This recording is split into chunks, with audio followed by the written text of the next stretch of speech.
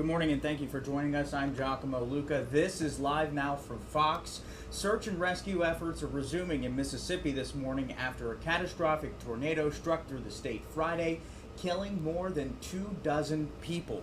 Fox's Rebecca Castor is in Mississippi right now with the very latest on what's being considered one of the worst storms in 50 years. Officials had crews on standby overnight as more risky weather threatened this area. But already it's estimated more than 80% of the homes here in Rolling Fork are severely damaged. I want to take the opportunity to personally thank all of the volunteers that are here. Help continues to pour into Mississippi.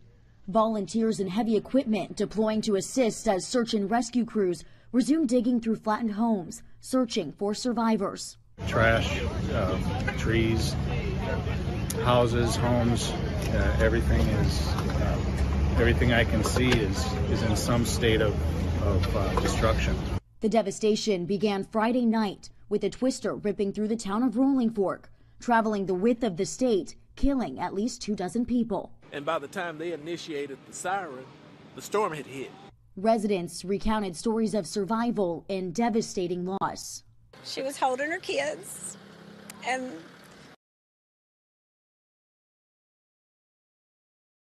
officials will be Troup County Emergency Management Director Zach Steele, Troup County Board of Commissioners Chairman Patrick Cruz, representing Troup County School System, Irisha Goodman, and from that point we'll take some questions. We also have representatives from the Georgia Department of Natural Resources, Georgia State Patrol, and GEMA. At this point, I'll turn it over to Director Steele. Right now, you're going to take a listen into a press conference yesterday from Troup County, Georgia, where officials there provided updates on the tornadoes.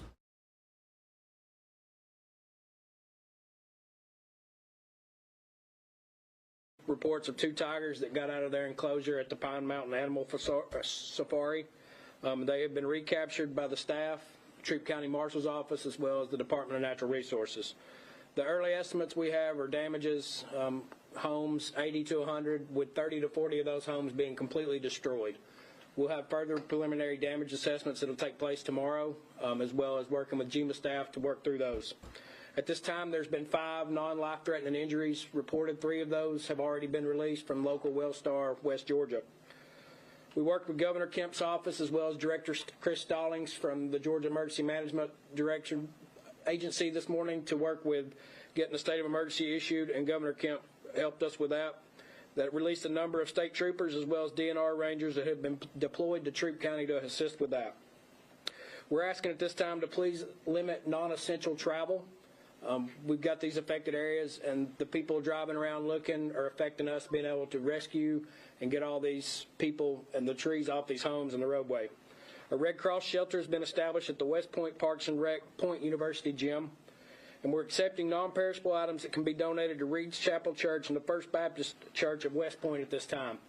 One of the things that we're working diligently on is trying to make sure that all the trees and the roadways are clear.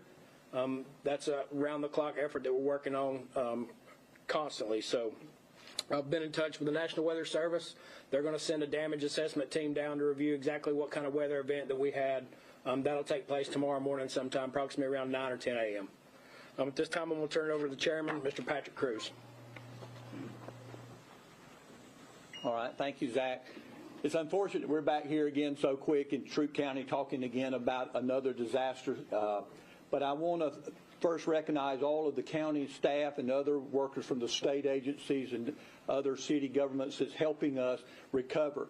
As he outlined for you this morning, we had that disaster, and next couple of hours it was kind of chaos, and everybody was trying to work hard to determine the extent of the damage around the county.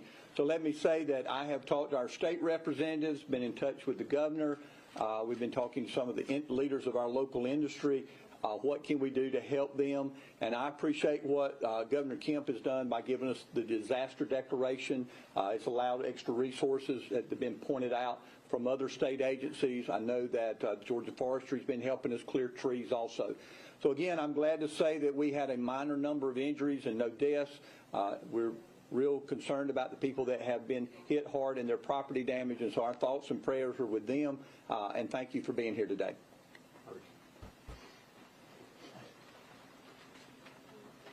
Good afternoon, everyone. My name is Irisha Goodman, Director of Public Relations for Troup County Schools. I'll be very brief. At this time, schools will be open for normal operations tomorrow morning.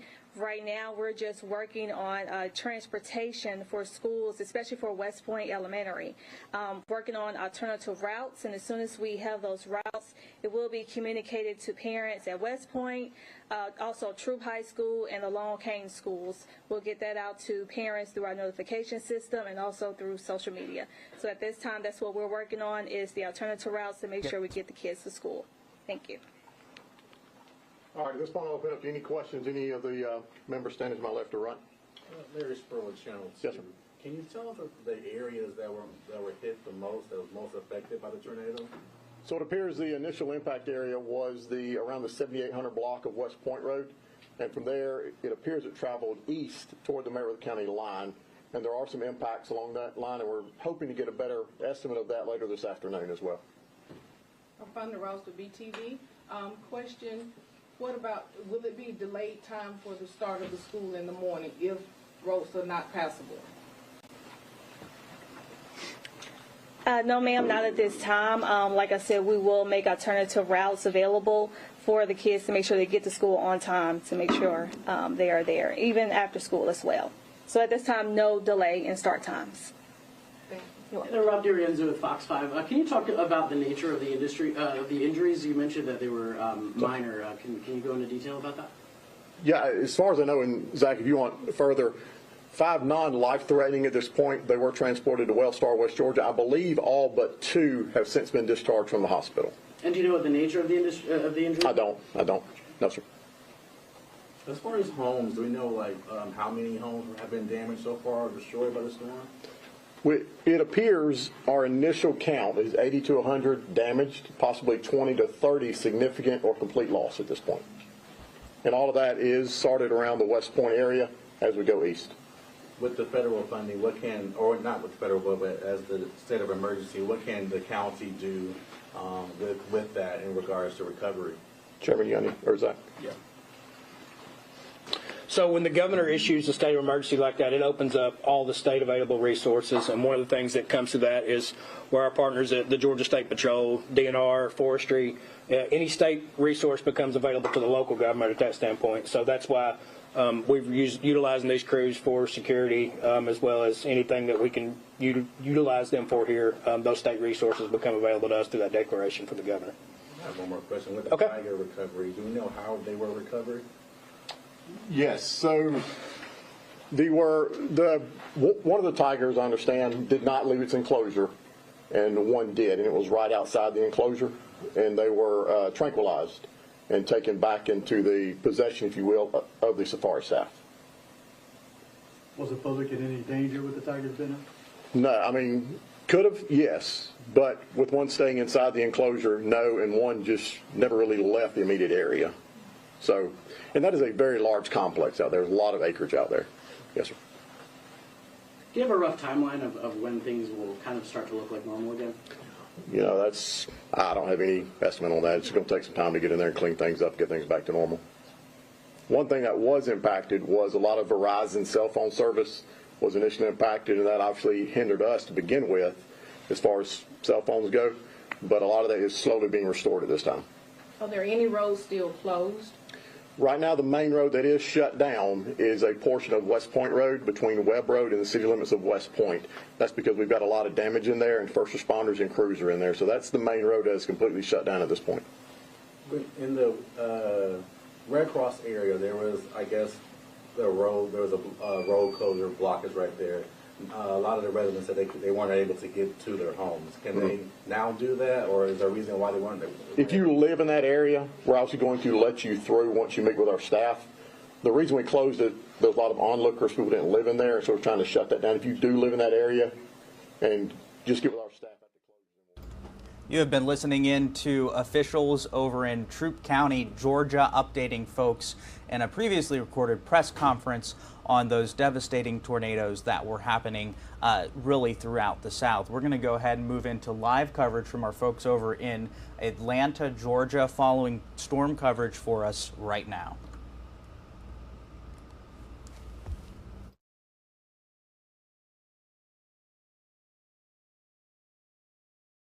Not here.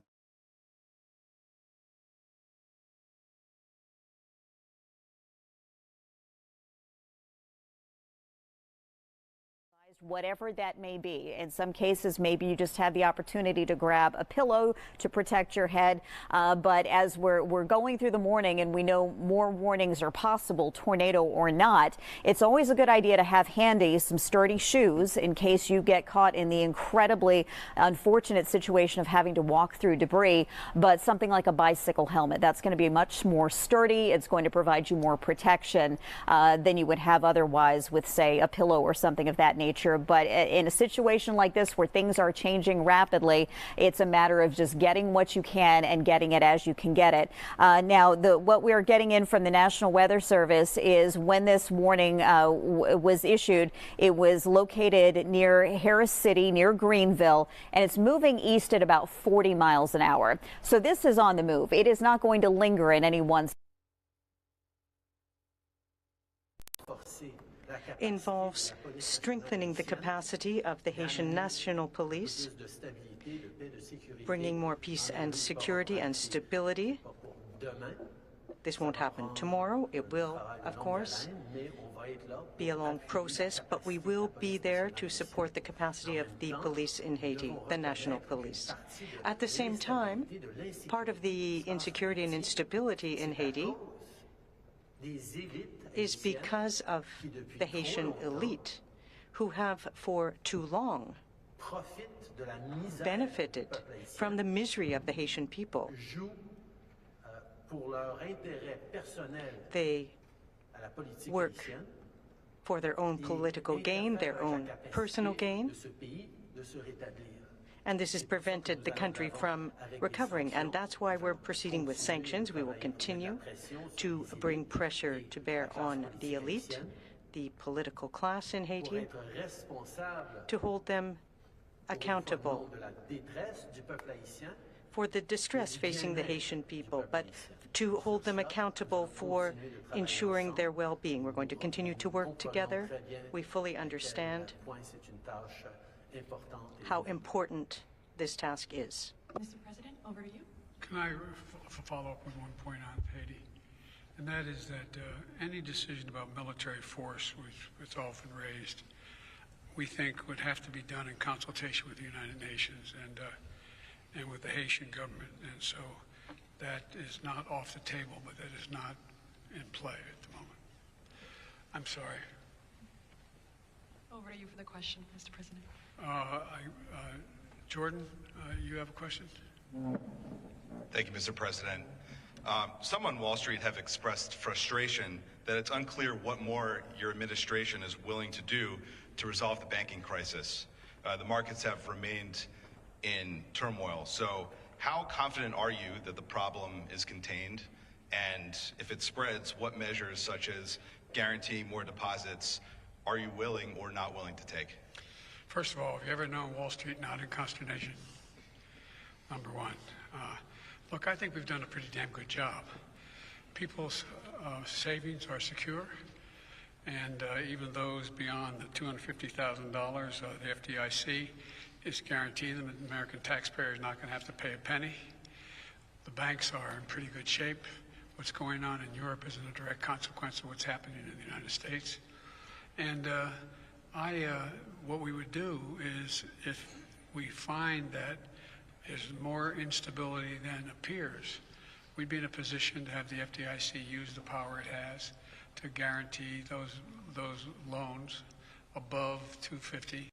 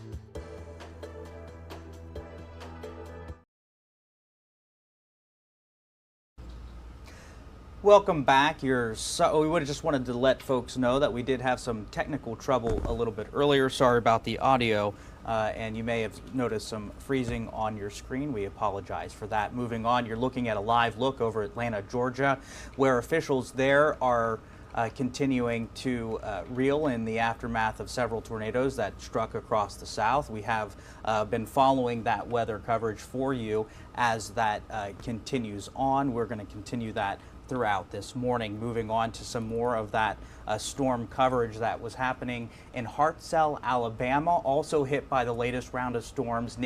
Helping neighbors recover from the disaster. Fox's Sedona Meadows spoke to some people that were affected.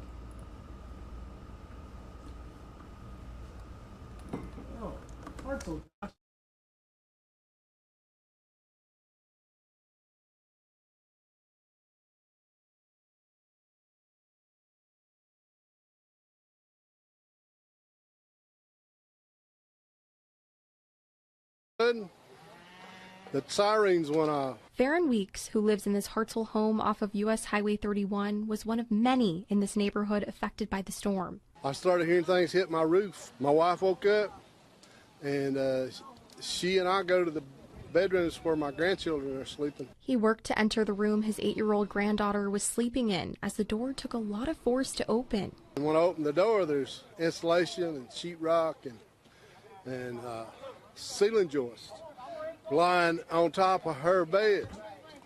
But they created a little pocket around her that she was in.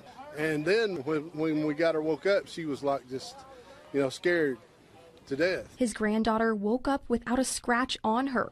They all made it out with no injuries, but the heartbreak remains. I was scared for my family, scared for my...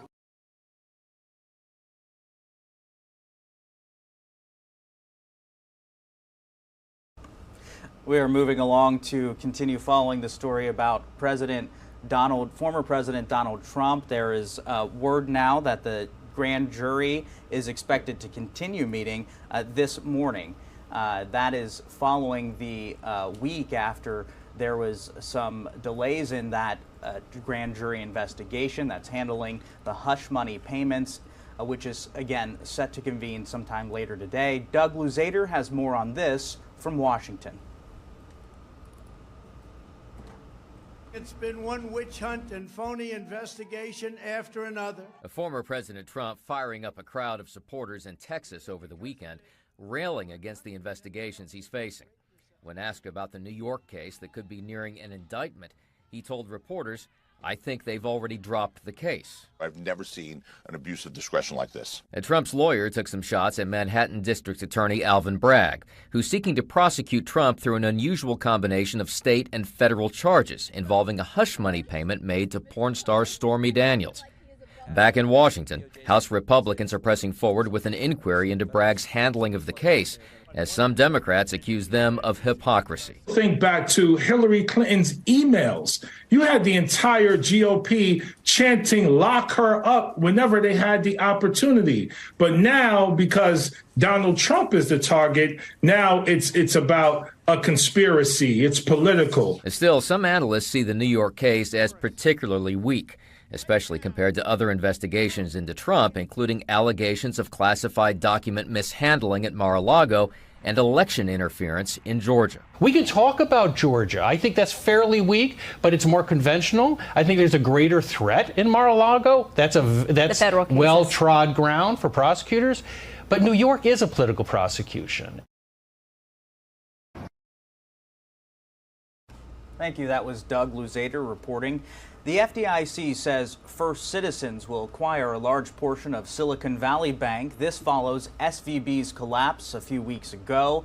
We first reported that the plan for Citizens offer for SVBA again a week ago. According to the FDIC, the deal involves the sale of all deposits and loans. Federal regulators are expected to testify before Congress tomorrow.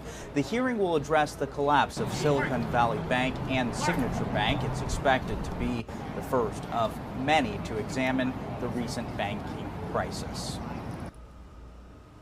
And moving on, search and rescue efforts are underway as the death toll rises at the site of Friday's deadly explosion at a chocolate factory in Pennsylvania. Fox News correspondent CB Cotton has the very latest. Tragic update. A fifth person has been found dead under the rubble today. 2 people, though, are still unaccounted for, but at this point, those leading the recovery effort say the chance of finding more survivors continues to dwindle. The explosion first happened Friday afternoon about 60 miles northwest of Philly, and miraculously, one woman was found alive in the overnight hours between Friday and Saturday morning as crews methodically combed through the rubble.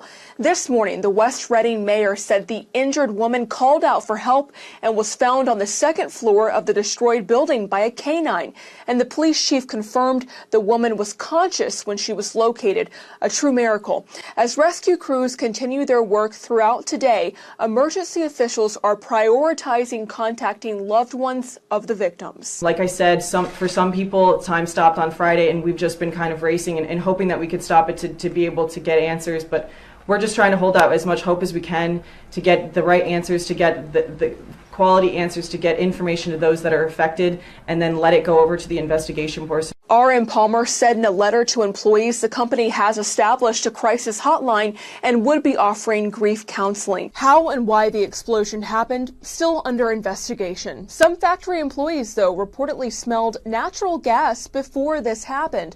But a spokesperson for the factory's natural gas provider did tell me today there were no calls for a gas leak or a gas odor prior to this tragedy. There are still a lot of unanswered questions. In the meantime, the West Reading mayor says the White House has called to offer their condolences and support. In New York City, CB Cotton, Fox News. All right, thank you for that report. We're going to take a quick break, but when we come back, we'll tell you why a plane leaving California was delayed.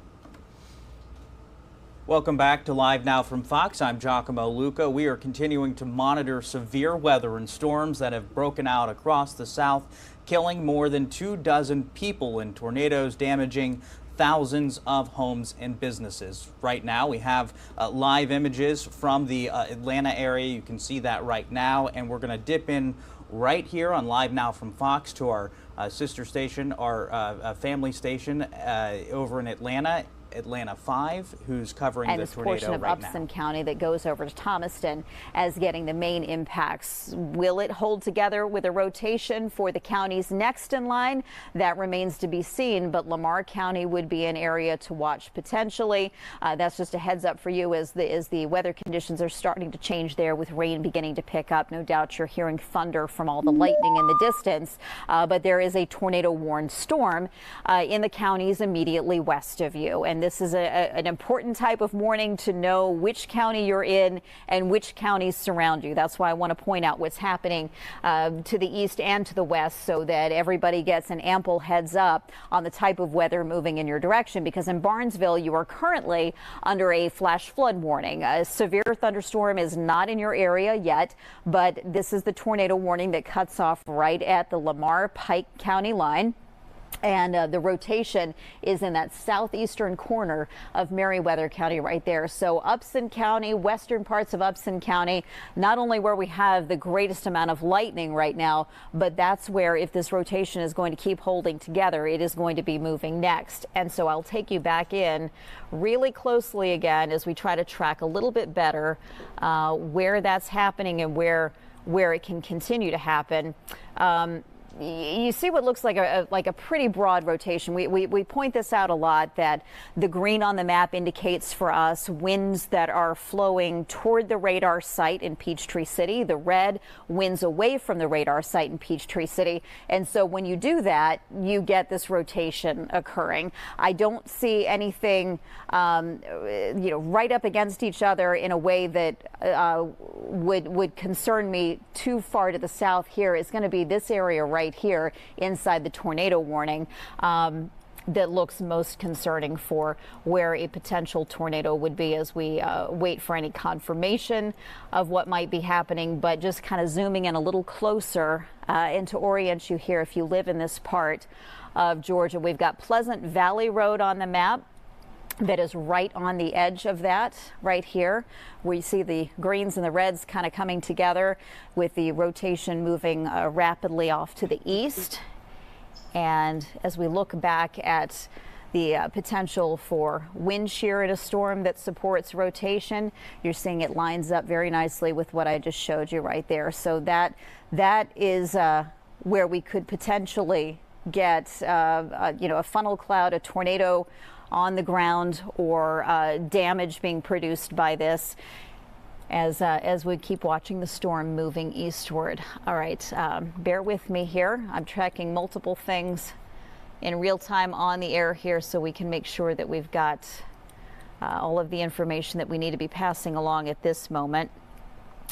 All right, so the latest update coming in just a moment ago.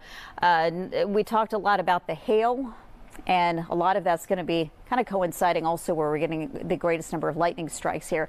That hail can be 1 inch in diameter. That is a damaging level of hail. That alone makes this considered a severe thunderstorm, even above and beyond the rotating part of this thunderstorm. But with the tornado warning, this was located over Woodbury, the part of the storm that's capable of producing a tornado, or about 10 miles southeast of Greenville within the last 2 minutes, and moving east at 45 miles an hour. So when we look at that estimate, maybe it's picking up a little forward speed, not enough to completely clear it out of Meriwether County just yet. But in Meriwether County, it looks like a mess here. So I want to really break down what's happening in different parts of the county, so we're not over alerting or over warning people who don't need to be as concerned as others. This is the edge of the tornado warning right here from Woodbury southward. Greenville is in this little hole in the rainfall now. It will not last long. You've got big downpours, lightning, maybe a smaller level of hail, maybe not as strong of wind gusts that are moving in your direction. So the weather's still certainly going to be messy, but I can say for you in Greenville, any tornado concerns are over for the time being. This tornado warning continues for a small sliver of southeastern Meriwether County, and then we'll be turning our attention to the northern half of Upson County and portions of Pike County too. But the shield of very very heavy rain with this actually extends over most of Pike County and into Lamar counties too. So Barnesville, you're feeling the weather conditions change rapidly, and it looks like Thomaston is going to be in for some fairly large hail here very shortly. Let me see if I can pull up here what we've been seeing with the hail, and this is just actually giving us the history of the hail and the way it's been tracking. We're looking from Warm Springs over to Manchester, and here's Thomaston. So this is what's gradually working your way. A severe level of hail that can be damaging, again up to 1 inch in diameter is what's being estimated there. So we've got multiple threats happening in this part of our viewing area, in addition to the dangerous amount of lightning, the large hail, the big downpours. Obviously, travel is not advised in this area in any way, shape, or form. But the reason why you already had flash flooding problems even before we brought this storm into the picture, and we're just sort of adding insult to injury here by bringing in a rotating thunderstorm, watching this rain really spread out now over several counties. I'm going to switch this briefly here, because there are so many different threats to talk about, and one of them here has been an issue throughout the overnight and even through this point and probably going through the next several hours. These are Doppler estimates on how much rain has fallen in these areas, and you're looking over numerous counties where it's over 4 inches, 5, 6. Now, with this storm, the tornado warned storm, dumping so much additional rain so very quickly, that's boosting some of these numbers over Pike County to over 7 inches. This is going to create big concerns, not only with how much of the area could deal with flash flooding, but water can rise very rapidly. You can have creeks and streams coming out of their banks, and travel, especially while it's still dark outside, incredibly dangerous. It's always difficult to gauge how deep water is, even in daylight, if it's covering and flowing over a roadway. But you add the additional factor of it being dark out and also just not knowing what's happening to the road underneath all that water. Never, ever try to drive through areas where water is covering the road. There's going to be a lot of reasons why you're going to want to avoid travel in this part of Georgia here throughout the morning and potentially beyond. All right, revisiting where the storm is now. And we're seeing maybe the hail size fluctuate a little bit, but still enough to keep this at a severe level of a storm that is right there on the edge of Thomaston. But sort of the core of this storm, if you will, is still several minutes away from Thomaston. Don't take that to mean that you have ample time to get to a safe place. In Thomaston, you need to be taking shelter already if you haven't done so. And take a charged device with you if you've got the opportunity, if you have time to grab it. That way you can stay informed on the weather conditions as they're continuing to unfold, because this will not be the last of the storms moving through Meriwether, Upson, or Pike counties. I'm hoping it is the last severe or tornado potentially producing storm, but it will continue to be messy for the next several hours, and you're going to need to have a way to get information, especially if you lose power here where we've had so much lightning and the wind and the downpours. Each update of the radar here, when you've got the leading edge of a storm and you see this rapid change in colors from the green, the yellow, the red, the purple, even the white, that I would imagine in Thomaston right now, the speed with which conditions are changing there is pretty mind-boggling, and so just very messy conditions spread out there. As I take a look at a few other things on here as we try to pinpoint better where any rotation might be happening within this storm now as it sort of fluctuates. I'm going to put something on the screen here that I certainly hope I'm not trying to put this up here to give information overload or make anything any more confusing, but this gives me several different views of what's happening in a storm. And again, where you see the reds and greens coming together, that's where rotation is going to be most likely to be occurring. So currently west of Thomaston, that's also matching up with where we have some wind shear, and this is a map that we look at to see if we can detect. You're currently watching live severe weather watch coverage from our Fox 5 Atlanta team there. We're going to stop and take a quick 2-minute break, but when we come back we'll have more of this very important coverage right here on Live Now from Fox, live, raw, and unfiltered.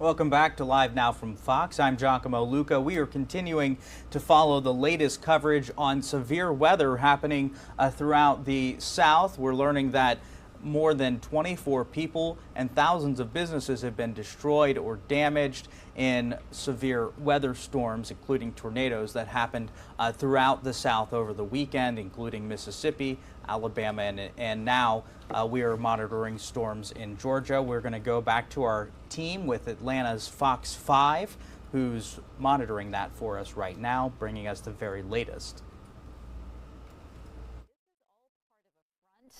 That is going to be pretty pesky in some sense, and I'll take you to the surface map and put all this together here. And what you see is this front is going to be moving to the south today, and it will get hung up to our south. Now, at some point in the next several hours, it's going to take these stronger, severe and tornado-producing storms south of our viewing area. But as that front kind of lingers to our south, it might start to push a few more showers back in our direction for tomorrow. Right now, I do not see those being severe level thunderstorms, but we'll be still dealing with at least some impacts, even though they should be much more minor by tomorrow, but still dealing with impacts that have already, of course, ramped up here over the last several hours. And it does appear, as I'm looking at this map, that a new tornado watch has been issued. This is, of course, in response to the fact that we've got a storm that has prompted a tornado warning already, and conditions are going to be favorable into middle Georgia, looking down toward Macon, Warner Robins, out toward Dublin. That tornadoes are possible as those storms move through those areas. Let me revisit the map here and see if there have been any changes to our tornado warning. And just before I let us go back to resuming our regular coverage here, I want to make sure I'm giving you the latest information. Okay, with the rotation not being as evident and the tornado threat diminishing, we now have the tornado warning that was in effect for Meriwether and Upson and a portion of Pike counties that has been allowed to get canceled early. That's some good news. So we're about 20 minutes ahead of schedule on that. However, we still have a severe thunderstorm warning that includes most of Upson County in and around Thomaston.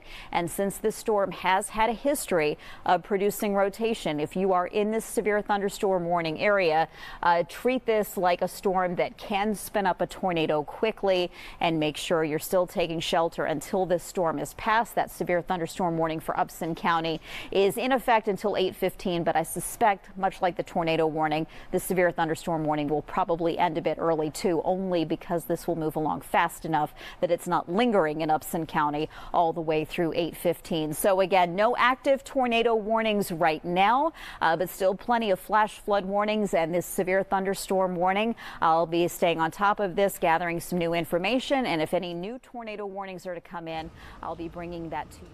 Now, you've been listening in to our Fox 5 Atlanta team, who's been following our coverage of severe weather happening all over the country. They're just now reporting good news there. No tornado warnings in the Georgia area. We're going to move on to other breaking news and other top stories of the day and other information that you all will be looking for. A passenger traveling from LA International Airport says he wants to get off the plane moments before it's scheduled to take off. The man, he then took matters into his own hands. Fox's Christina Gonzalez talked to one of the other passengers on that aircraft.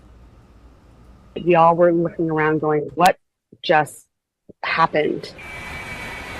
A passenger on a Delta flight leaving a departure gate at LAX en route to Seattle when another passenger from the back ran to the area where she was sitting. He ran up to the front and said, "What do I do now?" And the flight attendant looked at him and said, "You need to go back to your seat." He didn't, and what happened next, as you can see from passenger photos, ended up involving LAX police. The individual got up, asked the flight attendant if he could leave the aircraft. She informed him that he could not. She yelled, "You cannot open the door. Do not open the door. You cannot open the door," and tried to get him. And in 2 seconds, he opened the door and the slide deployed. He went down the slide and he was on the tarmac. And then from the tarmac, he jumped into the passenger seat of a baggage cart. We're told a couple of baggage handlers held him down. LAX police were quickly there. Of course, by then, the passengers had the cell phone video going. He was detained by airport police, and he's now currently being taken to an area hospital where he's going to be held for a psychological evaluation. Like the flight attendants, by the way, Delta has been amazing. How quickly it happened. The flight attendants sprung into action, but they still, I mean, somebody who was intent on opening that door, he absolutely opened that door and jumped out. I don't know if he had panicked. I don't know if he had, there was something wrong, but all he said is, "What do I do now?" And then jumped off and literally jumped off the plane. No other Delta flights were delayed and passengers were on their way soon enough, with one sobering thought. And I think obviously we were extremely lucky that we had just seconds from pulling out from the jetway. But yes, in midair. If it happened in midair, obviously it would be a different story. And that is why they ask you to keep your seatbelts on at all times, although to be fair, while up on the air, pressure would have probably kept that door closed. Now, federal authorities, LAX police, and Delta investigating this incident. A full statement from the airline on our website at foxla.com. At LAX, I'm Christina Gonzalez, Fox 11 News. Republican lawmakers are demanding answers after Iranian drones attacked U.S. troops at a base in Syria. They're reportedly accusing the White House of waiting nearly 14 hours before telling Congress about the drone strike that killed a U.S. contractor. Fox News correspondent Lucas Tomlinson is at the White House with more on that. An American lawmaker tells Fox it took the White House 14 hours to notify Congress after American forces in Syria came under attack on Thursday, resulting in the death of an American contractor. 5 other American soldiers were wounded. The White House defended his response to Fox in an email saying, quote, "All on the same day, we got hit, we planned and executed our response, and we notified Congress." Former Secretary of State Mike Pompeo says the U.S. needs to strike back harder. If you don't respond with real power, with real force, they will continue to push. This is Deterrence 101. The Biden administration has gotten a failing grade on that. Many argue the 900 U.S. troops in Syria are needed to keep ISIS from coming back. The commander of those U.S. forces says Iran's proxies have launched 78 attacks against U.S. troops in Syria since Biden took office. The U.S. has struck back 4 times. In 2011, the U.S. pulled all its forces out of neighboring Iraq. ISIS rose to power a few years later, which drew U.S. forces back to Iraq and later Syria to fight another war. White House spokesman John Kirby was pressed on CBS about Iran's attacks against U.S. troops after Biden ordered those retaliatory airstrikes. The head of Central Command testified earlier in the week there have been 78 attacks by Iran-backed groups against Americans since 2021. That was before these recent strikes. They don't appear to be deterred by these verbal threats or even the retaliation. That's why, again, the president acted so swiftly and boldly here in this particular case. And I certainly am not going to rule out the potential for additional U.S. action if the president deems it appropriate and necessary to continue to protect our troops and our facilities. Another American soldier was wounded in those recent attacks in Syria. John Kirby says there are no plans to withdraw any of the 900 U.S. troops from Syria. At the White House, Lucas Tomlinson, Fox News.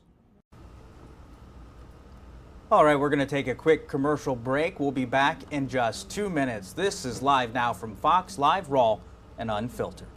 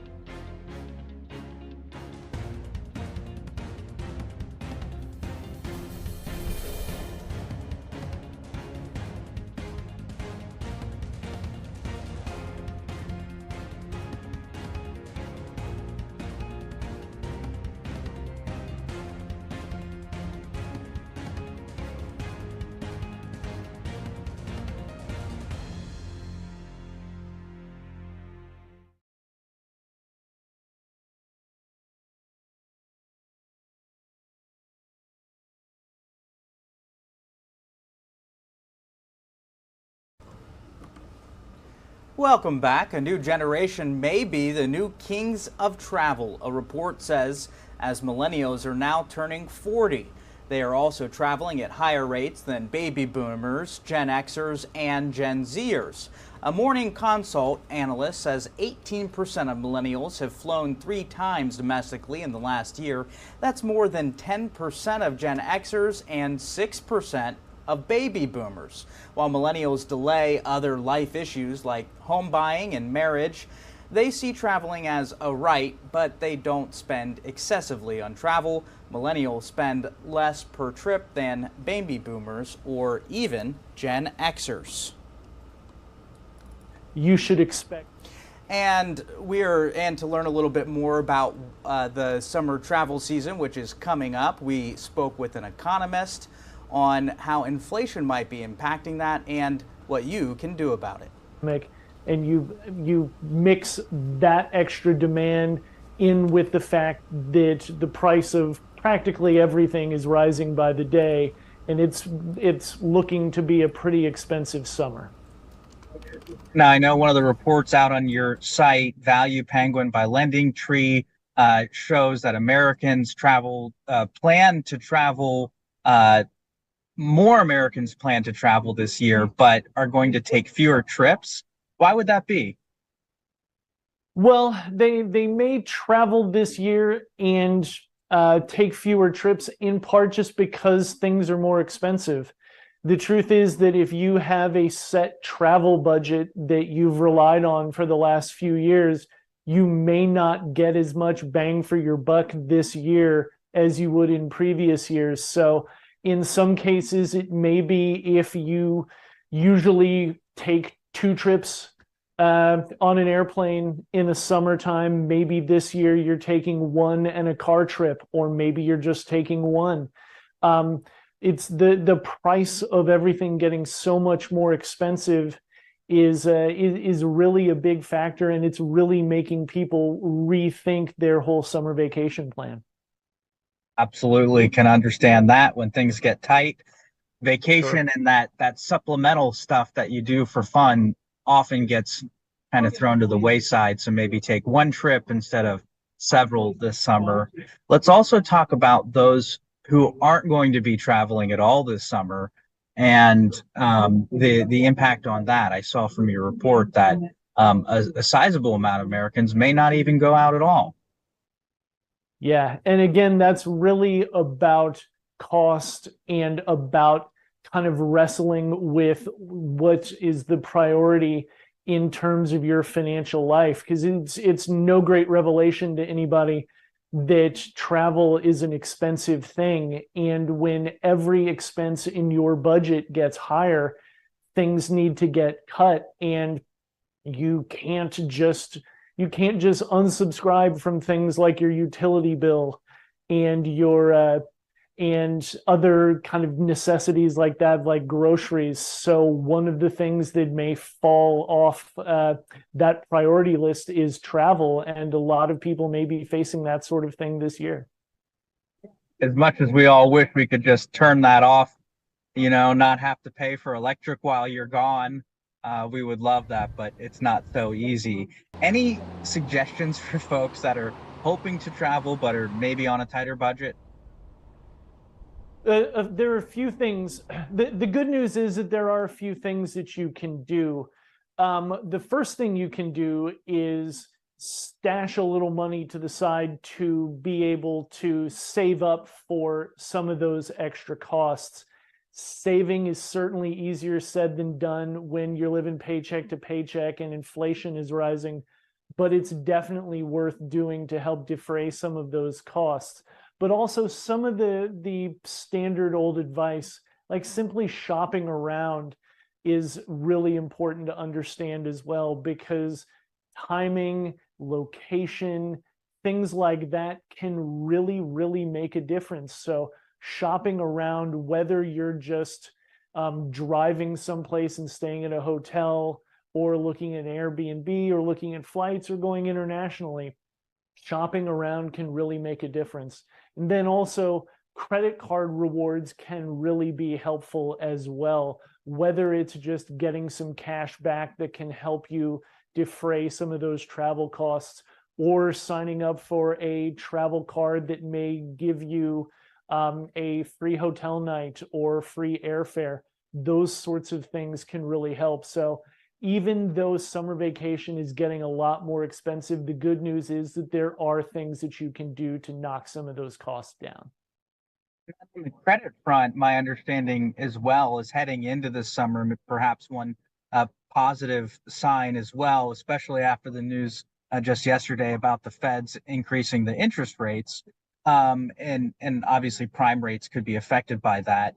It would be interesting to kind of learn more about what the meaning of folks having less debt, perhaps going into the summer. What does that mean? Well, what it can mean is that people are doing a good job with managing their finances in some really difficult circumstances between inflation and rising interest rates. We've still seen people generally paying their bills on time and handling their business. And the fact that they're managing their finances well enough and still managing to save, still managing to make those payments on time, might mean that they may have a little bit of extra money set aside that they can use to travel. So it really is all about being smart about your finances, following your budget, and shopping around to make sure that you can get the biggest bang for that travel buck. Some solid plans can always go a long way. Matt Schultz, any plans for your family this summer? Yeah, we are actually taking a family trip to the Bahamas, going with my mom and my sister. And I have a son who's a junior in college, so we may end up doing some traveling to visit some colleges. So busy summer ahead. Very exciting, and I'm sure you're planning ahead just like everyone else will be. Matt Schultz, thank you so much for joining us. Thank you. All right, thank you so much to Giacomo Luca there for that report. We're talking about vacation inflation. Want to take a live look here at our XRAD radar system as it is 7:58 on the East Coast and 4:58 on the West Coast. We did have a tornado warning that was in effect for a portion of Georgia a bit earlier on this morning, reminiscent of what we did see about 24 hours ago. We brought you a live report from Fox 5 Atlanta as they were tracking a very powerful tornado that did cause extensive damage. So Georgia Governor Brian Kemp is going to visit the portion of the state that was hit hardest by Sunday morning storms, and the National Weather Service will survey the damage to determine if it was caused by a tornado and how powerful it was. That potential tornado touched down in Georgia about an hour outside of Atlanta on Sunday morning. From our Fox 5 Atlanta team, they were there covering this as the warning was in effect. Now we know at one point 2 tigers were actually missing from an animal safari in that area that was hit by the storm. Both of those quickly located. We'll have more on that coming up in just a second. Brooke Zahner here with our Fox 5 Atlanta team has a look at some of that damage. Shock, devastation, my heart sank, and I just started thanking the Lord that their lives were spared. Jessica Johnson rushed to her best friend's house Sunday morning in West Point to find it in pieces. Thankfully, they heard it coming and were able to get in a safe place in their homes. She spent the day helping her friends salvage what they could. We've been able to sift through some stuff, got some family heirlooms, pictures, things, clothes, but everything else is just gone. Troup County emergency officials say calls started coming in around 7 a.m. of impacts throughout the area. That were involved in that. I know that the initial calls we received were trees on houses, people trapped in there. I know that those people in the initial calls were not injured, more of just a egress point they couldn't get past. So that was the initial cause that we realized that we had been affected by a storm in that. West Point Road has been closed off while crews work to start clearing debris and fallen power lines.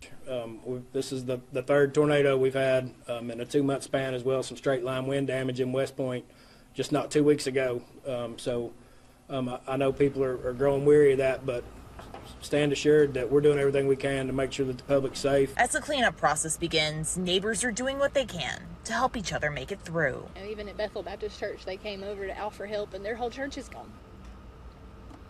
That was Brooke Zahner with our Fox 5 Atlanta team. She is going to join us live here coming up in just about 45 minutes. She'll have a live report from Troup County, Georgia. Now, as we mentioned at one point on Sunday morning, right after that tornado moved through Troup County, Georgia, we were live with the coverage as the sheriff's office issued an alert for tigers missing from an animal safari in that area. Now, those tigers were later found safe. Rob DiRienzo with our Fox 5 Atlanta team takes us to the scene of that search.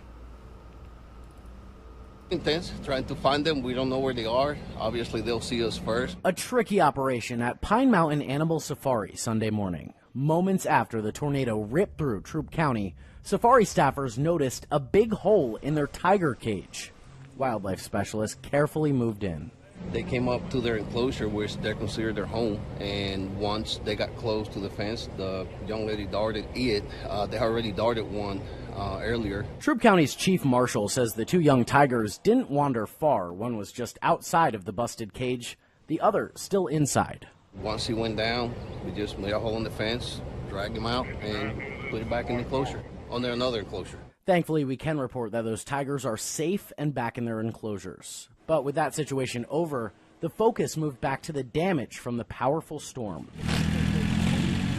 Families were left to pick up the pieces after the tornado tore through their neighborhood. It's like a war zone. Tim Colwell lives right up the road from the sanctuary. He says right before daylight on Sunday, he tried to get his family to their storm shelter. It got real quiet, and then you could hear the roar. But that's when he quickly realized there was just no time. My wife opened the back door to go out, and stuff was flying in, and that's when she was hollering, "We can't get out." I said, "Well, come on, let's go get in the closet." The roof on Colwell's son's house was ripped off. Trees snapped like pencils everywhere. But regardless, he's a very thankful man. That's material. I'm not worried about that. I'm just blessed that none of our kids got hurt.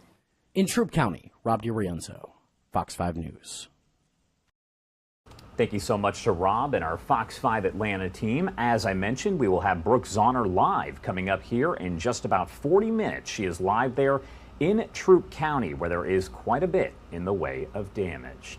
Take a look here at your screen. This is actually video from over in Mississippi, where Friday night a powerful EF4 tornado did touch down for more than an hour. We know now that at least 25 people have died there in Mississippi and one other person in Alabama after those powerful Friday night storms. Rebecca Castor is out in Mississippi and filed this report this morning with the latest information on what she is seeing out there.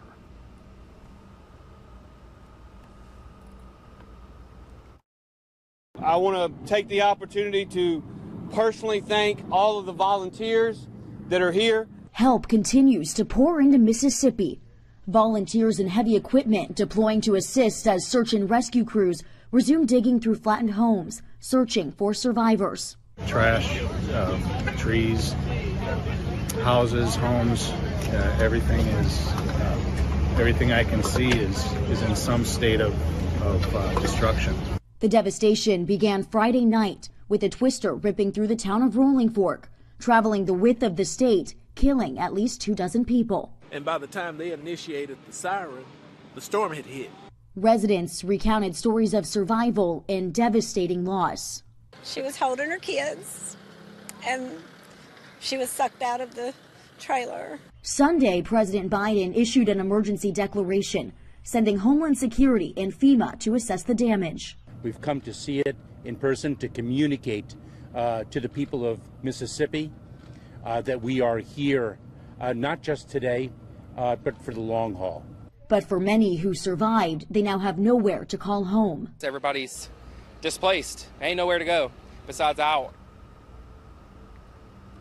That was Rebecca Castor, who again is out there over in Rolling Fork, Mississippi, gathering the latest information. Robert Ray with Fox Weather is also out there, and we should have a live report from him coming up a bit later on this morning. He is actually live on Fox Weather right now, so I do want to dip into his report as it is going on there in Rolling Fork. This uplifting of people from communities around here coming to help their fellows here in the Mississippi Delta. And that's what it's going to take. And we'll see it again here today. And for that family, I'm so thankful, because to have, medicine in your ID, it might seem like a little thing to somebody that's never been through a natural disaster, but that's life-saving for that family. Thank you so much, Robert. We appreciate the update from Mississippi. Jason? Yeah, well, that same system is going to be pushing eastward. Live look this morning in Macon as well as the Atlanta area. And as you can see there, we have ominous looking skies there. Now, the good news for those of you in Georgia is we are not going to see the strength of this system that we did see, across portions of Alabama as well as Mississippi. But it has already prompted several tornado warnings for those of you in places like Alabama as well as Georgia this morning. Now, speaking of the Mississippi area, I want to show you a before and after of what this system basically did here. So this was Rolling Fork, Mississippi on December the 27th of 2022. Here was the motel as well as some mobile homes. This was a town bar, and this was the hardware store. And just look at this. I mean, within just a matter of minutes, once that EF4 tornado tore through the area, I mean, it just looks unrecognizable. I mean, you can pretty much see their debris pretty much spilled everywhere. All right, so that is, of course, our friends over at Fox Weather. That is their live coverage. They did have Robert Ray there, as we mentioned, over in Rolling Fork, Mississippi. He is going to join us coming up here in just about 2 hours with a live report from Rolling Fork, where the damage, as you saw there, is absolutely extensive. I do want to head over to the other side of the country here, because we can tell you that California is gearing up for yet another atmospheric river. We do know that San Francisco, Los Angeles, they are all preparing for the 13th atmospheric river that has happened over the last several months. We're going to start with our coverage here from our Fox 2 San Francisco team. Landslides, fallen trees, flooding, and other storm-related issues have wreaked havoc on the Bay Area this past month. And even though the sun was out this weekend, another storm is on the way. Meteorologists with the National Weather Service expect strong wind gusts that could be similar to what we experienced last Tuesday. Even if the winds don't necessarily materialize over 50, 60 mile an hour like we saw with the last system, everything is so saturated that it won't take a 50-mile-an-hour wind to knock down a tree or cause power outages. A wind advisory has been issued for the coastal areas and high peaks starting late Monday night. Now's the time to, refresh your go bag. Make sure you have batteries in case you do need to take, precautions. But also plan your day accordingly with the system. It's going to be impacting Tuesday, hopefully when most people are at work, so that hopefully most people can be indoors. Relentless rain has triggered landslides and forced evacuations. Some are still in effect, like this 250-foot slide in Woodside. This is along State Route 84 at Portola Road. Southbound lanes of Highway 101 from Novato to Petaluma were closed Saturday night through Sunday afternoon because of this slide that exposed PG&E gas lines. Crews worked overnight to reroute those lines away from the hazard. Contra Costa County Public Works shared this picture of Wildcat Canyon Road, where part of the road is crumbling because of soil erosion. The closure is from San Pablo Dam Road to Inspiration Point. This is something that's been a developing situation over the past couple of weeks. Due to the recent storms, the soil's been very saturated. So we've been monitoring the situation in that area, and we determined that it was necessary to close the road. Kelly Kalspeak with Public Works said the road is closed to all traffic. That means if someone is in a car, on a bike, or on foot. She said crews are also gearing up for this next round of wind and rain and are prepared to respond to any downed trees or flooding. We're going to continue to do the prep work that we do when we're in between storms, which is clearing our storm drains, catch basins, roadside ditches, maintaining and monitoring our flood control channels, and also making sure that our sandbag stations are stocked with all supplies. I'm Alyssa Harrington, KTVU, Fox 2 News. And that was our Fox 2 San Francisco team as they are covering that 13th atmospheric river to strike California in just a matter of months. More rain and some pretty powerful winds expected. Our Fox 11 Los Angeles team also covering those preps that are now underway for that next atmospheric river. The cleanup from trees that are down. City street crews move in dealing with this, a huge eucalyptus tree that let loose, leaving nothing but destruction under its path. I just heard a big kaboom. It didn't even enter my mind, but I knew something was wrong. Something was terribly wrong. Brian says his whole house shook when this massive tree came crashing down Saturday, just missing his house. But walking through the debris from the tree, see it there, his white van under there, or what's left of it. It took a direct hit. Windows smashed out, the van pretty much crushed. And that's just from the weight from one of the big branches, not even from the tree trunk. Brian says that part of the huge tree almost got him. I came out and was doing some of that. When I went back inside the house, kaboom, I just heard a big crash. So, you know, I could have been that far away. A few more minutes or a couple of seconds? Absolutely, absolutely. So, you know, I feel lucky about it. That is, advisories are posted, warning of another windy night ahead, threatening to bring down even more trees like this one, just a few blocks away on Church Lane. This one tipping over, slamming right into the nearby house there. It seems some of the roof appears to have been damaged, as Brentwood and nearby Westwood have both been hit hard by falling trees, brought down in part by all the rain over the past month, giving homeowners a closer look, a scarier look at some of these old trees that when they're down on their side seem as big as monsters. I totally agree. I mean, just look at the size going like this. It doesn't look like it when it's up against the wall like that, you know. It looks differently. But, you know, thank goodness no one was hurt. Oh, absolutely. All right, that was our Fox 11 Los Angeles team, as they are going to be covering that atmospheric river along with our Fox 2 San Francisco team. We do have coverage of that storm as well as the one that is moving through Georgia right now, and the one that on Friday caused that devastating EF4 tornado that is now responsible for at least 26 deaths, 25 in Mississippi and 1 over in Alabama. 8:13 on the East Coast and 5:13 on the West Coast. Let's head to our first 2-minute commercial break of the hour. On the other side, we're going to talk more about the possible indictment of former President Trump, a story that we have been covering at this point for more than 1 week. You're watching Live Now from Fox.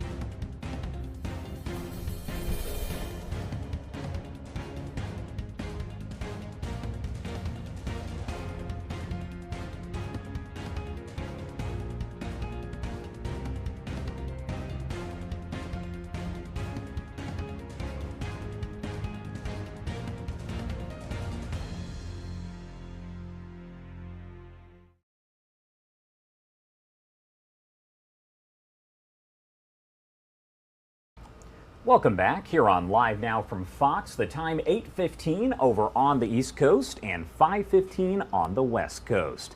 A Manhattan grand jury with the power to indict former President Trump expected to reconvene today.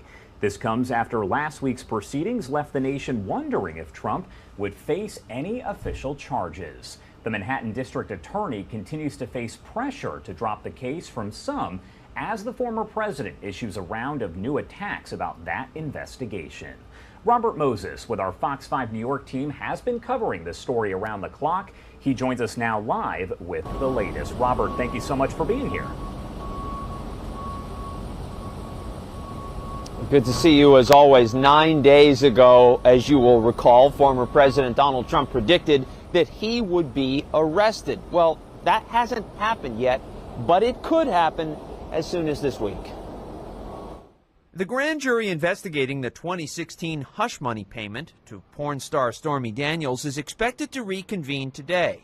Following a campaign rally in Waco, Texas Saturday, former President Donald Trump told reporters on his plane that he thinks prosecutors have, quote, already dropped the case. While not commenting directly on that claim, a spokesperson for Manhattan DA Alvin Bragg pointed to a previous statement calling the probe an ongoing matter. People see it's bull.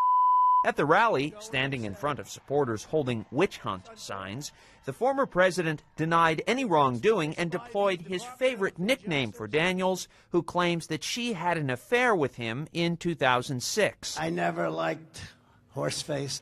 That wouldn't be the one. Even though the grand jury did not meet on Friday, it proved to be an eventful day at the DA's offices. A letter arrived that read, "Alvin, I am going to kill you." It contained a powdery substance later determined to not be dangerous. That letter followed the former president's warning on his Truth Social account about, quote, potential death and destruction if he is charged. That followed another post that showed him holding a baseball bat next to a picture of Bragg.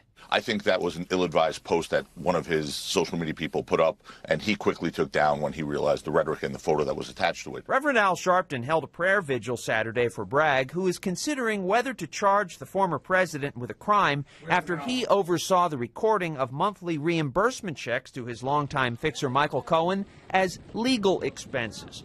Cohen is the prosecution's star witness in the case and testified before the grand jury on multiple occasions. Former U.S. Attorney Preet Bharara called claims that the probe of the former president is unprecedented false. We had, a melange of Republicans saying, no crime here, nobody would ever charge this case, it's unseemly, it's irrational, it's never happened before, but it did.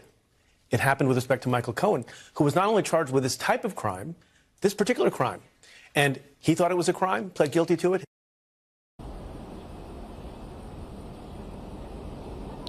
More than 175 former federal prosecutors signed an open letter over the weekend criticizing all of the threats that have been directed toward Bragg. They said that those prosecutors, and all prosecutors in fact, have to be protected from any efforts to intimidate or improperly influence them. Back to you. All right, Robert Moses there with our Fox 5 New York team. Thank you so much. We'll be checking in with you as this does continue. 8:19 over on the East Coast and 5:19 on the West Coast. My name is Josh Breslow, and I'm here to bring you all of your top stories from across the country and across the world. I do want to take a live look here at our XRAD radar system. You can see we are tracking this major storm that has been moving through Georgia a bit earlier on today. Now, this is a live look, so the storm's still going. However, the tornado warning that was in effect a bit earlier has now been called off. Not clear if there was an actual tornado just yet, and it could have been radar indicated. So at this point, it's not clear if anything did touch down or if there is any damage. As we do get more details on that, we'll bring it to you live, raw, and unfiltered. The time now 8:20 on the East Coast and 5:20 on the West Coast. Let's head to a quick 2-minute commercial break. On the other side, we will get right back into your headlines. You're watching Live Now from Fox.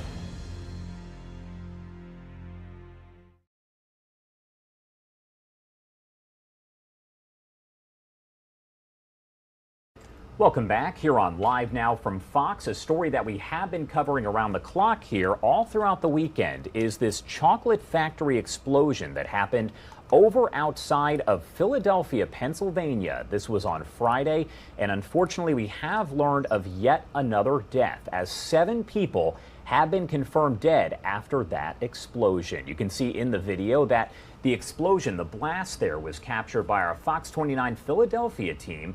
They have had continuous coverage of this. Kelly Rule has a breakdown of what we know about the explosion and the questions that still surround this entire situation. West Reading officials confirmed Sunday night they believe to find the last 2 people unaccounted for during a round-the-clock search and rescue that continued into Sunday evening. This evening, search and rescue teams have located 2 more individuals at the Arm and Palmer site. We are still waiting for the coroner to confirm the remaining individuals' identities, but we do believe them to be the remaining presumptive missing individuals. The explosion around 5 p.m. Friday at historic chocolate factory R.M. Palmer Company on South 2nd Avenue leveled Building 2 and caused damage to Building 1. R.M. Palmer employees from West Reading and other locations gathered at an overlook above the scene for an emotional vigil and prayers. Mary Jane Coach worked at the West Reading location for 23 years. I spent many of hours in that building. Many of hours, many of days. That's the hardest part, is the not knowing, and that's, we all need closure either way. Right now it's hard. Yeah. All of our hearts hurt. We're just waiting day to day. They say that waiting and not knowing why has been the hardest part for the Palmer community and West Reading. We went to our local home supply stores and tried to buy gas leak detectors, and they were all sold out everywhere we went. So for most of the residents, I guess everyone's just scared. They don't know what's, if this is going to happen to them. Luis Martinez lives a block away, his home surveillance capturing the sound of the explosion. He ran to the scene immediately after to help comfort the injured until first responders arrived. He says those moments haven't left his mind. Sadly, there was a lot of workers, running around. Everyone was confused, didn't know what to do. So we tried to help out as much as we can. I think it's going to unify us all. I think we're going to be one big family, and we're all going to work together and try to make it bigger and better than ever. That was our Fox 29 Philadelphia team with kind of the nuts and bolts of how that whole thing played out. They still have a lot of questions, and so do we. Fox 29 Philadelphia, once again, their tower camera capturing that massive explosion in the middle of the day on Friday. Jennifer Lee shows us how some of the businesses that were impacted and damaged by the blast are coming together to help those victims. We're half a block away from the disaster site. This is Mecca Caribbean and Soul Food Restaurant, and you can see the windows were blown out by the force of that explosion. But they were one of the first ones to grab food and donate to first responders here. And those donations have kept pouring in from all parts of Berks County. For some people, even ourselves and these elected officials that are here with you, it is still Friday, March 24th.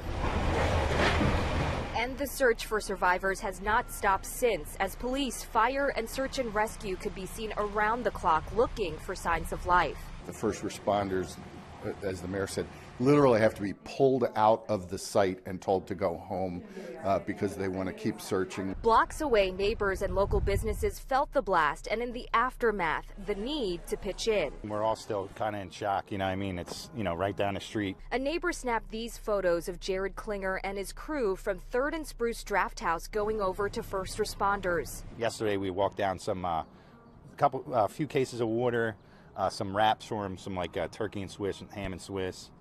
Bunch of pizzas. And on Sunday, we saw Redner's Markets dropping off 400 pieces of fried chicken and several cases of Gatorade. Thank you, guys. I appreciate it. Absolutely. Thank you. We just want to do our part, and we know they're, working hard down there pretty much for the past 24/7 for days now. Now the United Way of Berks County and the Berks County Community Foundation are taking donations through the West Reading Disaster Recovery Fund. The funds will be provided to organizations that are assisting families who lost loved ones in the explosion, or people who were displaced from their homes or from employment, again, due to the explosion. At 9 o'clock this morning, we'd already received about $7,000 in online contributions. The easiest way to donate is online at bccf.org. Most of that money will go to people who are directly affected by this tragedy. Any remaining funds will support the borough in honoring the lives that were lost in this explosion. In West Reading, Jennifer Lee, Fox 29 News. And thank you so much to our Fox 29 Philadelphia team as they do continue to cover that story around the clock. Again, 7 people have now died as a result of that chocolate factory explosion there in West Reading, which is about an hour or so outside of Philadelphia. Another story that we are tracking right now, 2 cars of a Canadian Pacific train derailed in a suburb of Chicago Sunday. The train derailment happened around 12:45 p.m. in Franklin Park, leading to closed crossings and hours worth of cleanup. Our Fox 32 Chicago team has the latest from that scene. Piece by piece, the derailed train was removed with large cranes and heavy machinery. While nothing hazardous was spilled, witnesses say it was still a scary situation. Around 12:45 Sunday afternoon, a Canadian Pacific train traveling through Franklin Park derailed. This is kind of the last thing we expected. A railway enthusiast, Tyler Vershelden and friends had already been in the area for hours, watching trains when it happened. The train was wobbling a bit. We heard like loud noises, banging, crashing. Vershelden captured some of it on cell phone video.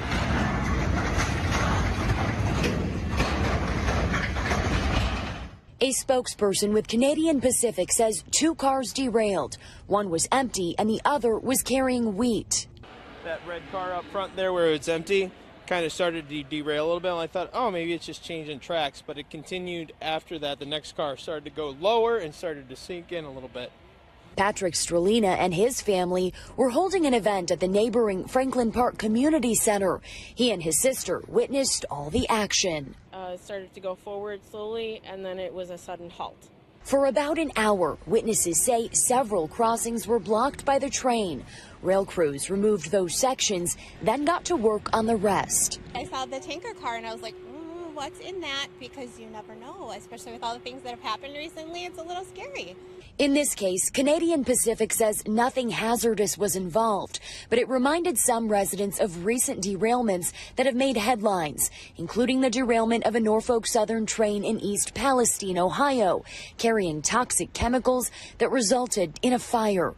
This also comes less than 2 weeks after regulators approved Canadian Pacific to acquire Kansas City Southern, the first major railroad merger in 2 decades, and one that several suburban communities have been opposed to.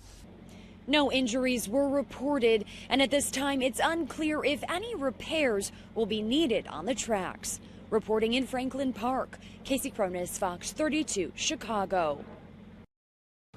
All right, taking a look at just some of the video that is coming out of Rolling Fork, Mississippi here, as it is 8:30 on the East Coast and 5:30 on the West Coast. One of our top stories here.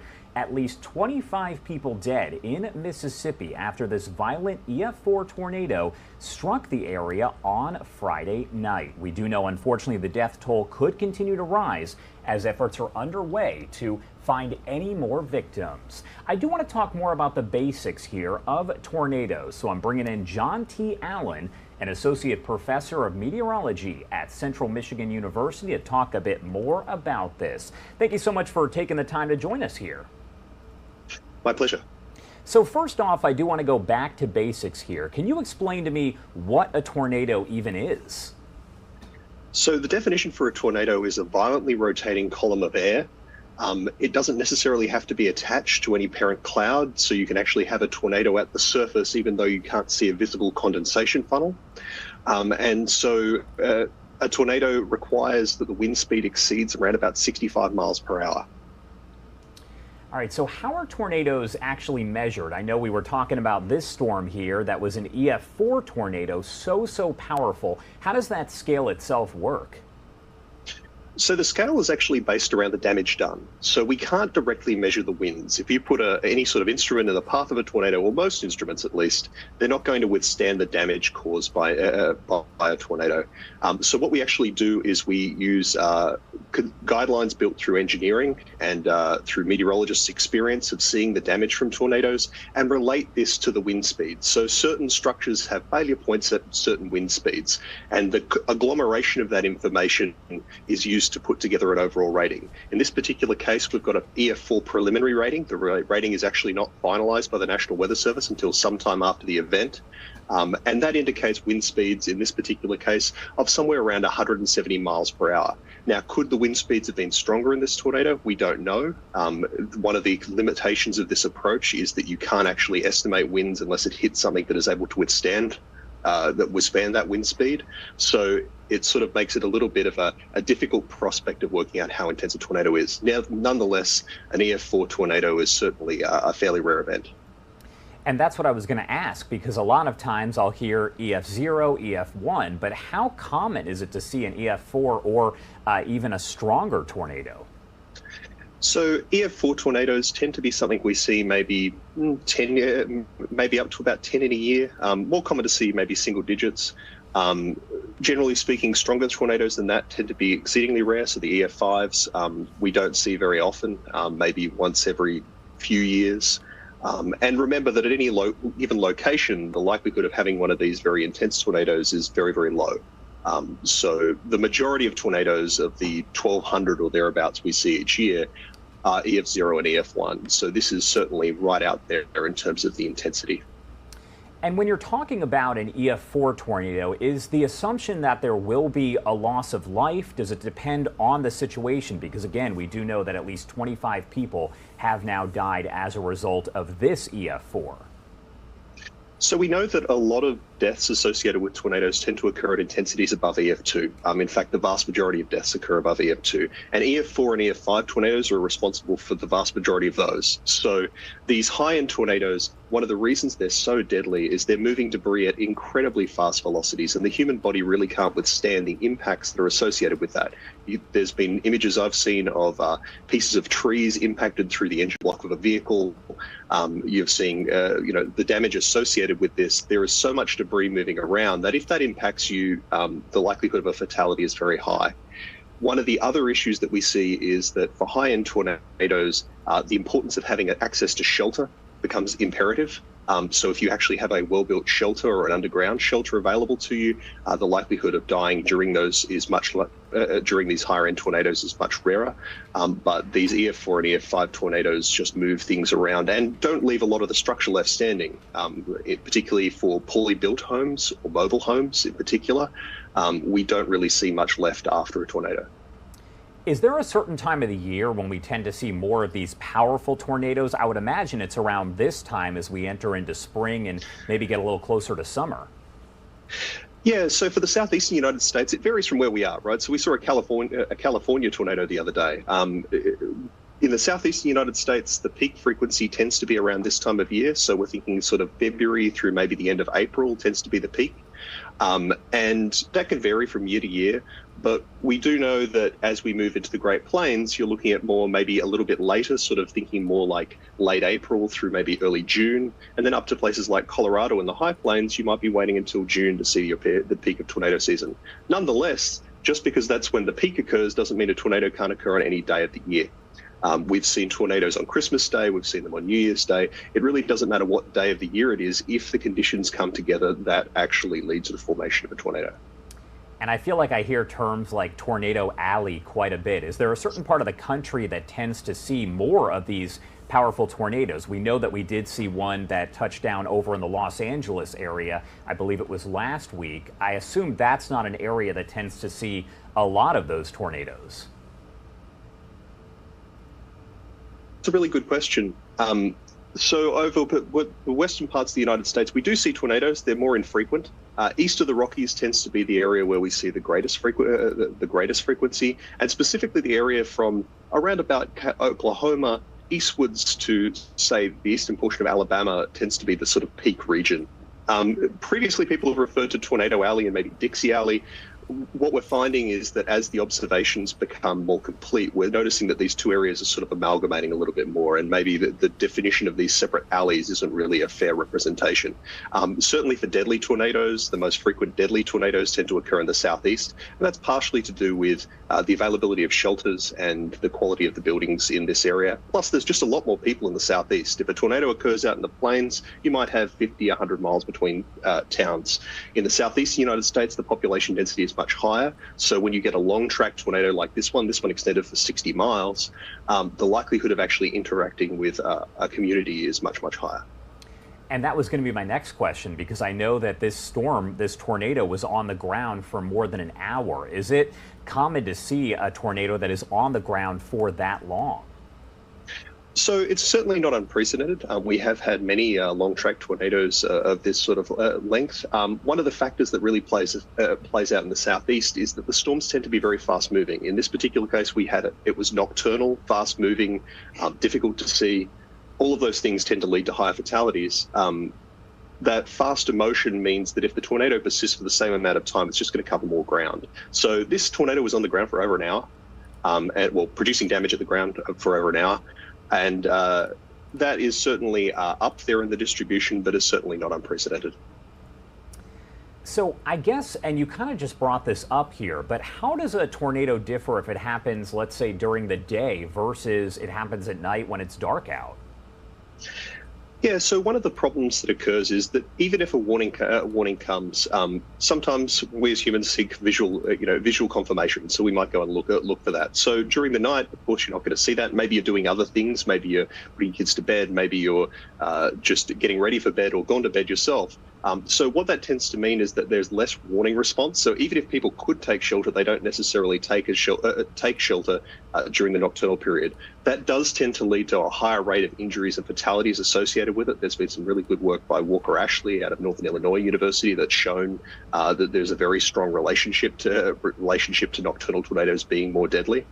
But it certainly makes it harder for people to respond in the right way. Do you think people pay enough attention when they hear there is a tornado warning in their area, take cover? A lot of people have an issue with knowing the difference, I would say, between a watch and a warning. Do people pay enough attention? I think in this case, people were certainly paying attention. The warnings were very good. We had a tornado emergency issued, which is the highest level of tornado warning. That means that there is a large impactful tornado heading for these areas. But I would say that it is something where we need to be more aware. At this time of year, and any time of year, if you see a tornado watch, what that's really saying is you should be paying attention today. And if you then hear a warning is take action. Yes, it might be a false alarm, but as we see here, the price you pay if you don't necessarily take shelter or take action is quite high. All right, John T. Allen there with Central Michigan University. Anything else that you want to add about this? I feel like I could talk to you forever about tornadoes, but is there anything that you want people to know? I think it's important to recognize that even though a tornado may not be the most intense tornado, all of them can move things at velocities that are sufficient to cause you personal injury, if not killing you. And so I think that, don't think about it people shouldn't think about this from a perspective of, it wasn't an intense tornado, I don't need to worry about it. Any tornado is capable of producing those winds that can move debris that could hurt you. And that's something you should always take into account when thinking about a tornado warning. Any warning allows you to take action.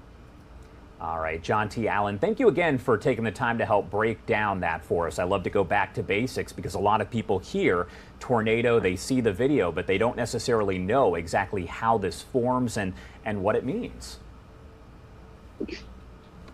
All right, everyone, the time is now 8:41 over on the East Coast, and it is 5:41 on the West Coast. Taking a live look here at our XRAD radar system where you can see that powerful storm that did move through the Georgia area earlier on this morning. We actually had some live coverage from our Fox 5 Atlanta team during that tornado warning. We also brought you their coverage yesterday morning as that storm moved through around Troup County, Georgia, over toward Meriwether County, Georgia, causing some extensive damage. Coming up here in just a couple minutes, we are going to be joined by Brooke Zahner with our Fox 5 Atlanta team, who will have a look at some of the damage in that area. For now, let's head to a quick 2-minute commercial break, and on the other side, we're going to get back into your headlines here. You're watching Live Now from Fox.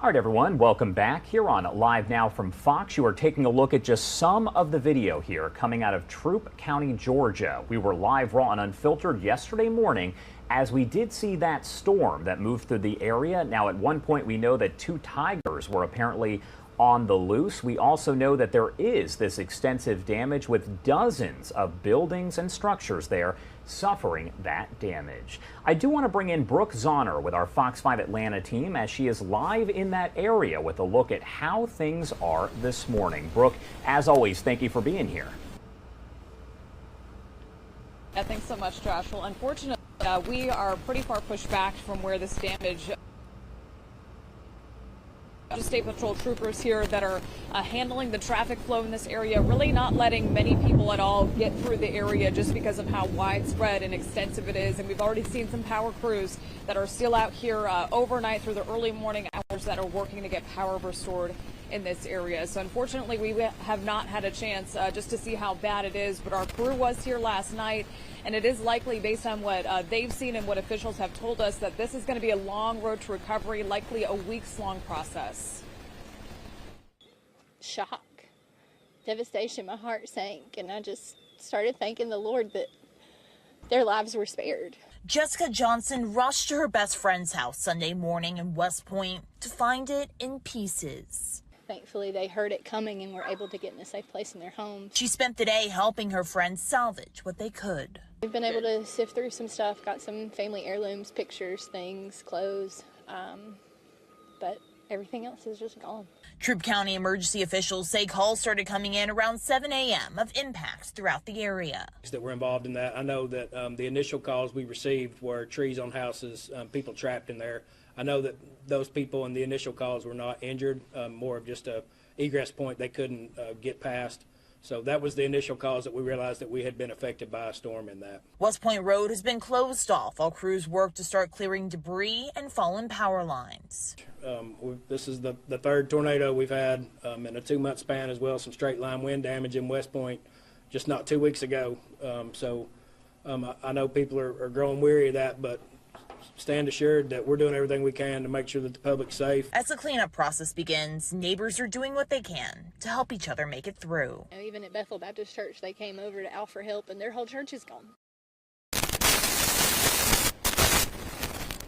And as you can hear just from this live shot right now, we already have more rain, thunder, lightning that's moving through. Some of these storms have been severe here this morning, so obviously this is not helping the cleanup efforts that are continuing here. But the governor here in the state, Governor Brian Kemp, has declared a state of emergency for this area, and he is expected to tour the damage later today at 5 o'clock. Of course, we're going to have here throughout the day assessing the damage along with them, talking.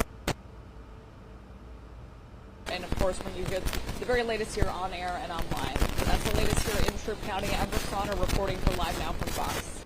All right, Brooke, thank you so much. Stay safe out there. It is 8:47 on the East Coast and 5:47 on the West Coast. Let's head to our final 2-minute commercial break of the hour. And on the other side, we'll get right back into your headlines here. You're watching Live Now from Fox.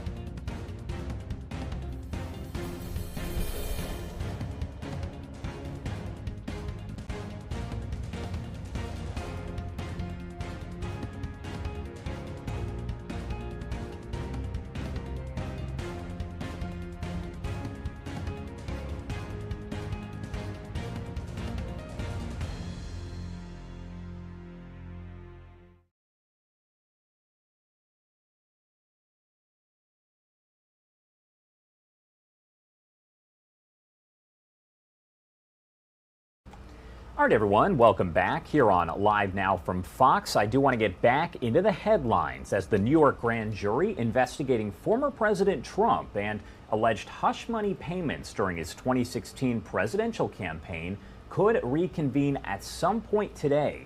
While the grand jury's work is done for the most part in secret, it appears that they have been meeting on Mondays, Wednesdays, and Thursdays. We're also told that they could hear from at least one more witness in the case. That is according to both Fox News and the Associated Press. Last Wednesday's scheduled session for that special grand jury was postponed, and on Thursday, Trump's case apparently was not the topic of discussion. The panel is probing Trump's involvement in a $130,000 payment made in 2016 to adult entertainment star Stormy Daniels to keep her from going public about a sexual encounter she had with Trump years earlier. Trump claimed last weekend that an indictment was imminent. He has denied the claim and insists that he did nothing wrong, saying the investigation by the Manhattan DA is politically motivated. Prosecutors recently invited Trump to appear before the grand jury, but he declined that invite. Trump also faces separate criminal investigations in Atlanta and Washington over apparent efforts to undo the results of the 2020 election. Doug Luzader has more from Washington this morning on where the entire case stands. Well, the question today is whether this grand jury gets back on track or if the entire investigation is falling apart. It's been one witch hunt and phony investigation after another. Former President Trump firing up a crowd of supporters in Texas over the weekend, railing against the investigations he's facing. When asked about the New York case that could be nearing an indictment, he told reporters, "I think they've already dropped the case." I've never seen an abuse of discretion like this. And Trump's lawyer took some shots at Manhattan District Attorney Alvin Bragg, who's seeking to prosecute Trump through an unusual combination of state and federal charges involving a hush money payment made to porn star Stormy Daniels. Back in Washington, House Republicans are pressing forward with an inquiry into Bragg's handling of the case, as some Democrats accuse them of hypocrisy. Think back to Hillary Clinton's emails. You had the entire GOP chanting, "Lock her up," whenever they had the opportunity. But now, because Donald Trump is the target, now it's about a conspiracy. It's political. Still, some analysts see the New York case as particularly weak, especially compared to other investigations into Trump, including allegations of classified document mishandling at Mar-a-Lago and election interference in Georgia. We can talk about Georgia. I think that's fairly weak, but it's more conventional. I think there's a greater threat in Mar-a-Lago. That's well-trod ground for prosecutors. But New York is a political prosecution. But it is still possible that the New York case could result in the first ever indictment of a former president. In Washington, Doug Luzader, Fox News. All right, Doug, thank you so much. And we do have teams that are covering this around the clock. From our Fox 5 New York team, we heard live from Robert Moses about 40 minutes ago as he provided the latest information on this indictment watch for the former president. So after a number of delays last week, the grand jury investigating the handling of the hush money payments set to convene again at some point today. Again, Doug Luzader just filed that report, but Madeline Rivera also covering this story in New York.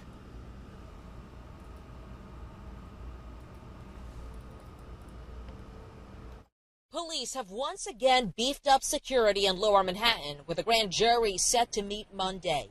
District Attorney Alvin Bragg is wrapping up a case against former President Donald Trump over a hush money payment allegedly made on his behalf to adult film star Stormy Daniels days before the 2016 election. Does anyone actually think, left, right, or in the middle, that anyone else will be prosecuted for making a civil settlement in a hush money case with personal funds? The former president took shots at the country's legal system, calling the Manhattan investigation politically motivated during a rally this weekend in Waco, Texas, a town infamous for a deadly standoff between law enforcement and the Branch Davidians 30 years ago. Prosecutorial misconduct is their new tool, and they are willing to use it at levels never seen before. Mr. Trump has denied the alleged affair with Daniels, adding he didn't falsify any financial records. Some might argue it's a miscarriage of justice if Donald Trump is not held accountable for it. This comes at a time when the former president could be facing more legal headaches over the classified documents found at his Mar-a-Lago estate and alleged efforts to overturn the 2020 election results in Georgia. The thugs and criminals who are corrupting our justice system will be defeated.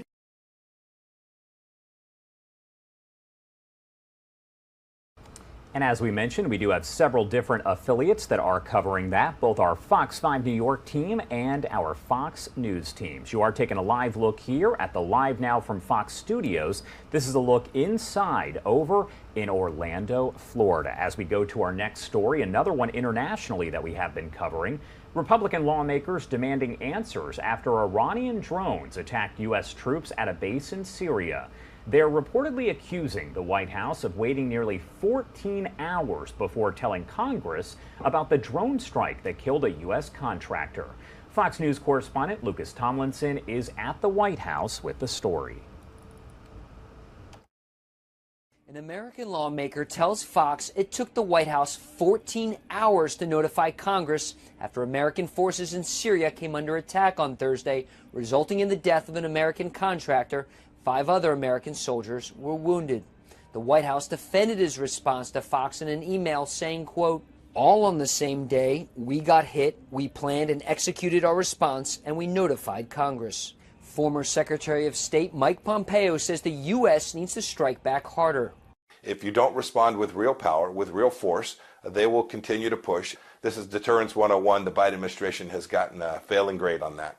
Many argue that 900 U.S. troops in Syria are needed to keep ISIS from coming back. The commander of those U.S. forces says Iran's proxies have launched 78 attacks against U.S. troops in Syria since Biden took office. The U.S. has struck back 4 times. In 2011, the U.S. pulled all its forces out of neighboring Iraq. ISIS rose to power a few years later, which drew U.S. forces back to Iraq and later Syria to fight another war. White House spokesman John Kirby was pressed on CBS about Iran's attacks against U.S. troops after Biden ordered those retaliatory airstrikes. The head of Central Command testified earlier in the week there have been 78 attacks by Iran-backed groups against Americans since 2021. That was before these recent strikes. They don't appear to be deterred by these verbal threats or even the retaliation. That's why, again, the president acted so swiftly and boldly here in this particular case. And I certainly am not going to rule out the potential for additional U.S. action if the president deems it appropriate and necessary to continue to protect our troops and our facilities. Another American soldier was wounded in those recent attacks in Syria. John Kirby says there are no plans to withdraw any of the 900 U.S. troops from Syria. At the White House, Lucas Tomlinson, Fox News. All right, Lucas, thank you so much. Taking a look here at Georgia. This is over in Troup County, where they do have extensive damage as a result of the powerful storm that did move through just yesterday morning. That is one of the top stories that we are covering. You can always see those top stories over on the left side of your screen. So we do know that the National Weather Service and Georgia's governor will tour that storm damage amid what has been declared a state of emergency.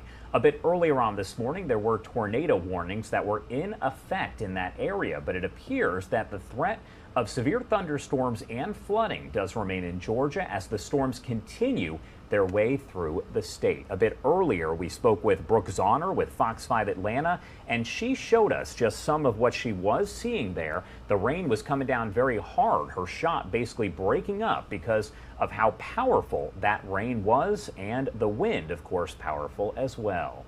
Georgia Power reports over 6,000 people across the state remain without power this morning. The Georgia EMCs are reporting an additional 2,500 without power as well, with most of those outages in the western part of the state. Officials there are warning drivers should expect plenty of water on the road and reduced visibility. Expect major delays if you are still preparing to commute. Troup County issued a 2-hour delay for their school system employees there due to the weather. As we mentioned, that is where this video is from and where they did see the biggest extent of damage. We also know yesterday that is where an alert was issued for 2 missing tigers. Rob DiRienzo has more for us. He is with our Fox 5 Atlanta team and breaks down the search that ended with those tigers being found safe. Pretty intense, trying to find them. We don't know where they are. Obviously, they'll see us first. A tricky operation at Pine Mountain Animal Safari Sunday morning. Moments after the tornado ripped through Troup County, safari staffers noticed a big hole in their tiger cage. Wildlife specialists carefully moved in. They came up to their enclosure, which they're considered their home, and once they got close to the fence, the young lady darted it. They already darted one earlier. Troup County's chief marshal says the 2 young tigers didn't wander far. One was just outside of the busted cage, the other still inside. Once he went down, we just made a hole in the fence, dragged him out, and put it back in the enclosure, on another enclosure. Thankfully, we can report that those tigers are safe and back in their enclosures. But with that situation over, the focus moved back to the damage from the powerful storm. Families were left to pick up the pieces after the tornado tore through their neighborhood. It's like a war zone. Tim Colwell lives right up the road from the sanctuary. He says right before daylight on Sunday, he tried to get his family to their storm shelter. It got real quiet, and then you could hear the roar. But that's when he quickly realized there was just no time. My wife opened the back door to go out, and stuff was flying in, and that's when she was hollering, "We can't get out." I said, "Well, come on, let's go get in the closet." The roof on Colwell's son's house was ripped off. Trees snapped like pencils everywhere. But regardless, he's a very thankful man. That's material. I'm not worried about that. I'm just blessed that none of our kids we got hurt. In Troup County, Rob DiRienzo, Fox 5 News. You can see just how bad the damage is there. We know that Georgia's governor will be there later on this afternoon. He is likely to speak in front of the media there. So we will bring that to you live, raw, and unfiltered. That is what we do here on Live Now from Fox. I do want to get to some of the other stories that we are covering here because, as we mentioned, this deadly tornado that did move through Mississippi, this happening on Friday night, is now responsible for at least 25 deaths in Mississippi and one over in Alabama. Rebecca Castor has been over in Rolling Fork, Mississippi, and filed this report. I want to take the opportunity to personally thank all of the volunteers that are here. Help continues to pour into Mississippi. Volunteers and heavy equipment deploying to assist as search and rescue crews resume digging through flattened homes, searching for survivors. Trash, trees, houses, homes, everything I can see is in some state of destruction. The devastation began Friday night with a twister ripping through the town of Rolling Fork, traveling the width of the state, killing at least 24 people. And by the time they initiated the siren, the storm had hit. Residents recounted stories of survival and devastating loss. She was holding her kids, and she was sucked out of the trailer. Sunday, President Biden issued an emergency declaration, sending Homeland Security and FEMA to assess the damage. We've come to see it in person to communicate to the people of Mississippi that we are here, not just today, but for the long haul. But for many who survived, they now have nowhere to call home. Everybody's displaced. Ain't nowhere to go besides out. All right, taking a live look here at our XRAD radar system. You can see right now the storms that did move through Georgia a bit earlier on this morning. Again, there was that tornado that moved through yesterday morning, causing extensive damage. That was over in the area of Troup County, and a bit earlier on this morning, Fox 5 Atlanta was live as we did see a tornado warning issued once again. Now, at this point, it is not clear just yet if that was going to be confirmed as a tornado, but the National Weather Service will likely survey that damage once they're done with surveying the damage in Troup County and let us know not just if it was a tornado or straight line winds, but also how powerful it was and what the maximum sustained winds there were. We're also covering the weather over in California. We know yet another atmospheric river is preparing to slam that area of San Francisco and Los Angeles. Both of those cities are in preparation mode right now. I do want to start off with our Fox 2 San Francisco team and a look at how they are preparing for this next atmospheric river, the 13th so far in the last few months. Landslides, fallen trees, flooding, and other storm-related issues have wreaked havoc on the Bay Area this past month.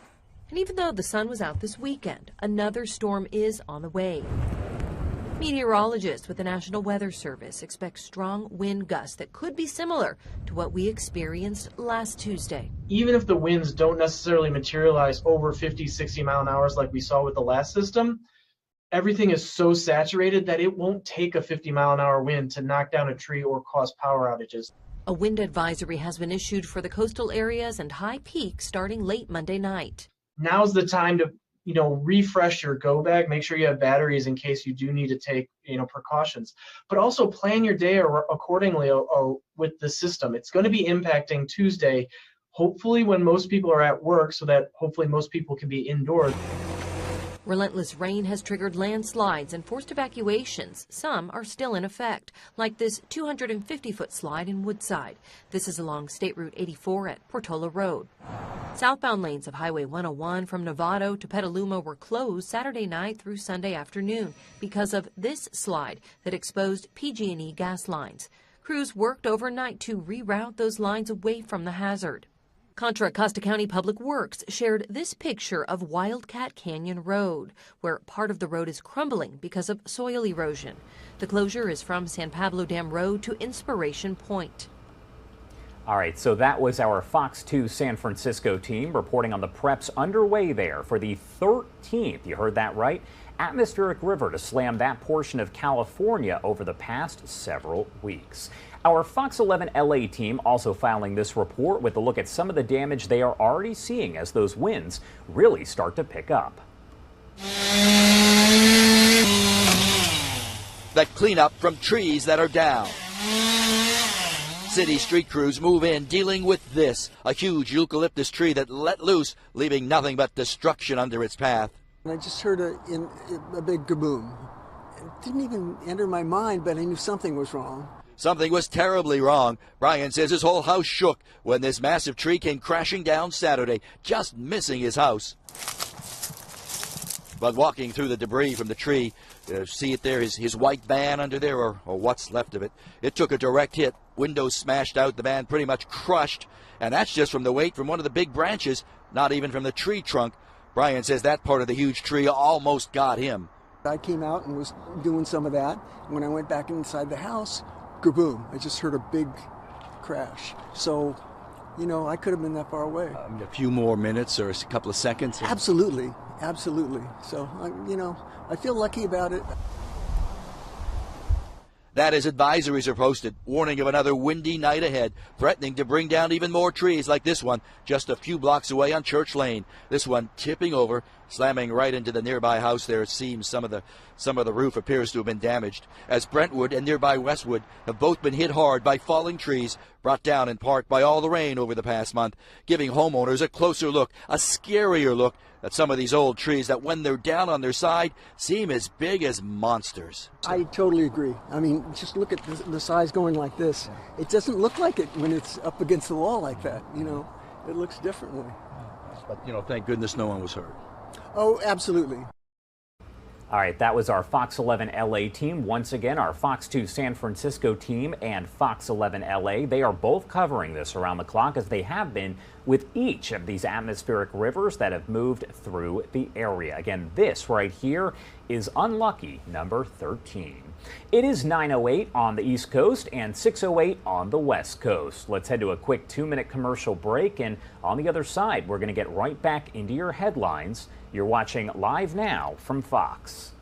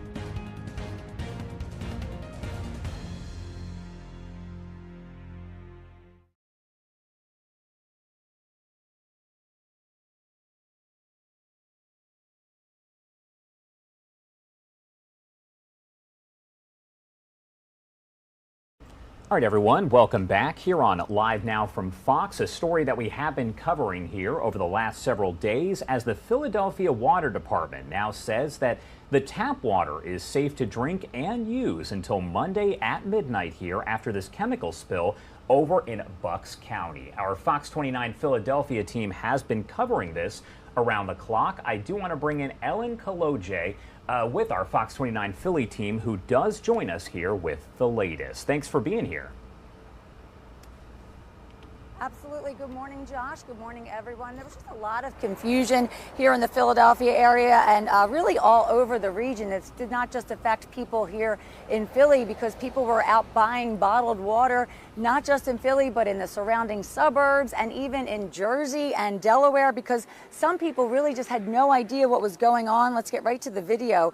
So here is the latest. At about 2 o'clock this morning, an alert went out from the Philadelphia Water Department saying that the most recent samples taken from the Baxter drinking water plant in Philly are safe to drink until at least midnight tonight. So people can fill containers and stock up just in case new samples after that come back possibly unsafe.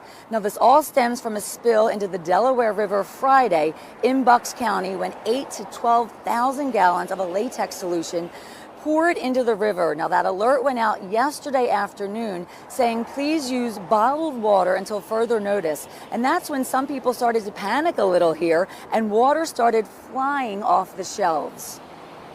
Kind of like bring you back to when COVID. Yeah. As soon as the alert goes out, everybody hits the stores. Well, I was hoping that the city didn't pull the plug too fast and alert people because, Philadelphians kind of go crazy, and we went crazy because the lines at the market were astronomical. They were long, very long.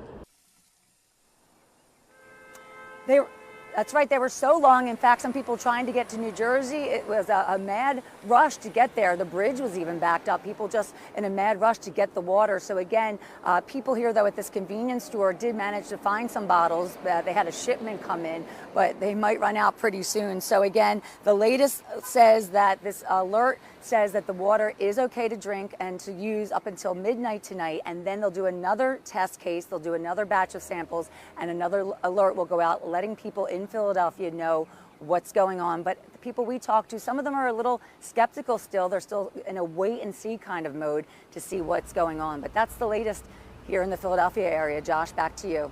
All right. Thank you so much for taking the time to join us here. Obviously, a lot left to figure out, but really quickly before I let you go, tell me one more time what time the water is safe until tonight. Well, they're saying until 11:59 or midnight tonight. That's when they're saying everything's okay to drink, everything's okay to use, but they are advising people up until midnight. If you want, you can fill up from your tap with jugs or containers just in case something happens. And when they do more samples tonight, that you'll have that water on hand if you don't find more bottled water, because there is a mad rush out here in the Philadelphia and surrounding area. But it's in effect until 11:59 tonight when they will do more samples. All right, perfect. So if you are in that area, definitely listen up. Thank you again for taking the time to join us here.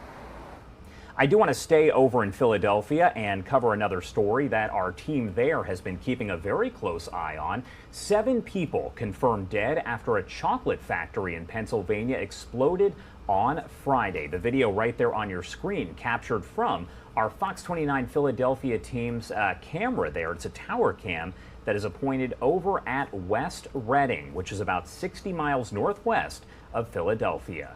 Kelly Rule has a breakdown of what we know about the blast and the questions that still surround all of this. West Reading officials confirmed Sunday night they believe to find the last 2 people unaccounted for during a round-the-clock search and rescue that continued into Sunday evening. This evening, search and rescue teams have located 2 more individuals at the Arm and Palmer site. We are still waiting for the coroner to confirm the remaining individuals' identities, but we do believe them to be the remaining presumptive missing individuals. The explosion around 5 p.m. Friday at historic chocolate factory R.M. Palmer Company on South 2nd Avenue leveled Building 2 and caused damage to Building 1. R.M. Palmer employees from West Reading and other locations gathered at an overlook above the scene for an emotional vigil and prayers. Mary Jane Coach worked at the West Reading location for 23 years. I spent many of hours in that building. Many of hours, many of days. That's the hardest part, is the not knowing, and we all need closure either way. Right now it's hard. Yeah. All of our hearts hurt. We're just waiting day to day. They say that waiting and not knowing why has been the hardest part for the Palmer community and West Reading. We went to our local home supply stores and tried to buy gas leak detectors, and they were all sold out everywhere we went. So for most of the residents, I guess everyone's just scared. They don't know if this is going to happen to them. Luis Martinez lives a block away, his home surveillance capturing the sound of the explosion. He He ran to the scene immediately after to help comfort the injured until first responders arrived. He says those moments haven't left his mind. Sadly, there was a lot of workers, running around. Everyone was confused, didn't know what to do. So we tried to help out as much as we can. I think it's going to unify us all. I mean, I think we're going to be one big family, and we're all going to work together and try to make it bigger and better than ever. All right, and again, our Fox Philadelphia team's tower cam capturing that massive explosion there on their tower cam. So our Fox Philadelphia team's Jennifer Lee shows us how some of the businesses that were impacted by that major explosion are actually coming together now to help the victims. We're half a block away from the disaster site. This is Mecca Caribbean and Soul Food Restaurant, and you can see the windows were blown out by the force of that explosion. But they were one of the first ones to grab food and donate to first responders here. And those donations have kept pouring in from all parts of Berks County. For some people, even ourselves and these elected officials that are here with you, it is still Friday, March 24th. And the search for survivors has not stopped since, as police, fire, and search and rescue could be seen around the clock looking for signs of life. The first responders, as the mayor said, literally have to be pulled out of the site and told to go home because they want to keep searching. Blocks away, neighbors and local businesses felt the blast, and in the aftermath, the need to pitch in. We're all still kind of in shock, It's, right down the street. A neighbor snapped these photos of Jared Klinger and his crew from 3rd and Spruce Draft House going over to first responders. Yesterday we walked down a few cases of water, some wraps for him, some turkey and Swiss and ham and Swiss. Bunch of pizzas. And on Sunday, we saw Redner's Markets dropping off 400 pieces of fried chicken and several cases of Gatorade. Thank you, guys. I appreciate it. Absolutely. Thank you. We just want to do our part, and we know they're, working hard down there pretty much for the past 24/7 for days now. Now the United Way of Berks County and the Berks County Community Foundation are taking donations through the West Reading Disaster Recovery Funds. The funds will be provided to organizations that are assisting families who lost loved ones in the explosion, or people who were displaced from their homes or from employment, again, due to the explosion. At 9 o'clock this morning, we'd already received about $7,000 in online contributions. The easiest way to donate is online at bccf.org. Most of that money will go to people who were directly affected by this tragedy. Any remaining funds will support the borough in honoring the lives that were lost in this explosion. In West Reading, Jennifer Lee, Fox 29 News. All right, thank you so much to our Fox 29 Philadelphia team. They are covering both of those big stories. Once again, 7 people have now died as a result of that chocolate factory explosion on Friday. As we get updates, we'll bring them to you live, raw, and unfiltered right here on Live Now from Fox. They have been holding officials there several news briefings a day. No word just yet on if there will be one today, but we know those have been around 10:30 a.m. Eastern time. So if we see that pop up, we'll bring that to you right here. It is now 9:20 over on the East Coast and 6:20 on the West Coast. Let's head to a quick 2-minute commercial break, and on the other side, we're going to get right back into your headlines. You're watching Live Now from Fox.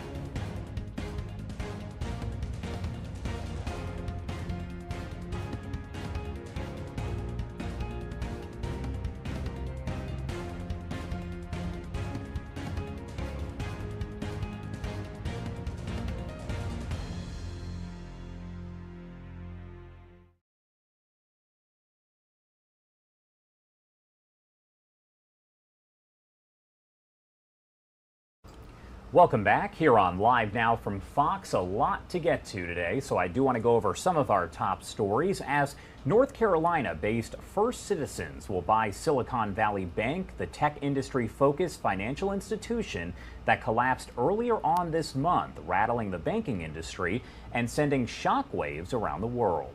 The deal could reassure investors at a time of shaken confidence in banks, though the Federal Deposit Insurance Corp, or FDIC, and other regulators have already taken extraordinary steps to head off a wider banking crisis by guaranteeing that depositors in SVB and other failed U.S. banks would be able to access all of their money.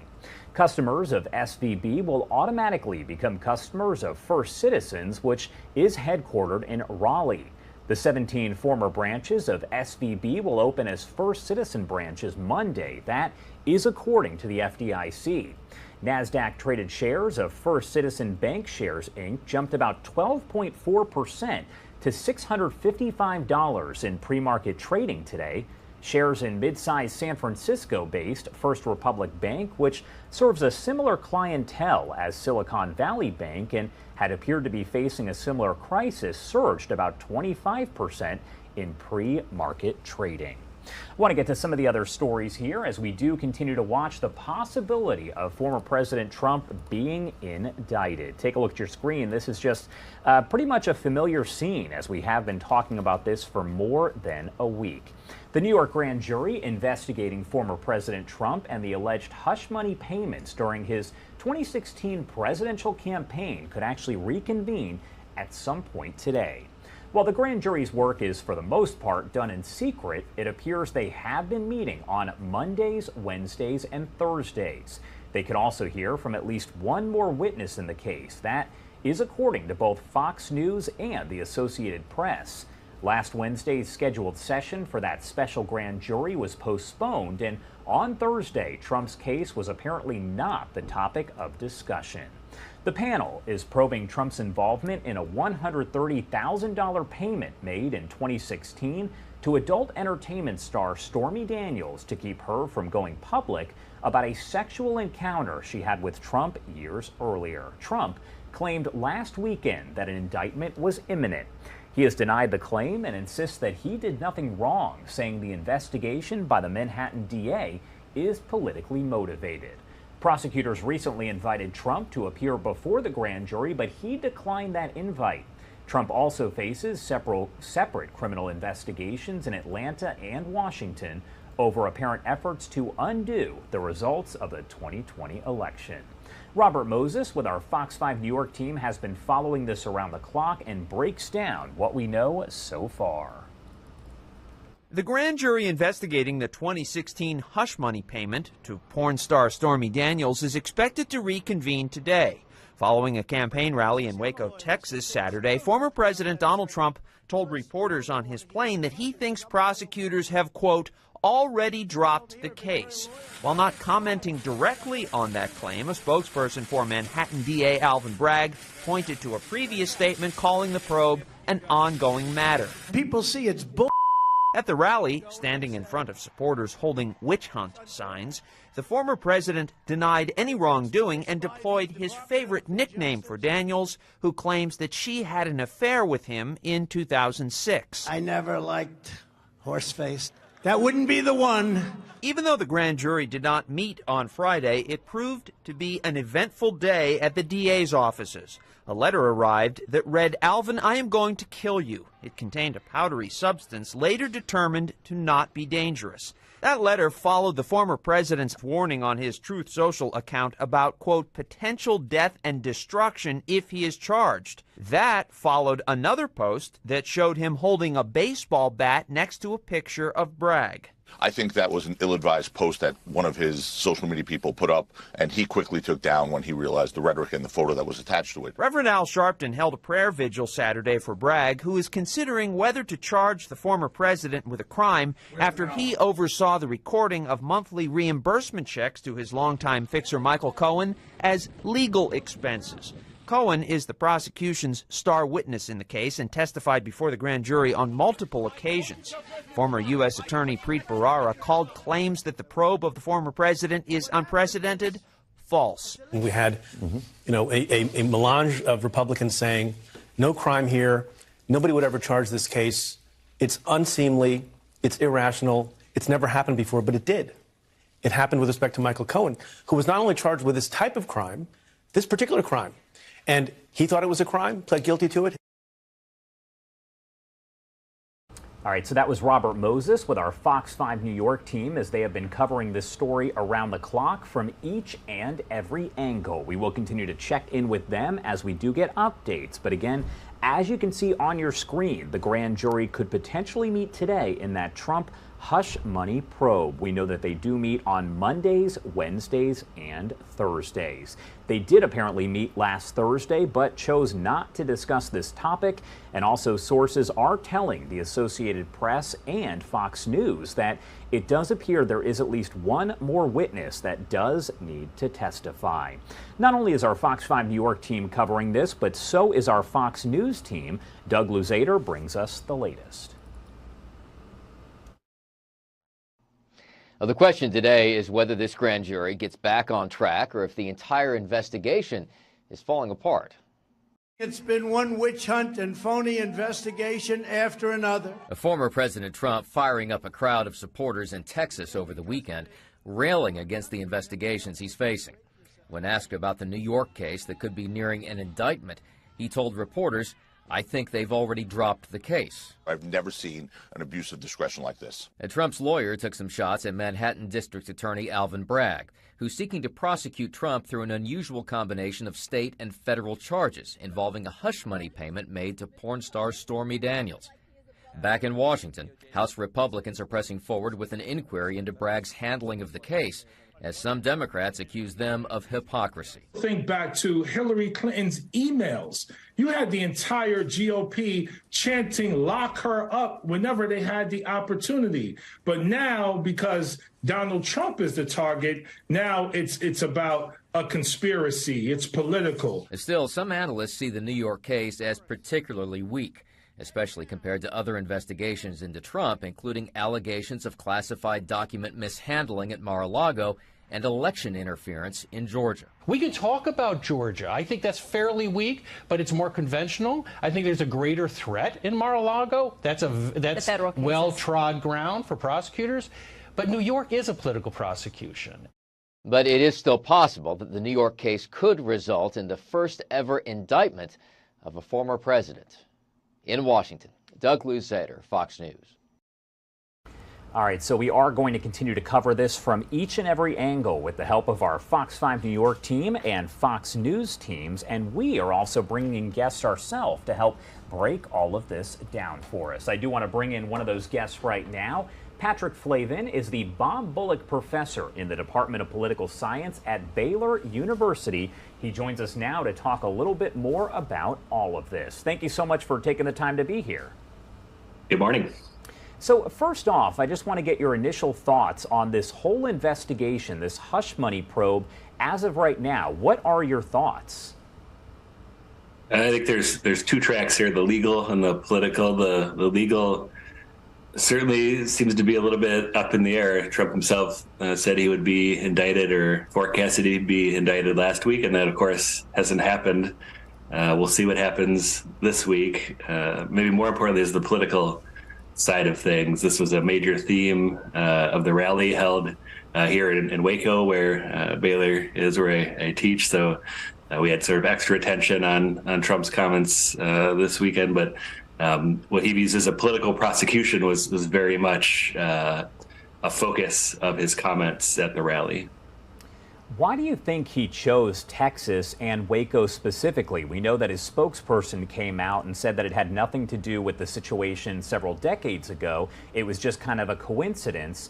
And he chose Waco, I guess, because the lieutenant governor had said it's kind of a central hub between some of the biggest cities in Texas. So first off, why do you think he chose Texas? And then why do you think he chose Waco? I think he chose Texas and Waco as well because they're politically advantageous. He won Texas 2016 and 2020. He won McLennan County, where Waco is located, by over 20 percentage points. So it's certainly favorable political territory. And then I think there's a lot of truth to what the Trump campaign said and what Governor Dan Patrick said, that it's logistically a good spot. It's less than 3 hours away from Dallas, Houston, Austin, and San Antonio, and so it's a good place to hold a rally if you want it to be accessible. And of course, always they're lurking in the background was this is the 30th anniversary of the Branch Davidian siege here in Waco. The Trump campaign denied that, and there doesn't seem to be any sort of direct parallels drawn to that. So, for example, during the speech at the rally, Trump never directly mentioned that. So. Likely just coincidence, but certainly going into the rally, that was a point of discussion and a point of debate whether this was chosen for specific reasons. It doesn't appear like that was the case. What do you think of the comments that he made during that rally that was there in Waco? There weren't too many surprising comments. I think it was in many ways similar to a 2016 or a 2020 rally. There was a lot of grievance about the political prosecution. And then, as he's done in previous rallies and previous campaigns and been successful at doing so, he linked that to not just that Trump was being prosecuted, but that his supporters were as well, and tried to draw that parallel. And it seemed to be successful. And then there were a little bit of sort of policy sprinkled in.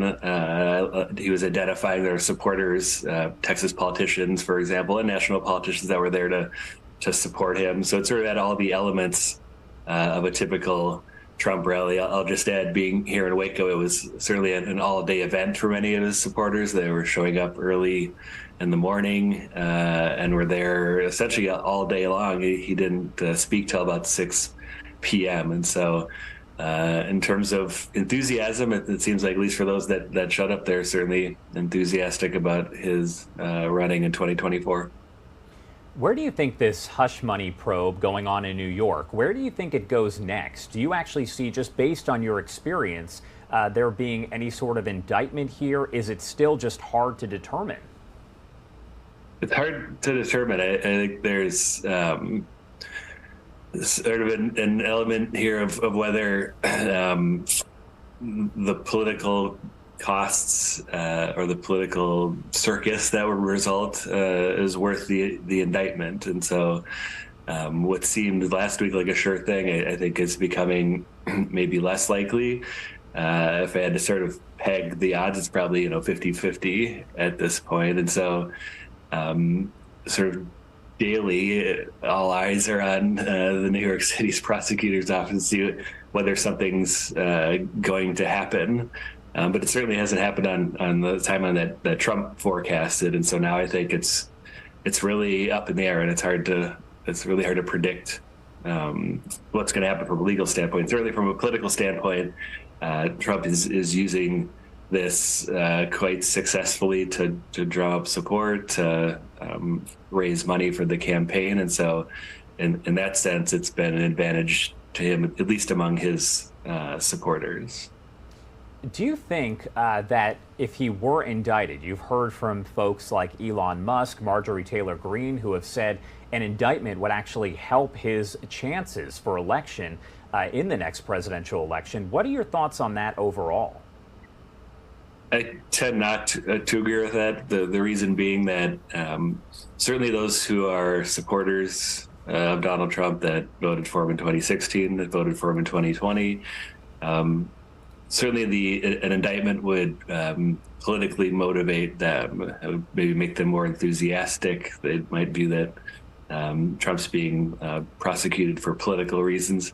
But I think the real question is among, say, Republicans who voted for Trump in 2016, voted for him maybe in 2020 as well, but are concerned about his viability in the general election and might be looking around at other possible candidates.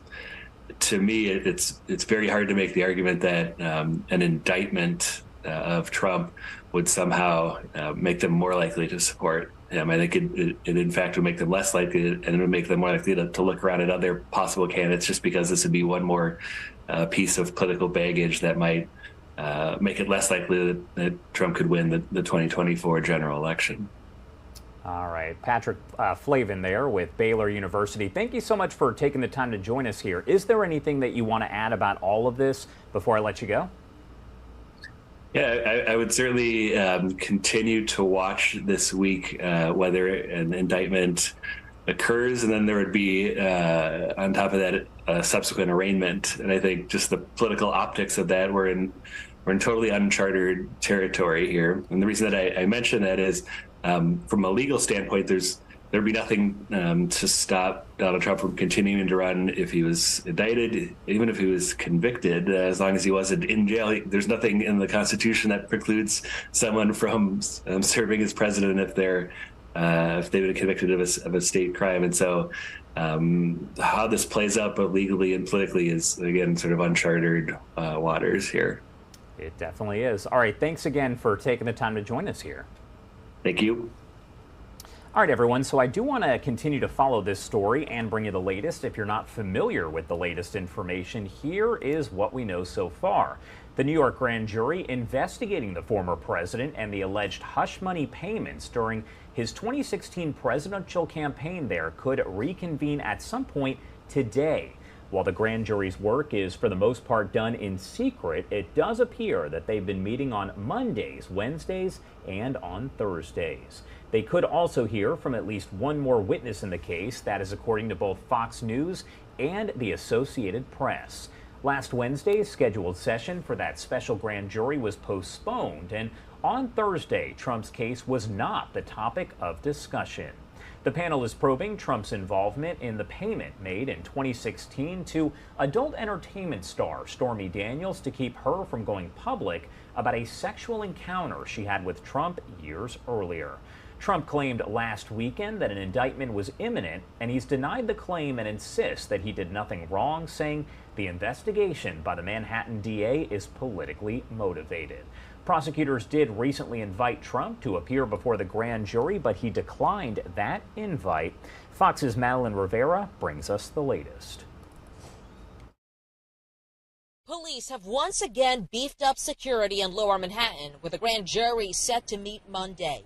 District Attorney Alvin Bragg is wrapping up a case against former President Donald Trump over a hush money payment allegedly made on his behalf to adult film star Stormy Daniels days before the 2016 election. Does anyone actually think, left, right, or in the middle, that anyone else will be prosecuted for making a civil settlement in a hush money case with personal funds? The former president took shots at the country's legal system, calling the Manhattan investigation politically motivated during a rally this weekend in Waco, Texas, a town infamous for a deadly standoff between law enforcement and the Branch Davidians 30 years ago. Prosecutorial misconduct is their new tool, and they are willing to use it at levels never seen before. Mr. Trump has denied the alleged affair with Daniels, adding he didn't falsify any financial records. Some might argue it's a miscarriage of justice if Donald Trump is not held accountable for it. This comes at a time when the former president could be facing more legal headaches over the classified documents found at his Mar-a-Lago estate and alleged efforts to overturn the 2020 election results in Georgia. The thugs and criminals who are corrupting our justice system will be defeated. All right, we'll keep on top of that story and bring you updates as the grand jury is expected to reconvene today and could discuss that Trump hush money probe.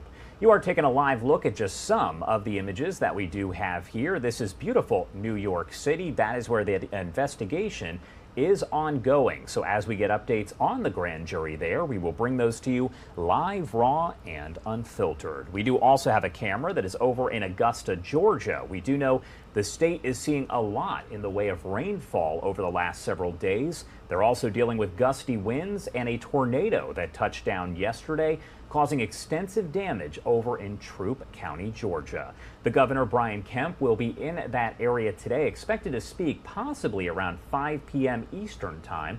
We'll bring that to you live, raw, and unfiltered as it does come in.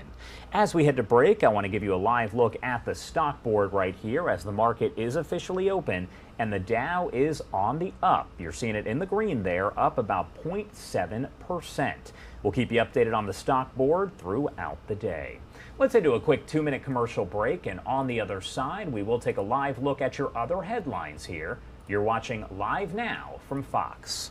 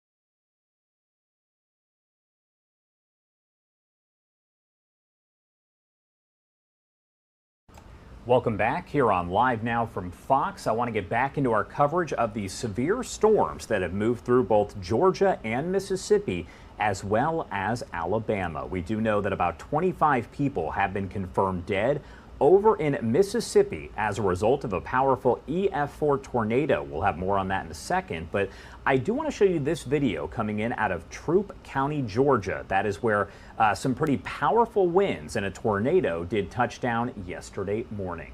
Georgia Governor Brian Kemp is going to visit the portion of the state that was hit hardest by Sunday morning storms, and the National Weather Service will survey the damage to determine how powerful that tornado was. The tornado also touched down in Georgia about an hour outside of Atlanta on Sunday morning. We brought you that live coverage from our Fox 5 Atlanta team as the warning was in full effect. Now, at one point, 2 tigers were missing from an animal safari in that area that was damaged by the storm. Both of them quickly located, and we'll have more on that in a second. But Brooke Zahner with our Fox 5 Atlanta team has a look at some of the damage there in Troup County, Georgia. Shock, devastation. My heart sank, and I just started thanking the Lord that their lives were spared. Jessica Johnson rushed to her best friend's house Sunday morning in West Point to find it in pieces. Thankfully, they heard it coming and were able to get in a safe place in their home. She spent the day helping her friends salvage what they could. We've been able to sift through some stuff, got some family heirlooms, pictures, things, clothes, but everything else is just gone. Troup County emergency officials say calls started coming in around 7 a.m. of impacts throughout the area. That were involved in that. I know that the initial calls we received were trees on houses, people trapped in there. I know that those people in the initial calls were not injured, more of just a egress point they couldn't get past. So that was the initial cause that we realized that we had been affected by a storm in that. West Point Road has been closed off while crews work to start clearing debris and fallen power lines. This is the third tornado we've had in a 2-month span as well. Some straight line wind damage in West Point just not 2 weeks ago. I know people are growing weary of that, but stand assured that we're doing everything we can to make sure that the public's safe. As the cleanup process begins, neighbors are doing what they can to help each other make it through. Even at Bethel Baptist Church, they came over to Alpha Help, and their whole church is gone. That was Brooke Zahner with our Fox 5 Atlanta team. We did check in with her a bit earlier on, and the storms were still moving through. This is a look at our XRAD radar system as we did have that tornado warning issued in Georgia a bit earlier. We brought you the coverage from our Fox 5 Atlanta team as that was ongoing.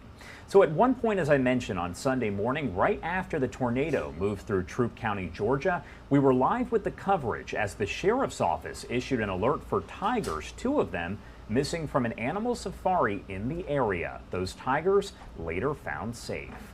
Rob DiRienzo with our Fox 5 Atlanta team takes us to the scene of that search. It was pretty intense trying to find them. We don't know where they are. Obviously, they'll see us first. A tricky operation at Pine Mountain Animal Safari Sunday morning. Moments after the tornado ripped through Troup County, safari staffers noticed a big hole in their tiger cage. Wildlife specialists carefully moved in. They came up to their enclosure, which they're considered their home, and once they got close to the fence, the young lady darted it. They already darted one earlier. Troup County's chief marshal says the 2 young tigers didn't wander far. One was just outside of the busted cage, the other still inside. Once he went down, we just made a hole in the fence, dragged him out, and put it back in the enclosure, under another enclosure. Thankfully, we can report that those tigers are safe and back in their enclosures. But with that situation over, the focus moved back to the damage from the powerful storm. Families were left to pick up the pieces after the tornado tore through their neighborhood. It's like a war zone. Tim Colwell lives right up the road from the sanctuary. He says right before daylight on Sunday, he tried to get his family to their storm shelter. It got real quiet, and then you could hear the roar. But that's when he quickly realized there was just no time. My wife opened the back door to go out, and stuff was flying in, and that's when she was hollering, "We can't get out." I said, "Well, come on, let's go get in the closet." The roof on Colwell's son's house was ripped off. Trees snapped like pencils everywhere. But regardless, he's a very thankful man. That's material. I'm not worried about that. I'm just blessed that none of our kids we got hurt. In Troup County, Rob DiRienzo, Fox 5 News. Thank you so much to our Fox 5 Atlanta team. As I mentioned, Governor Kemp is expected to speak around 5 p.m. Eastern time as he does tour that damage. We'll bring that to you live, raw, and unfiltered. I do want to get to some of the other stories that our affiliates across the country are covering. So a passenger on a Delta flight from Los Angeles to Seattle was arrested over the weekend after officials said he opened the emergency door while the plane was taxiing on the runway at LAX. This all happened around 10 a.m. Saturday. Passengers on the plane telling our Fox 11 team that after the plane left the gate, a passenger rushed from the back of the plane toward the front and asked the flight attendant, quote, "What do I do now?" Passengers said the flight attendant asked the man to sit down and started to walk toward him when he ran to one of the plane's emergency exit doors, turned the latch, opened the door, and slid down the deployed emergency slide. As I mentioned, our Fox 11 LA team has been covering this and has the story for us. We all were looking around going, what just happened? A passenger on a Delta flight leaving a departure gate at LAX en route to Seattle when another passenger from the back ran to the area where she was sitting. He ran up to the front and said, "What do I do now?" And the flight attendant looked at him and said, "You need to go back to your seat." He didn't, and what happened next, as you can see from passenger photos, ended up involving LAX police. The individual got up, asked the flight attendant if he could leave the aircraft. She informed him that he could not.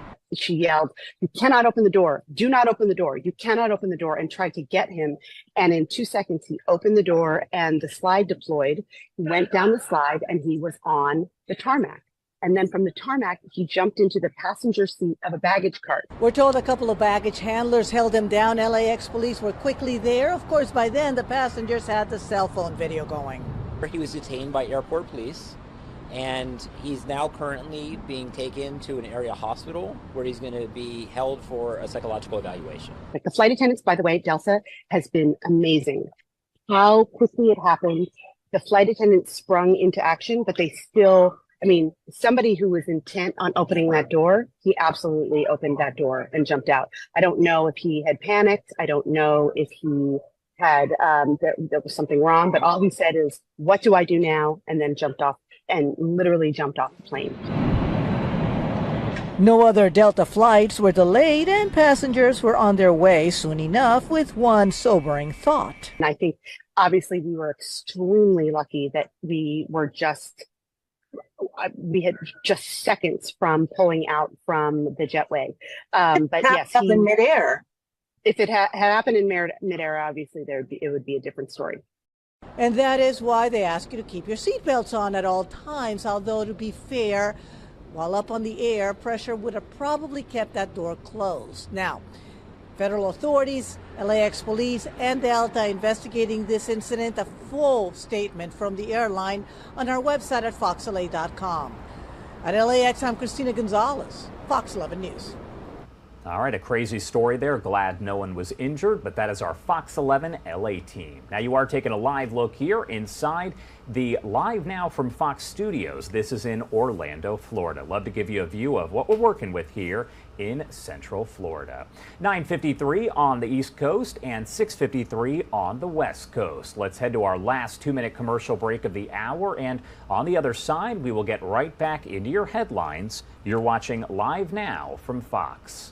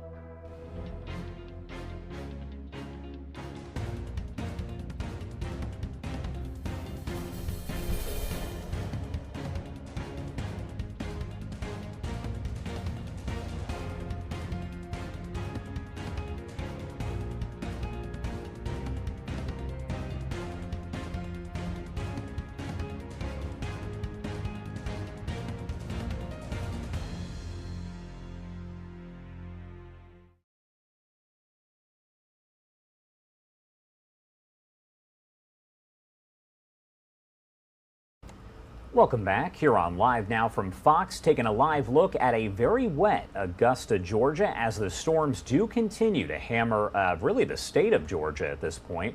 We know yesterday morning a tornado moved through Troup County into Meriwether County, causing some pretty extensive damage. At last check, dozens of structures were damaged as a result. No loss of life. We do know 5 injuries, though, were reported by emergency management in that area. Governor Brian Kemp is expected to tour that damage later on today. It's expected to happen around 5 p.m. Eastern time. So we will bring you that right here, live, raw, and unfiltered on Live Now from Fox. Getting back into the headlines right here, I can tell you that at 11 o'clock this morning, so a little more than an hour, we do expect that Gwyneth Paltrow trial to resume over in Park City, Utah. Paltrow took the stand Friday in the ski collision trial. Terry Sanderson, a retired optometrist in his 70s, is suing the actress, claiming she caused a ski accident in 2016 in Park City, Utah, that left him with life-altering injuries. Sanderson's initial $3.1 million lawsuit was eventually thrown out by a judge, and he now alleges damages of more than $300,000. In a counterclaim, Paltrow says Sanderson is trying to exploit her celebrity and her wealth. She is seeking $1 and attorney fees, which has become a symbolic action that highlights how reputation and not money is at stake for celebrities. I can tell you that Christina Coleman was there as that testimony from Paltrow happened Friday. She has this wrap up.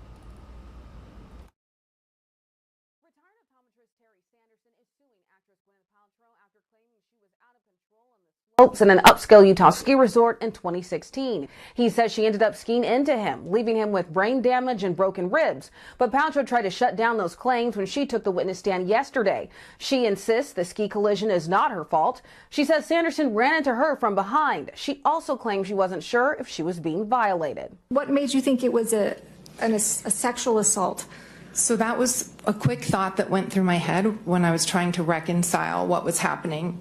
I was skiing and two skis came between my skis, forcing my legs apart, and then there was a body pressing against me, and there was a very strange grunting noise. So my brain was trying to make sense of what was happening. Paltrow also admitted that she yelled at Sanderson after the collision. He was still on the ground, right? Yes. When you said, "What are you doing?" Yes. Okay. Like, why did you do that? Yes. And he said, "I think you skied into me." Yes. And that's when you were furious and said, "You skied directly into my effing back at the top of your lungs." Yes, I did. Okay. I apologize for my bad language. Paltrow testified that she did not stay to check on Sanderson after the crash, reiterating that she thought she was the victim in this case. She said one of the family's ski instructors did promise to give him her contact information and file an incident report after the collision. Paltrow is countersuing Sanderson for a symbolic $1 and attorney's fees, and he is expected to take the stand next week to give his side of the story. Reporting in Los Angeles, Christina Coleman, Fox News. And Christina did file that report right after Paltrow did give her testimony. So it is possible we could hear from Sanderson when this all picks up at 11 a.m. Eastern Time. You can watch our coverage right here on Live Now from Fox. Republican lawmakers are demanding answers after Iranian drones attacked U.S. troops at a base in Syria. They're reportedly accusing the White House of waiting nearly 14 hours before telling Congress about the drone strike that killed a U.S. contractor. Fox News correspondent Lucas Tomlinson is at the White House with more. An American lawmaker tells Fox it took the White House 14 hours to notify Congress after American forces in Syria came under attack on Thursday, resulting in the death of an American contractor. 5 other American soldiers were wounded. The White House defended his response to Fox in an email saying, quote, "All on the same day, we got hit, we planned and executed our response, and we notified Congress." Former Secretary of State Mike Pompeo says the U.S. needs to strike back harder. If you don't respond with real power, with real force, they will continue to push. This is Deterrence 101. The Biden administration has gotten a failing grade on that. Many argue the 900 U.S. troops in Syria are needed to keep ISIS from coming back. The commander of those U.S. forces says Iran's proxies have launched 78 attacks against U.S. troops in Syria since Biden took office. The U.S. has struck back 4 times. In 2011, the U.S. pulled all its forces out of neighboring Iraq. ISIS rose to power a few years later, which drew U.S. forces back to Iraq and later Syria to fight another war. White House spokesman John Kirby was pressed on CBS about Iran's attacks against U.S. troops after Biden ordered those retaliatory airstrikes. The head of Central Command testified earlier in the week there have been 78 attacks by Iran-backed groups against Americans since 2021. That was before these recent strikes. They don't appear to be deterred by these verbal threats or even the retaliation. That's why, again, the president acted so swiftly and boldly here in this particular case. And I certainly am not going to rule out the potential for additional U.S. action if the president deems it appropriate and necessary to continue to protect our troops and our facilities. Another American soldier was wounded in those recent attacks in Syria. John Kirby says there are no plans to withdraw any of the 900 U.S. troops from Syria. At the White House, Lucas Tomlinson, Fox News.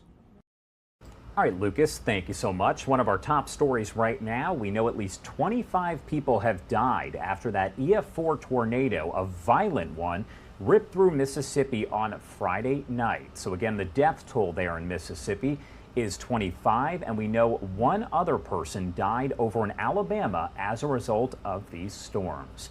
There were also those pretty powerful storms and tornado that touched down in Georgia. This was over in Troup County yesterday.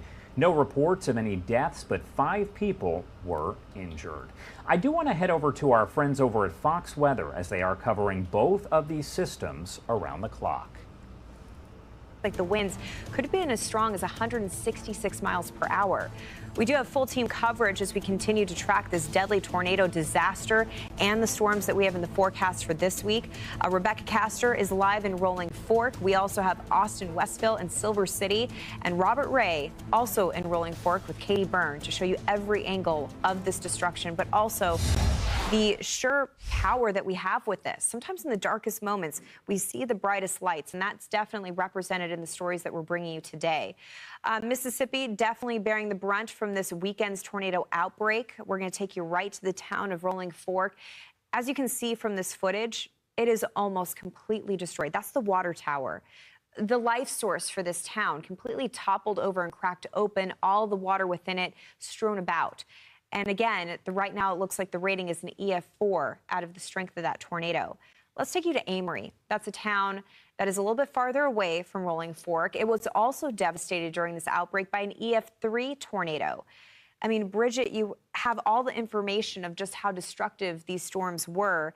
The video, though, I mean, that speaks for itself. Exactly. You know, stats are not. This is the video that just shows you the sheer terror of what these communities were going through Friday night into Saturday morning, and especially Saturday morning as people were able to see the sunlight, and that really gave us some of the best perspective in terms of what these storms did. Really, this system starting on Thursday, but intensifying by Friday night, rolling through central to southern Mississippi as the storms created for some of the destruction, as some of the cells lifted up through the northernmost portion of the state. So right now we're sitting at 11 confirmed tornadoes, but we do have to talk about some of the tornadoes that we may have seen earlier today. Some of those may actually eventually get added to the list, but nothing has been confirmed. Tornado tally as it stands right now through central Mississippi, there was that EF4 tornado rolling through Rolling Fork. That's where we look at this one. EF4, 166 mile per hour winds. That's where they rank it as that EF4. Less than a mile wide, but 3/4 of a mile wide, creating for some widespread destruction through almost the entirety of the town. And this is a look back at Mississippi in terms of when we have previously seen tornadoes as strong as this. Most recently, St. Paul EF4 tornado, that was back in 2020. You can see 2020 was a terrible year. April 12th of 2020, and then just about a week later, they saw another EF4 tornado roll through the area. So, you know, when we think of the month of April, that is where we typically think of the most active in terms of tornadoes through, you know, the southeast as well as back out to the west from there. But, you know, we're already starting to see this not only in March, but we saw this type of weather in February. So it is a long year, and we're only 3 months in. And this is the only tornado on that Mississippi list that occurred in the month of March. And it feels like our weather pattern has consistently been about a month ahead of schedule. And that means that April very likely will be very active because May, a big month. So if we're running ahead of schedule, looks like, unfortunately, the trend could continue. That is what we're seeing today. I mean, we still have dangerous conditions across the south. Thankfully, the front has moved down further into the south, hitting southern portions of Georgia, Mississippi, and Alabama. That does mean that we have clear skies, dry air, and cooler conditions under some of the hardest hit areas. But resources are really stretched thin here because the states are still under really tough conditions. I mean, this is Macon, Georgia. We had tornadoes yesterday morning in Georgia, and now we're dealing with more active weather. This is probably the best that we've seen Macon all morning long. We've had 3 significant severe thunderstorms roll through that town. We do have a tornado watch in effect until 11 a.m. that includes Macon. So please make sure that you're listening out for those warnings. Stay with us here on Fox Weather. Make sure that you have our free app downloaded, because if you need to take shelter, you need to do so quickly. A lot of our thunderstorms today are training, but as we go into the afternoon, the line is going to finally start moving down to the south, kind of taking some pressure off of some hard hit areas. You can see we have a bunch of green boxes lining up between Alabama and Georgia. Those are flash flood warnings, and that's because of that training effect that we have seen in the overnight hours into this morning.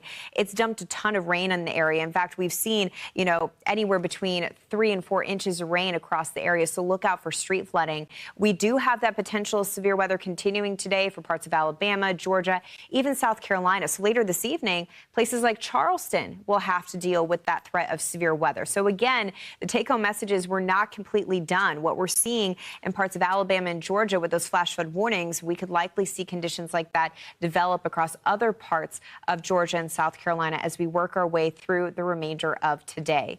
Let's get you right out to where everything has occurred, show you the reality of what folks are dealing with today in Rolling Fork, Mississippi. We're just giving you a taste of some of the damage here. It is hard to take in, and real people being impacted by this. Robert Ray, he is live in Rolling Fork this morning. Robert, the visuals, not only hard to take in, but the stories so important to highlight because these are real folks that need real help. And it's very important that we stay with them as we go through this marathon that is recovery. Yeah, you said it best. They're real people who need real help right now. This, again, another home in this town of Rolling Fork. Brick walls completely collapsed, mattresses, picture frames, the sides of interior walls collapsed. No semblance of a roof by any means because the roof was taken up in the air as a projectile and debris signatures that you guys see on the radars. And some of the debris went up 22,000 feet into the air. And so these people in this town of less than 2,000 on the Mississippi Delta, they need everything they can get right now from the state, from local officials, and from the federal government. And to show their stories, to listen to them, is our responsibility, and to be giving the impact so that officials get the gravity of this. I mean, I'm going to say this fairly, and I think this is a fair assessment. When government officials that are not from a town that is destroyed, and what I'm referring to is federal officials, when they come in, they have a job to do, okay? And they go about it in a very rhythmic scenario to try and help. But the reality is, too, is when you get a job, sometimes you're fogged at the humanity of the story. You have lenses on. And these stories and hearing the people's voices and what they're going through and their needs is beyond important right now. I'm not sure if we have Governor Tate Reeves talking, but if we do, let's listen to what he just told Fox News a couple hours ago. There's really two emotions that hit me personally and hit the people in these communities. The first emotion is one of heartbreak, just absolute loss of life. These are close-knit, small communities where everyone's family or a friend. And so those who lost their life are known by everyone in the community, so there's certainly heartbreak. But there's also a sense of resiliency and a sense of optimism for the future. And when these things have so much devastation, and in our state there is a lot of devastation, people show up from all over the state of Mississippi and people show up from all over America to provide help, and it gives you optimism for the future. And so it's a wide range of emotions going on here right now. Yeah, and the governor's right. People have been showing up from surrounding communities, cooking food, passing out waters to the people that lived in houses like this. This one with a vehicle that looks like it was lofted into the air and fell and got smashed and moved into other areas, and now this. And yeah, that's the thing. Indeed, it is people here, regular people, residents in these areas that are helping each other. And let's just hope that the process goes as smooth as possible for those looking for FEMA money to try and get a short-term path going until they can figure out where they go live in the interim before their town has a rebirth of sorts, because that's exactly what's going to happen. There's really nothing left here to salvage. Yeah, there's only one path forward, and that's just to completely start over. You know, Robert, I think all right, that is our Fox Weather team coverage there as they continue to bring us the latest after at least 25 people were killed there in Mississippi, another in Alabama after that outbreak of tornadoes, including an EF4 that hit the area where Robert is over in Rolling Fork, Mississippi. We are going to continue to cover that and bring you the latest, but also over in Georgia, in Troup County. That is where they have also seen extensive damage from the storms. We'll have complete coverage of all of that right here on Live Now from Fox.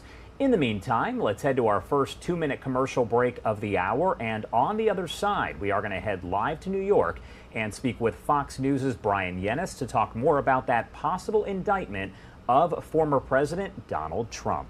You're watching Live Now from Fox.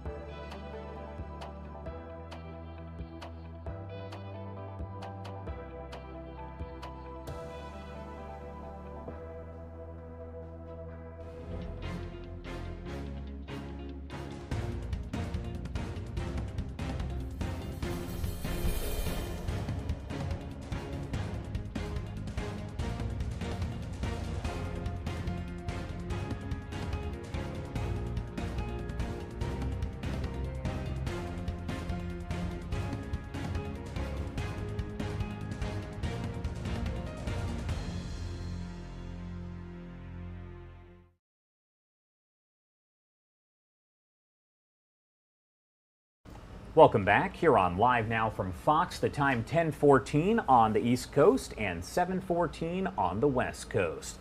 Back to the top stories here, and the New York grand jury investigating former President Trump and alleged hush money payments during his 2016 presidential campaign is expected to reconvene today. But will they actually discuss the Trump case? That is the big question here, as it has been for days.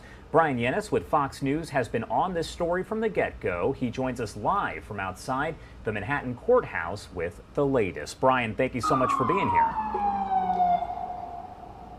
Hey, Josh. Sorry, I'm having trouble with IFB. Can you hear me? Yep, I can hear you. Brian, what is the latest out there with the Trump case? Sorry, I can't hear you guys. Okay. Hey, Josh, I'm sorry. Can you hear me? Yep, I can hear you. Can you hear me?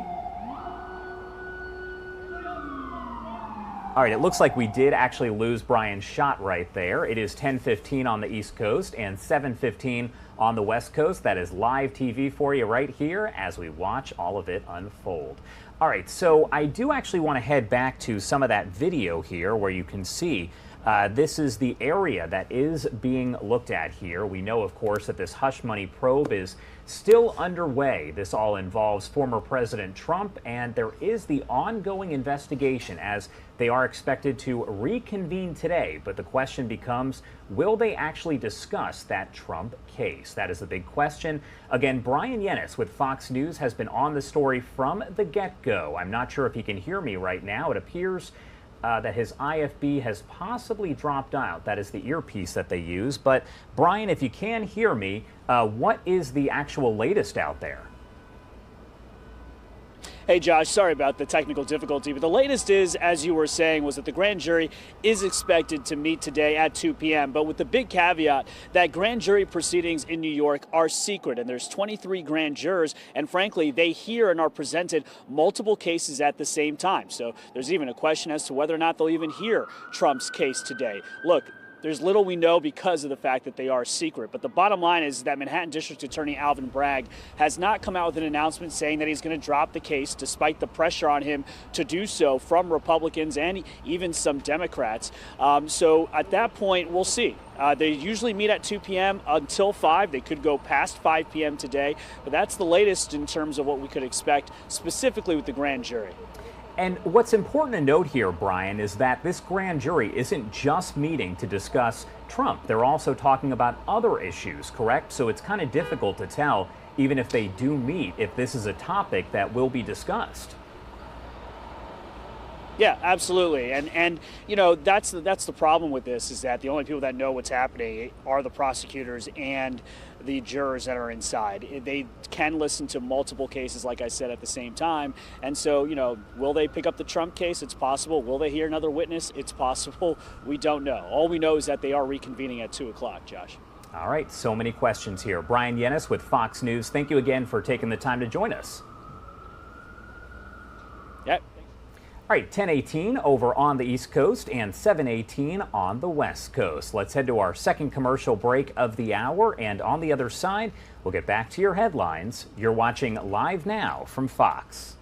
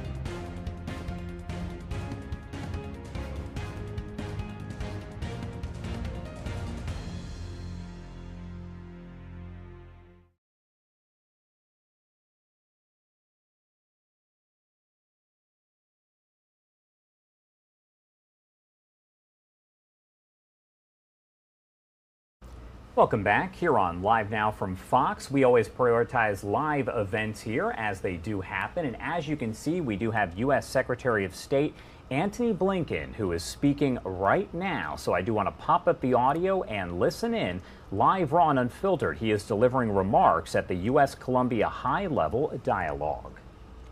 Pathways for farmers, for textile producers, and other small and medium-sized businesses in rural areas to get their products to global markets and reap the benefits of the U.S.-Colombia Free Trade Agreement.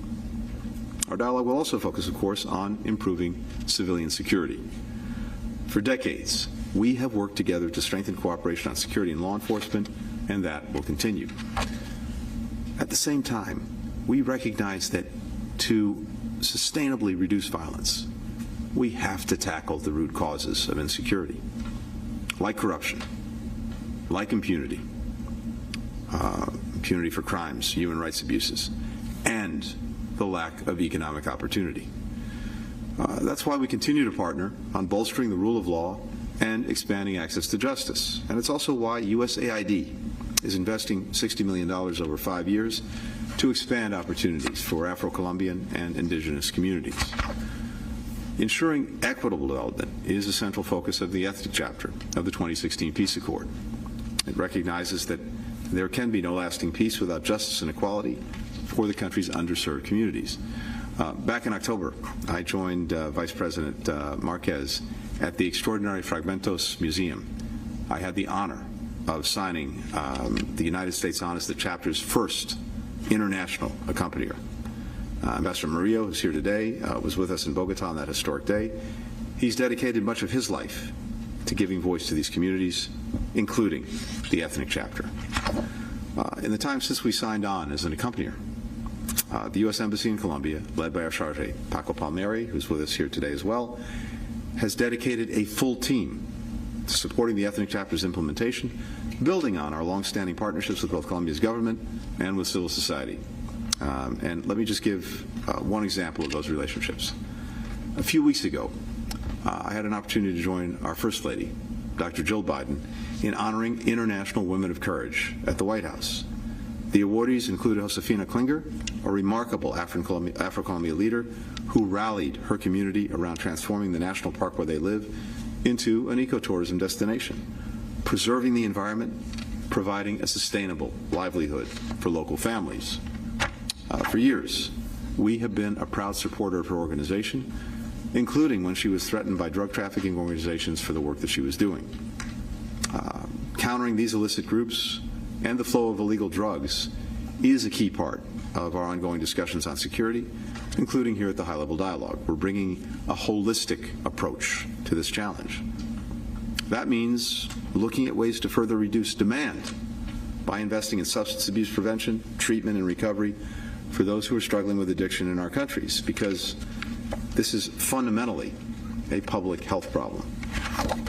And it means discussing ways to reduce supply, from strengthening interdiction by land and sea to providing vulnerable communities with alternative ways to earn a living. The dialogue also gives us an opportunity to deepen our joint efforts to address unprecedented migration across our hemisphere. Indeed, we're all experiencing unprecedented migration around the world. There are more people on the move, forcibly displaced from their homes around the world, more than 100 million, than at any time since we've been recording these numbers. Colombia was a crucial partner in shaping the Los Angeles Declaration, which has put its principles into practice in responding to the humanitarian crisis in Venezuela. More than 1.5 million Venezuelans have been granted temporary protected status in Colombia, allowing them to work, to send their kids to school, to access public health services. Here again, I had a chance to meet last time I was in Bogota with some Venezuelan families. This is back in October at the Integrata centers, and heard firsthand how TPS has allowed them to become productive members of their new communities. Colombia is showing the way that migration, when it's managed safely, humanely, and as a region, can actually increase stability and can be an opportunity, not a burden, for communities. The United States has been a steadfast partner in these efforts, providing more than $900 million in humanitarian, economic development, and health assistance to Colombia to help Colombia address the consequences of the Venezuela crisis. Next month, we will host our first ever Cities Summit of the Americas in Denver, Colorado. The mayor of Bogota, my host at the Integrata Center, will be there along with the mayors of Cartagena, Barranquilla, dozens of other cities across the hemisphere, including in the United States. This summit will allow them to share best practices in tackling many of the issues that we discuss here. I think one of the things we know is that there needs to be, and there is, an integrated response across national governments, but these challenges also have answers in work at a subnational level, between and among municipalities, between municipalities and the federal government, states, et cetera. Again, it's a reminder that important as this dialogue between our national governments is, there are U.S.-Colombian dialogues at every level of our societies, between our governments, businesses, civil society, and directly between our citizens. And I'm convinced, based on the experience that we've had over many years, that these dialogues are one of the most important ways to actually benefit our people, to benefit our communities, to benefit the region that we share. So with that, thank you all for being here. Thank you for your participation, for all the hard work that's gone into today, for all the hard work that will continue today and in the days that follow. And with that, Alvaro, the floor is yours. Thank you.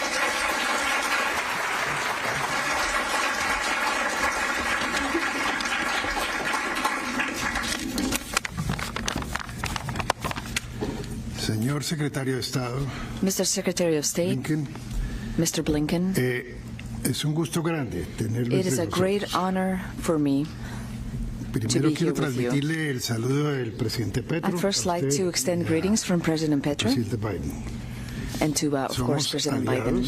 We are allies, and this is not new. We've been for a long time. We are actually on the 10th high-level dialogue. And I have to say, it's impressive. Look at the delegation we're bringing to you. Behind each and every one of these people, there's a wise person, and I'm not exaggerating.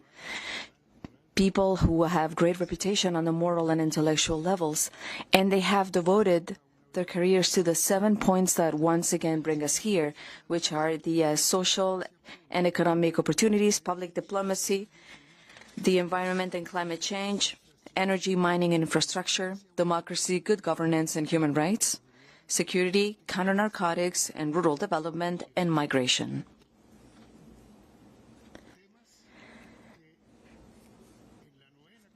These are issues that in the 8th and 9th dialogues were there, but they didn't have the significance that they have today. Today, there's a geopolitical dimension. New things are happening every day. New visions are crystallizing on each one of these topics. And so today's conference goes beyond expectations. We are allies. We truly are. Because we acknowledge that we have a new role in this world. Just to give you an example. We used to be a nation known for cocaine. But now we are one of the biggest sponges when it comes to absorbing solutions for seeking ways of putting an end to the disappearance of humankind. We're saving the planet. And so our relationship is thus modified. Because there's a new head of state. He has a discourse, but it's not surprising. There will never be a surprise coming from my administration. In our relationships, and certainly not in our relationships with our longtime allies, such as the United States. This brings me to manifest something that is very important, migration. Migration is a political issue for many countries, for us, for the United States, for Mexico. That's why the president has managed to convince Mexico of the importance of celebrating as soon as possible a Latin American conference on migration. Bangladesh had never, been through Colombia. Afghanistan had never, gone through Colombia. China had never gone through Colombia.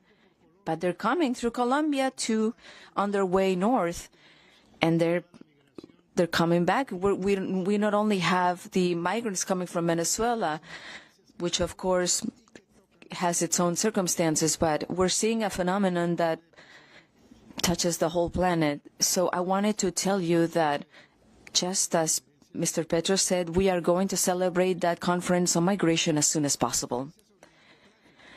The conference on drug trafficking, that stopped being a Colombian topic. There is a multinational organization that, is impacting the globe. We saw that in Ecuador, in one single day, 11 attacks that left people dead.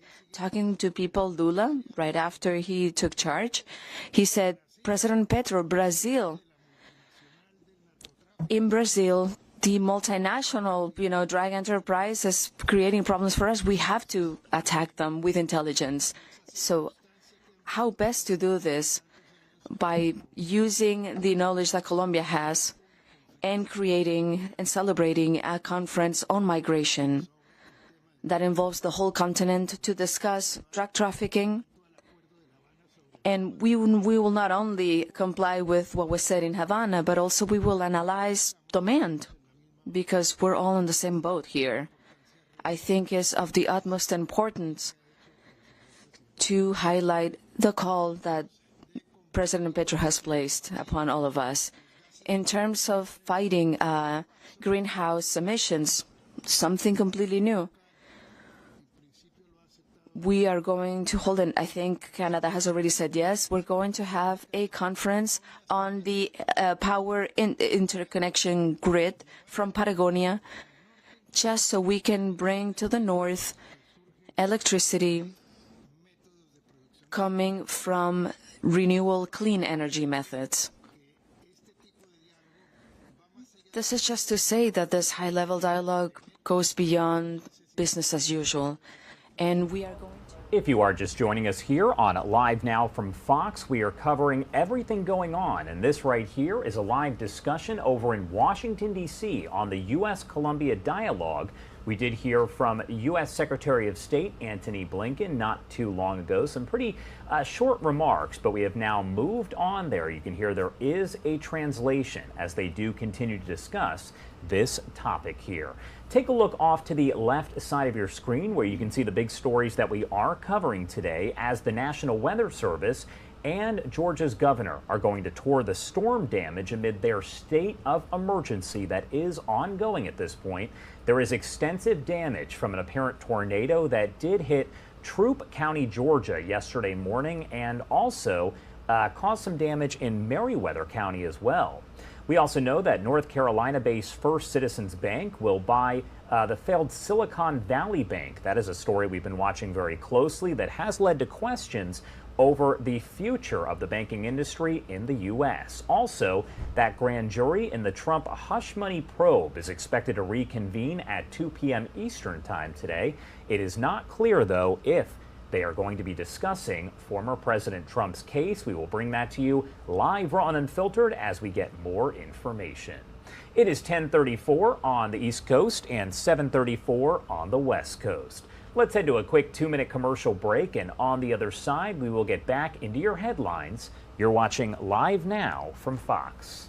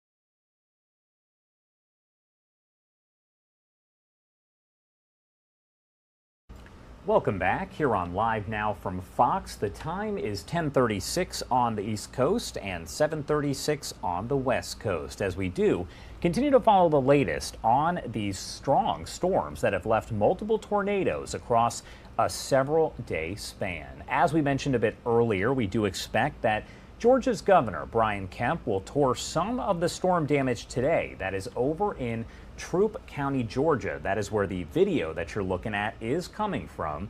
We also know that the Spalding County, Georgia Sheriff has now issued an evacuation notice to part of the county over heavy rain and flooding that happened earlier on this morning.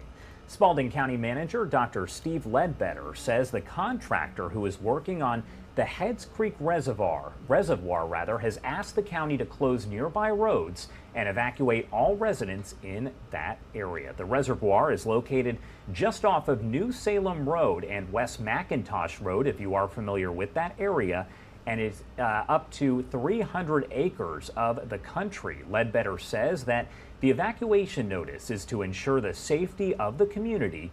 The area has already experienced 7 inches of rain and more rain is expected. What you're looking at right now is some of the video from yesterday as we did have those very powerful storms in Troup County, Georgia. Again, the governor will be there today to survey the damage alongside the National Weather Service. Brooke Zahner with our Fox 5 Atlanta team has a look at some of the damage. Shock, devastation, my heart sank, and I just started thanking the Lord that their lives were spared. Jessica Johnson rushed to her best friend's house Sunday morning in West Point to find it in pieces. Thankfully, they heard it coming and were able to get in a safe place in their home. She spent the day helping her friends salvage what they could. We've been able to sift through some stuff, got some family heirlooms, pictures, things, clothes, but everything else is just gone. Troup County emergency officials say calls started coming in around 7 a.m. of impacts throughout the area. That were involved in that. I know that the initial calls we received were trees on houses, people trapped in there. I know that those people in the initial calls were not injured, more of just a egress point they couldn't get past. So that was the initial cause that we realized that we had been affected by a storm in that. West Point Road has been closed off while crews work to start clearing debris and fallen power lines. This is the third tornado we've had in a 2-month span as well. Some straight line wind damage in West Point just not 2 weeks ago. I know people are growing weary of that, but stand assured that we're doing everything we can to make sure that the public's safe. As the cleanup process begins, neighbors are doing what they can to help each other make it through. Even at Bethel Baptist Church, they came over to offer help, and their whole church is gone. All right, so that's a look at just some of the damage over there in Georgia. Again, we do know that the governor will be over in Troup County, Georgia later on this morning. What you're looking at right now is some of the video from Friday's deadly tornado that did touch down. We know that Rolling Fork is one of the hardest hit areas here, and at least 25 people have died statewide in Mississippi, one other person in Alabama, after that EF4 tornado and the storms that were also moving through that location. Robert Ray with Fox Weather is over for us in Rolling Fork, Mississippi, and he joins us live with a look at the scene there. Robert, thanks for being here. Yeah, Josh, my pleasure. I wish it was under better circumstances. And you see here, Rolling Fork, town of about 2,000 people in the Mississippi Delta, not too far from the mighty Mississippi River. And you see our camera looking at the destruction in this neighborhood. This is what you see on every block in this town. It is 100% destroyed. Catastrophic scenarios. And as people's belongings and their livelihoods here, you see this structure here and beyond the depth of the actual catastrophe here. And look at this over here, this house with not one, but 2, 3, 4 vehicles slammed on its sides or backwards, just ruining all this amid the wood piles, steel, and people's belongings. Now, Josh, FEMA is on the ground. They gave a press conference in conjunction with Mississippi Republican Governor Tate Reeves yesterday, and they talked about how they're here to help people who have lost everything in the short term, get them funds, and then the long term as well. They're not leaving until this town begins a full rebuild and people are on their feet. That process is complicated. It takes time. And we hope that they are actually going to fulfill what they promised to the folks here. That has got to happen because there are folks that don't have anything at this point. Meanwhile, there are aid groups like the Red Cross and Samaritan's Purse and volunteers from communities and states all around the country that have come in to help with food, water, and maybe even just someone to talk to. Because if you go through something like this and you lose all of your possessions, you're going to need someone to talk to. And God forbid you lost a friend or family member. Not to mention 25 people dead in Mississippi. Josh, one person lost their life in Alabama, injuries, and in an area that's already, unfortunately, impoverished. They don't have a lot here, and it's just not a good thing for the folks. But there is a lot of love and support coming in. I can tell you that. We've witnessed it from communities around, and we hope at least that props people up in the short term, because that's what they need right now, Josh. For sure. All right, Robert Ray with Fox Weather, thank you so much for taking the time to join us. Of course, Josh. Thank you.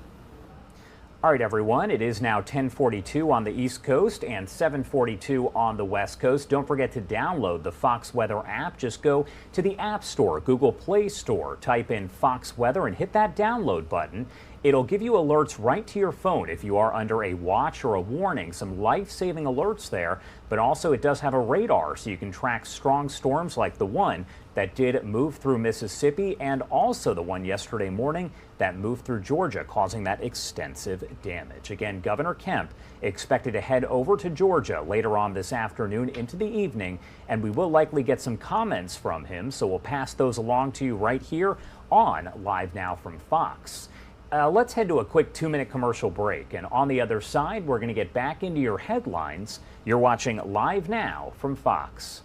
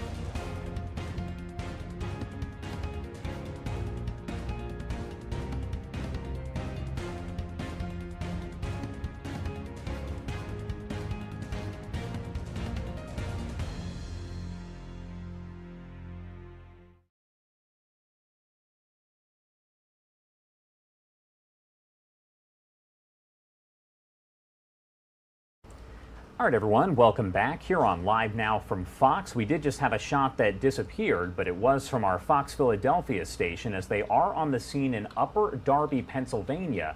There was a fire at an auto body shop over on Westchester Pike. That is, again, in Upper Darby Township. And we do know crews are working to battle that fire. If we get the image back, we will bring it to you here on Live Now from Fox. In the meantime, I do want to get to another story we've been tracking that is from our Fox Philadelphia station. Take a look at your screen there. 7 people have now been confirmed dead after a chocolate factory in Pennsylvania exploded on Friday. Video seen right there captured from our Fox 29 Philadelphia team's live coverage does show that explosion in West Reading, which is about 60 miles northwest of Philadelphia. Our Fox Philadelphia team's Kelly Rule has a breakdown of what we know about the explosion and the questions that still surround this. West Reading officials confirmed Sunday night they believe to find the last 2 people unaccounted for during a round-the-clock search and rescue that continued into Sunday evening. This evening, search and rescue teams have located 2 more individuals at the Arm and Palmer site. We are still waiting for the coroner to confirm the remaining individuals' identities, but we do believe them to be the remaining presumptive missing individuals. The explosion around 5 p.m. Friday at historic chocolate factory R.M. Palmer Company on South 2nd Avenue leveled Building 2 and caused damage to Building 1. R.M. Palmer employees from West Reading and other locations gathered at an overlook above the scene for an emotional vigil and prayers. Mary Jane Coach worked at the West Reading location for 23 years. I spent many of hours in that building. Many of hours, many of days. That's the hardest part, is the not knowing, and that's, we all need closure either way. Right now it's hard. Yeah. All of our hearts hurt.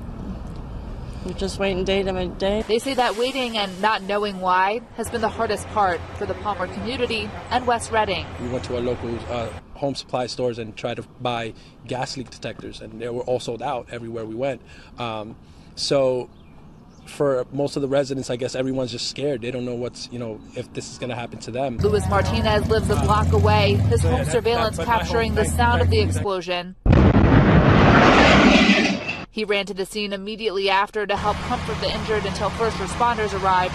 He says those moments haven't left his mind. Sadly, there was a lot of workers, running around. Everyone was confused, didn't know what to do. So we tried to help out as much as we can. I think it's going to unify us all.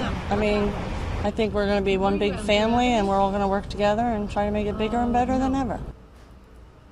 And this is another look at that video from our Fox 29 Philadelphia team's tower cam. It does show that chocolate factory explosion in the area where that did happen, again, 60 miles northwest of Philly. That is West Reading, Pennsylvania. So our Fox Philadelphia team's Jennifer Lee shows us how some of the businesses impacted by that major blast are coming together to help the victims. We're half a block away from the disaster site. This is Mecca Caribbean and Soul Food Restaurant, and you can see the windows were blown out by the force of that explosion. But they were one of the first ones to grab food and donate to first responders here. And those donations have kept pouring in from all parts of Berks County. For some people, even ourselves and these elected officials that are here with you, it is still Friday, March 24th.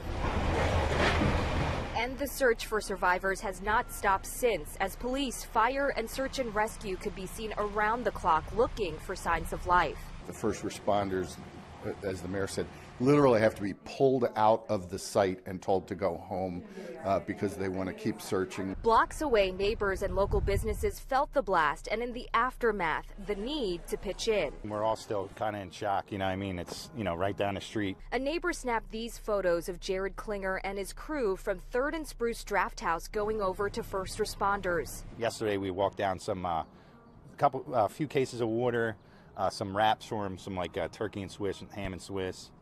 Bunch of pizzas.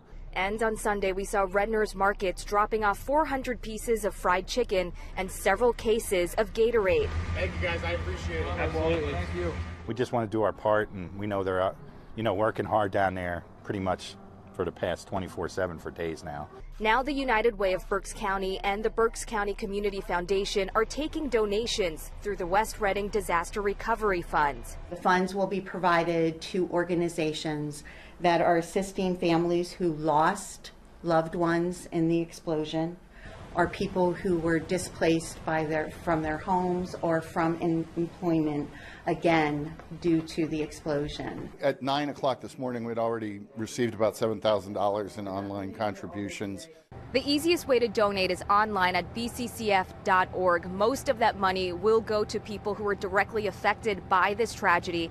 Any remaining funds will support the borough in honoring the lives that were lost in this explosion. In West Reading, Jennifer Lee, Fox 29 News. All right, Jennifer, thank you so much. So actress Gwyneth Paltrow took the stand Friday in her ski collision trial. That trial now getting back underway, as you see on your screen. Terry Sanderson, a retired optometrist in his 70s, is suing Paltrow, claiming she caused a ski accident back in 2016 in Park City, Utah, that left him with life-altering injuries. Sanderson's initial $3.1 million lawsuit was thrown out by a judge, and he now alleges damages of more than $300,000. In a counterclaim, Paltrow says Sanderson is trying to exploit her for her celebrity and wealth. She is seeking $1 and attorney's fees, which has become symbolic and highlights how reputation and not money is at stake for celebrities. Paltrow's 2 children are expected to testify as well. Sanderson is likely to testify himself later today. Let's pop up the audio and listen in live, raw, and unfiltered. So we propose the following statement. Members of the jury, I'm going to tell you about a new piece of evidence. A viewer following the trial and familiar with finding archived website links investigated the link referenced on Defendant's Exhibit 102, Mr. Sanderson's email to his daughters on the day of the accident. Through the viewer's efforts and expertise, he provided a functional link to defendant on Friday. That was 2 days ago. Defendant immediately disclosed those documents to plaintiff and the court. And then this was the addition we just were thinking of adding. Plaintiff has since accessed the page through Terry Sanderson's Meetup login. This link leads to, well, I guess that wouldn't be able to go right there, but that should be added somewhere. This link, the one that was provided by the person following the trial, leads to a meetup.com post made by Mr. Sanderson and the associated pages of comments, which includes comments made by plaintiff and Mr. Ramon about the accident that were previously unavailable to either party. Previously unavailable. Yes. Well, so I don't like that last sentence. Okay. Because I think it was previously available to them. Well, what I propose then is that you say, or that I say, that we're equally available to both sides. I think that's accurate, Your Honor. There's kind of continual insinuation that plaintiff hid something or withheld something that's already been in the fabric of this case, and that's the biggest issue for us on the plaintiff's side, is that we disclosed this, we disclosed these links, and whether they were explored or not, I think it was moot at this point because we've now discovered there's additional evidence that I think it should be neutral. I don't think so. Why were they not equally available? Because he reactivated his password just days ago and brought That's up. That's not accurate, Your Honor. I'd like to hear it from Mr. Owens. Go ahead, Mr. Owens. In chambers, they said. No, you don't need to repeat that. But why was it not equally available to both sides if this tech geek, for lack of a better word, was able to find it? Because it required their password. So this person that contacted defense counsel had their password? Okay.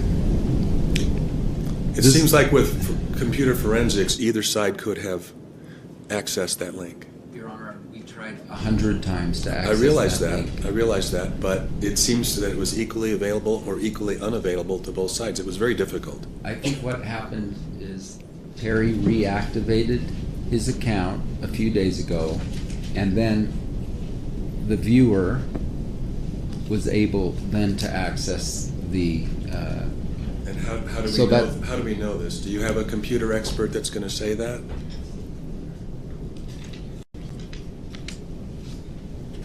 Your Honor, if I may, that's the crux right there. There's no facts to back up that. That might be a defense theory, but besides just pure speculation and supposition, there's no computer expert that will say that somehow logging in under Mr.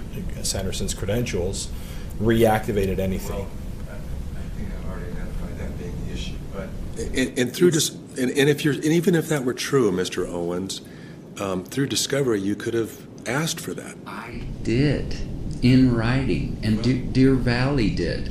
Give us all photos like that. This isn't the time, though, to fight that battle. I we're dealing with something that came about Friday morning at 10:30 a.m. So it's simple for them. It wasn't simple for us. Well, I'm not convinced that it was simple for them. I don't have facts before me to say that it was simple for them. This is out because it came to us and we disclosed it. Right. To this day, they didn't get it. This idea that it's all equal, I don't agree, and I think they're going to argue, because they told me they would on Friday, that Mr. Owens in opening said this is the most important evidence, and look, here it is. And without some statement, like a viewer contacted Mr. Owens's office, my office, and we immediately disclosed it, then it looks like I've lied to the jury in opening, Your Honor, because it was equally available. Why don't you show me what you can agree on, and maybe the availability comment just isn't part of the court's instruction. I just give them the facts that on Friday, a viewer of this trial was, basically sent a copy of the document that they were able to obtain through Internet Archives and got it to the defense counsel, and the defense counsel then disclosed it to the court and to plaintiff's counsel. Mr. Sykes? How about just saying this is totally neutral? This has since been discovered. No one is at fault, but it's since been discovered. That way you don't help anybody by the way you announce it. Well, if you could give me that additional language that you believe that the two of you had agreed on, and I'll just look at it and I'll make a decision. I understand Mr. Owens' position that he doesn't want nobody's at fault, or it was equally available or equally unavailable. He doesn't want that language in there. I'll consider all of the proposals and give them an instruction. And the defendant found it. I think that's in the language. Not that you found it, but that someone sent it to you. And we immediately disclosed it. Yes. Yeah. Okay. But that's trying to get some benefit from it. See, I'm saying that it should be neutral. Well, I'll take that into account, and what I want to do is disclose to the jury the facts of what happened so that they can understand it. So there'll be some information about that in there. There's still a viewer found it. It's been produced, and here it is. That's it. It doesn't have to be we immediately disclosed it, or somebody's at fault, nobody's at fault. The viewer found it. We have it. Here it is. And Owens is saying it doesn't exist, but here it is. But it was Owens who just found it and disclosed it. So I didn't find it, but obtained it. I think we've got everything out that needs to get out on that issue. Plaintiff's exhibits 1 through what? 43, is it? 44. 44. Is there agreement on this? There are some objections, Your Honor. We filed some, and I should pull up the. This was our objections from before, not recently filed. Right. I've got that here. Maybe the first things we should address are some of those end exhibits, which include some literature that was late, and the court ruled that Dr. Fong's testimony talking about it couldn't be shown.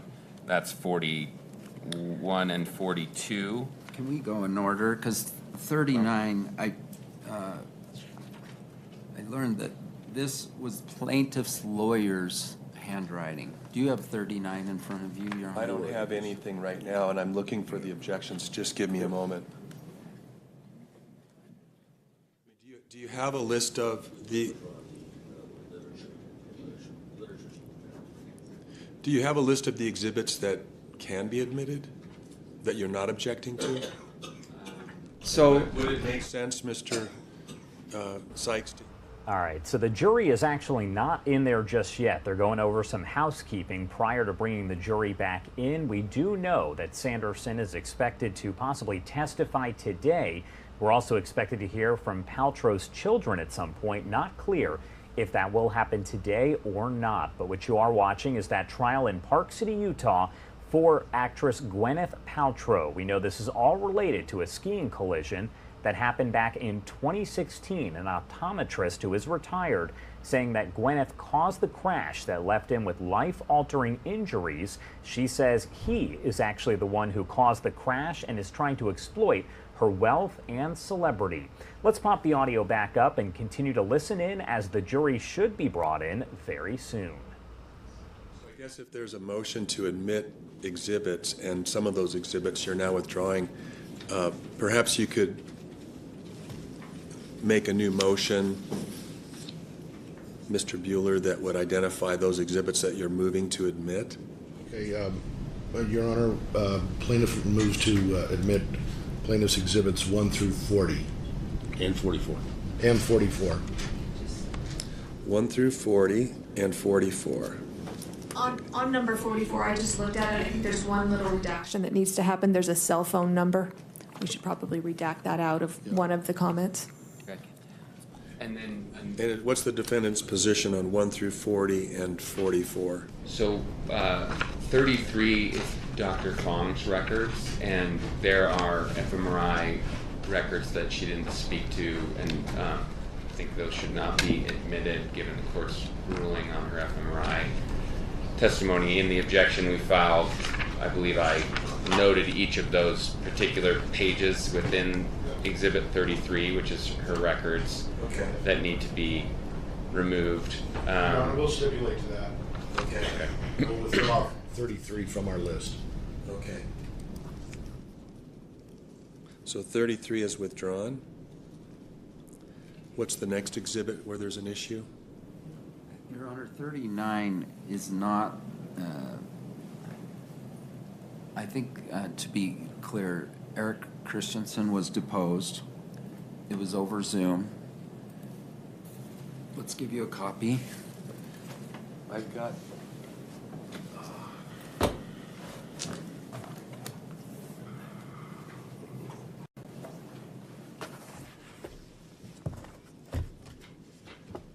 No, I guess I don't have.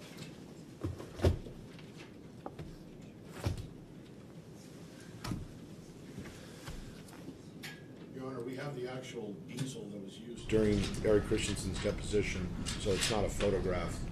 It's the actual page that Eric Christensen was directing us to. This is my copy. So we have that actual exhibit, Your Honor, or the actual easel, which was used behind me while I was questioning Eric Christensen. So that is Lawrence Bueller's handwriting. That's not directed by Eric Christensen. So Eric Christensen's going to say that there's a far better document, which is this animation that represents his testimony. And is the witness? Well, I guess you could. Why don't we hold 39 in abeyance to see if it gets admitted through the witness? It was confirmed by Eric Christensen in his deposition. That's the one we used. It was confirmed by Eric Christensen in his deposition. What? Exhibit 39. He was directing me to. I said, "Is this the point where you were at the moment of the crash?" And he said, "Yes." And I said, "Okay, I'll draw a circle." And he confirmed that the circle of his initials is what he did. I guess I'll have to see how the evidence comes out, because things said at a deposition don't necessarily mean they're going to be said here, and it's what's said here on the record that matters. So.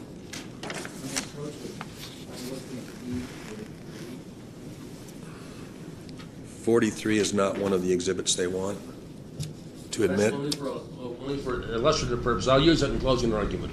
But there's a title on there that now appears that was not authorized by the court. Executive functioning has been put at the top. That's nowhere on the document. Yeah, it is. That's the page before. It's in the last column, to the right. Is this added to the? Oh, we did. We took the middle out like you suggested. And added. Words executive functioning, were they added or were they part of the original? Yeah, let me show you. We have. All right, so at this point, it's a lot of housekeeping work. The jury has not even been called in just yet, so we're going to keep an eye on that and bring you more. But I do want to let you know we do have a former federal prosecutor turned trial attorney who will join us in just about 5 minutes to provide a breakdown of the trial so far, and that does include Paltrow's testimony that did happen on Friday.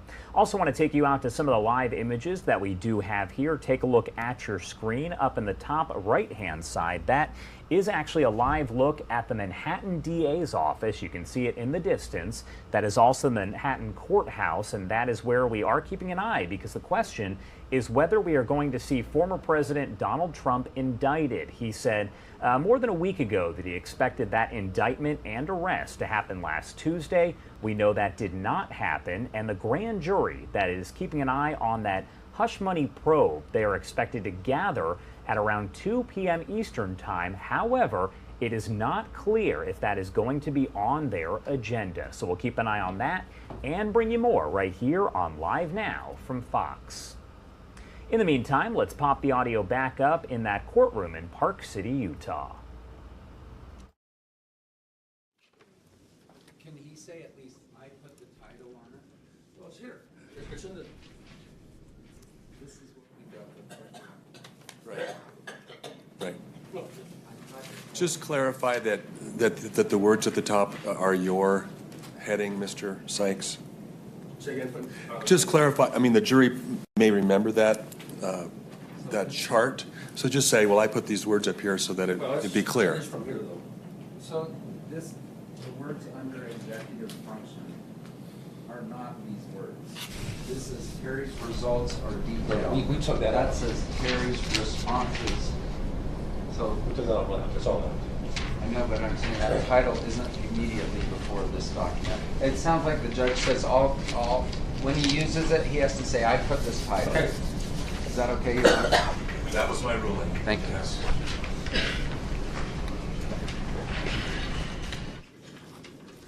Is this yours, Steve? Pardon?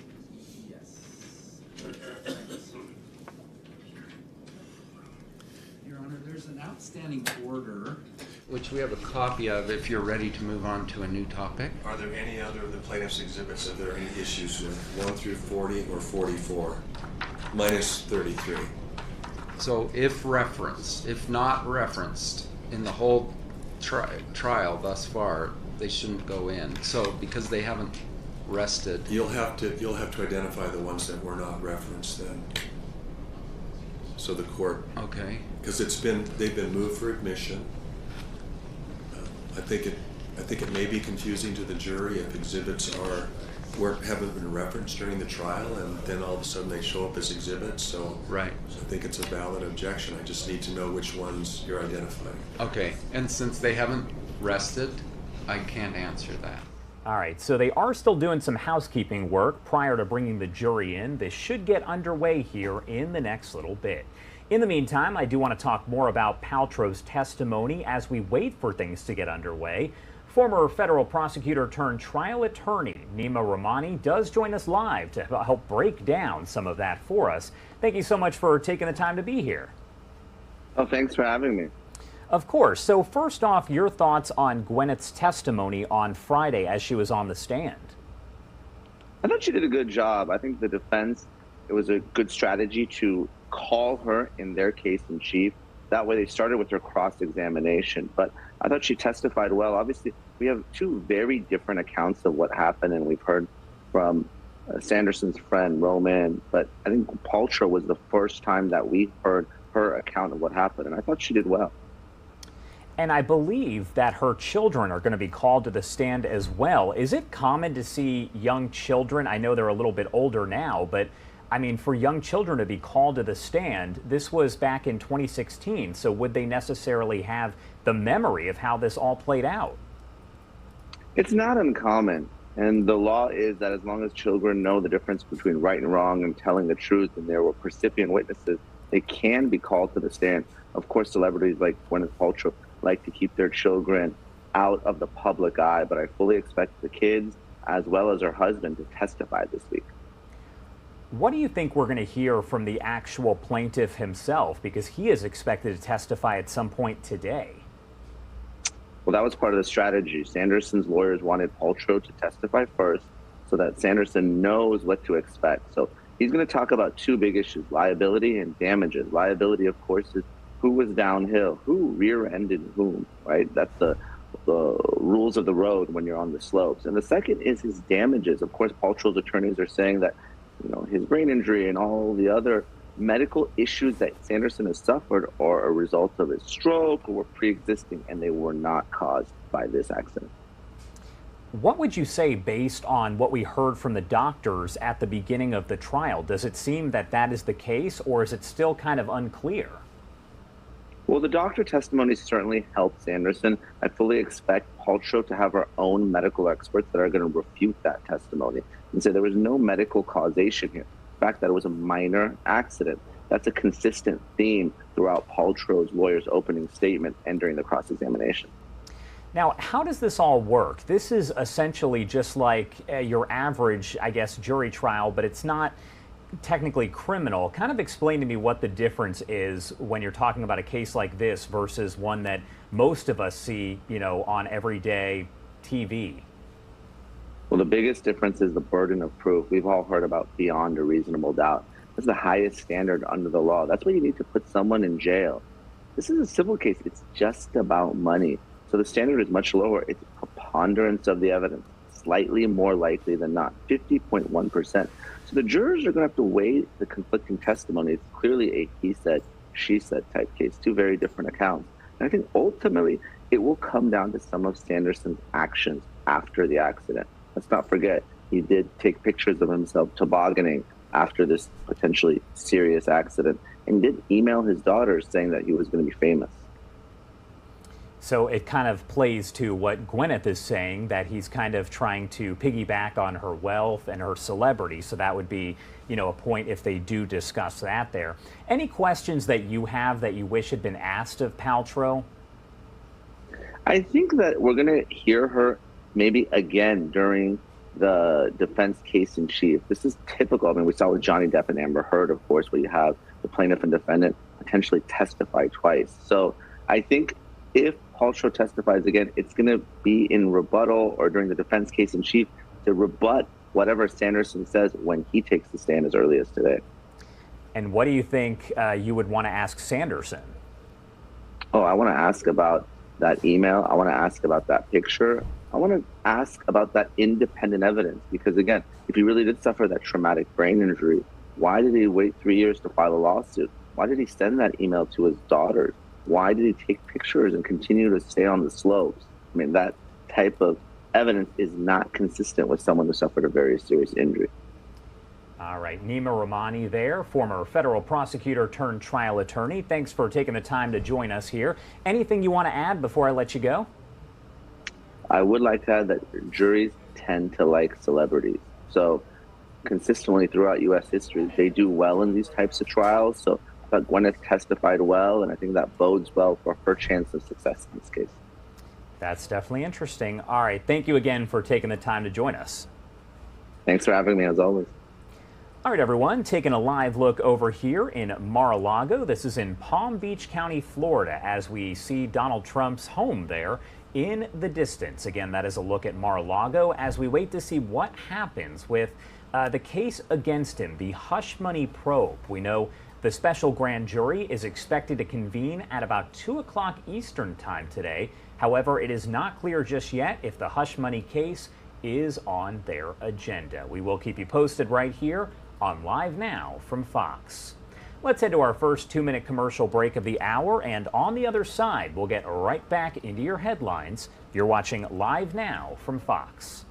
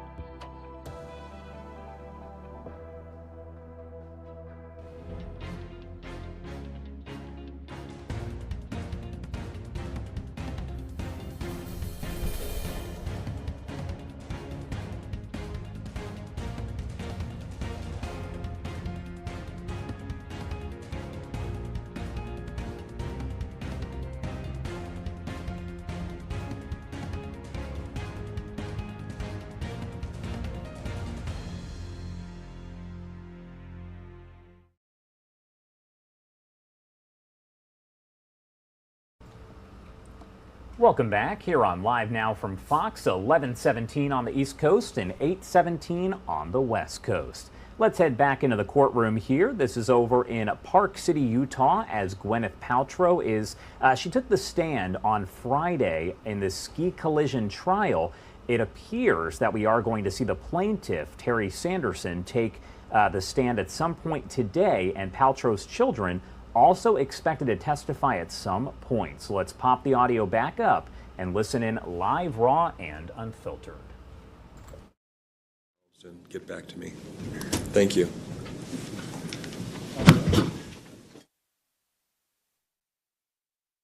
And I have impeccable timing because it appears that we just went to a recess. So we're going to keep an eye on that. And we will bring you the latest right here on Live Now from Fox.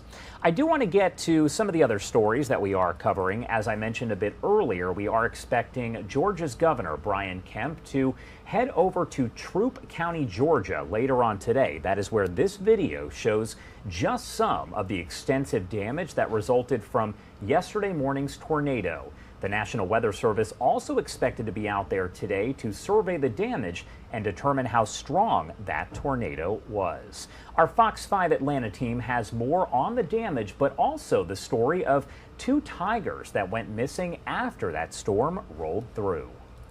It was pretty intense trying to find them. We don't know where they are. Obviously, they'll see us first. A tricky operation at Pine Mountain Animal Safari Sunday morning. Moments after the tornado ripped through Troup County, safari staffers noticed a big hole in their tiger cage.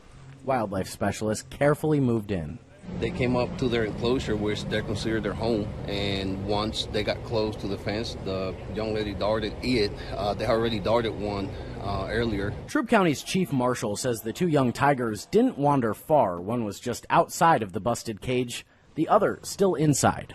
Once he went down, we just made a hole in the fence, dragged him out, and put it back in the enclosure, on another enclosure. Thankfully, we can report that those tigers are safe and back in their enclosures. But with that situation over, the focus moved back to the damage from the powerful storm. Families were left to pick up the pieces after the tornado tore through their neighborhood. It's like a war zone. Tim Colwell lives right up the road from the sanctuary. He says right before daylight on Sunday, he tried to get his family to their storm shelter. It got real quiet, and then you could hear the roar.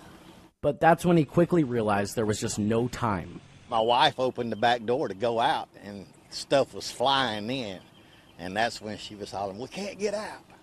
I said, "Well, come on, let's go get in the closet." The roof on Colwell's son's house was ripped off. Trees snapped like pencils everywhere. But regardless, he's a very thankful man. That's material. I'm not worried about that. I'm just blessed that none of our kids got hurt. All right, so we are going to hear from Georgia's Governor Brian Kemp a bit later on today as he does head over to Troup County, Georgia to survey the damage. This video you're looking at right now is from Rolling Fork, Mississippi. That is where a tornado, an EF4, destroyed really the entire city at this point. Rolling Fork, we went to Robert Ray with Fox Weather a bit earlier on today, and he provided some context all around him, essentially homes ripped apart. Now we know at least 25 people have died in Mississippi from that storm and one other person in Alabama. Rebecca Castor with Fox News has a look at the damage. I want to take the opportunity to personally thank all of the volunteers that are here. Help continues to pour into Mississippi. Volunteers and heavy equipment deploying to assist as search and rescue crews resume digging through flattened homes, searching for survivors.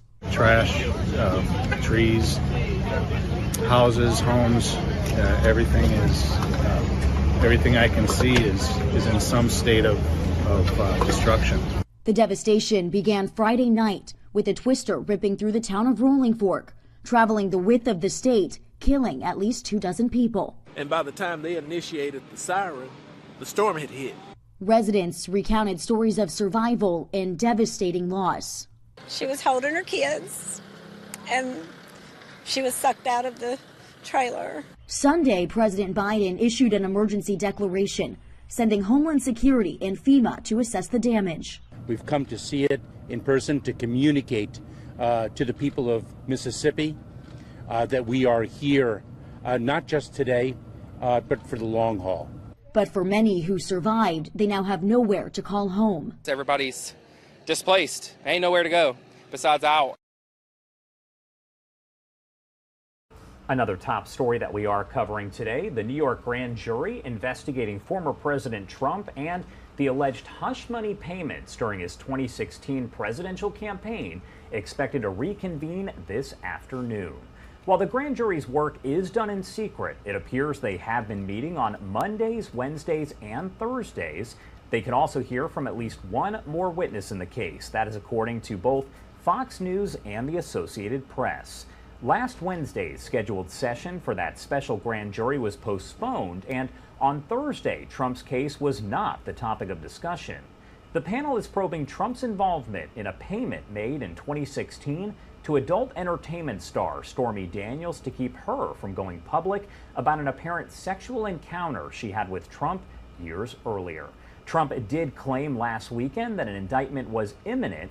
He has denied the claim and insists that he did nothing wrong, saying the investigation by the Manhattan DA is politically motivated. Prosecutors recently invited Trump to appear before the grand jury, but he did decline that invite.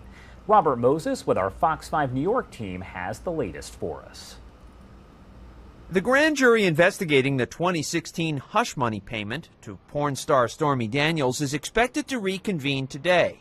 Following a campaign rally in Waco, Texas Saturday, former President Donald Trump told reporters on his plane that he thinks prosecutors have, quote, already dropped the case. While not commenting directly on that claim, a spokesperson for Manhattan DA Alvin Bragg pointed to a previous statement calling the probe an ongoing matter. People see it's bull.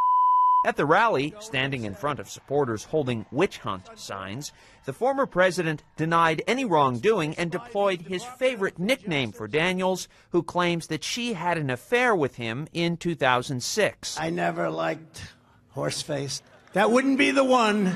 Even though the grand jury did not meet on Friday, it proved to be an eventful day at the DA's offices.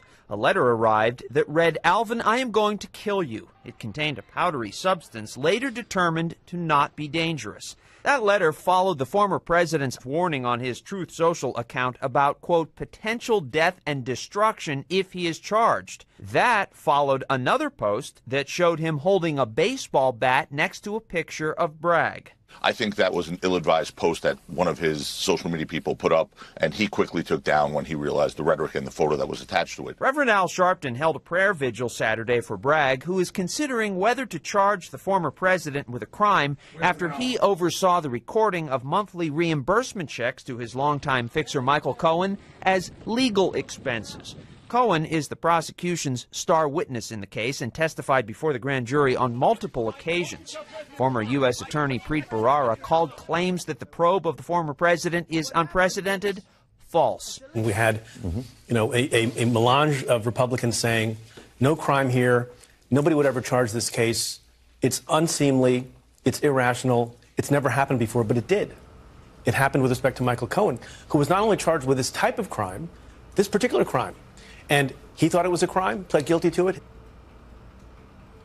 All right, and this is a live look right here at Mar-a-Lago. Once again, we do expect around 2 p.m. Eastern time that special grand jury will convene there in New York, but it is still not clear if the Trump hush money probe will be discussed. We'll keep you updated right here on Live Now from Fox.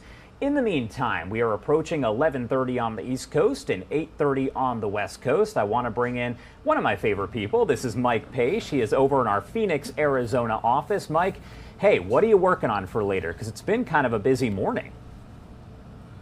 Yeah, it really has for you, Josh. And we're going to continue on with bringing everyone the news here of the day as we continue to really wait to see what the next steps are in the Trump watch there for possible indictment. And we'll be going out to Florida Governor Ron DeSantis. He's taking some questions from the media there. So we'll be going to that here in just moments there in Florida. And then also the White House briefing is coming up in a little bit, and we'll be bringing everyone that news as well throughout the day right here on Live Now from Fox. All right, time is now 11:27 on the East Coast and 8:27 on the West Coast. We're going to head to a quick 2-minute commercial break, and on the other side, Mike Page there is in the driver's seat. You're watching Live Now from Fox.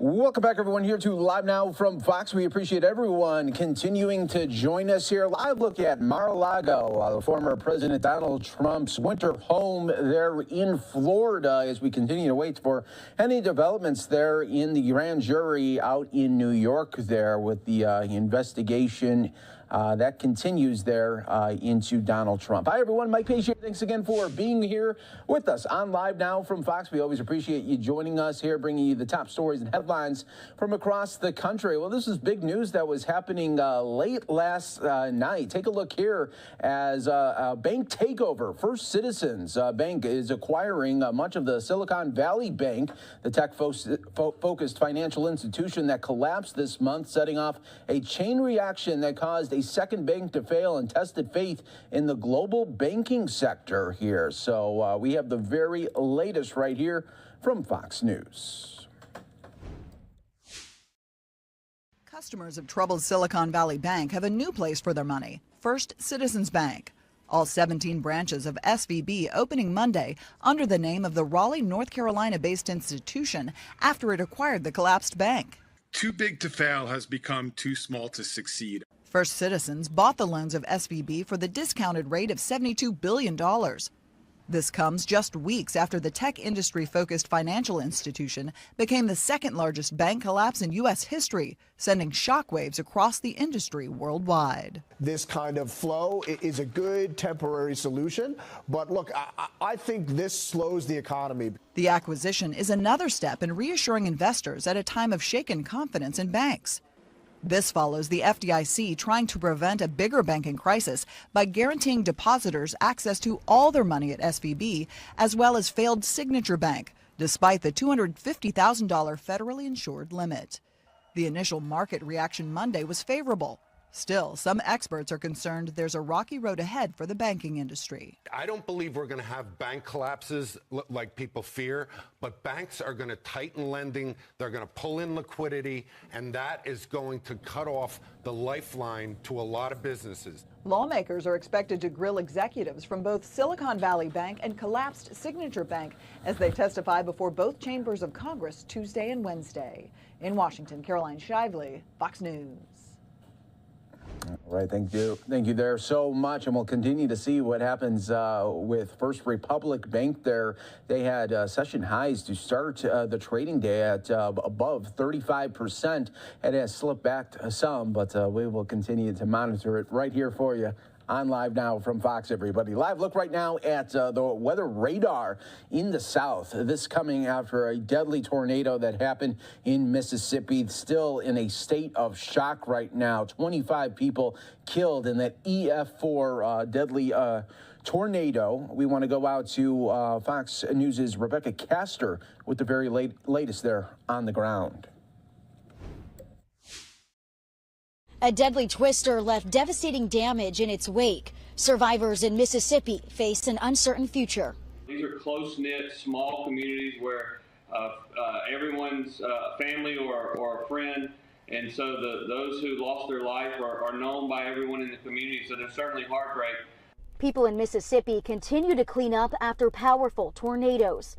Heavy tractor trailers sitting on top of buildings. The extent of the damage still setting in. I've never seen a devastation like this in the Delta in many, many years, and this is going to be very painful. This was a struggling community because of the poverty that exists in it and the lack of opportunities. Recovery will be complicated because the large swaths of damage are in sparsely populated areas of the state. Surviving residents in need of help are scattered far and wide. There were fatalities from the western border to the eastern border and a lot of places in between. Volunteers and emergency workers have a daunting task ahead of them. People show up from all over the state of Mississippi and people show up from all over America to provide help. Volunteers with Global Empowerment Mission in Florida are packing boxes of much needed supplies to send to Mississippi. Other supplies and help also on the way. With one truck, we can help up to 1,500 families. For the fifth day straight, severe weather, including tornado watches, are expected in this region. In Rolling Fork, Mississippi, Rebecca Castor, Fox News. And we will continue to take a look at it for you right here on Live Now from Fox, give you updates throughout the day right here, and also check in with Fox Weather, our great team there that continues to give updates on this terrible tragedy that happened in Mississippi. We are going to take a quick 2-minute break here on Live Now from Fox. When we come back, we will actually take you out to Florida. Governor Ron DeSantis holding an event there, and we will bring it to you in the question and answer portion there with the media. Obviously, a lot to talk about there as Donald Trump still is in a watch mode for a possible indictment there, and we'll have to say, well, we'll see what he has to say on the other side of the break right here on Live Now from Fox.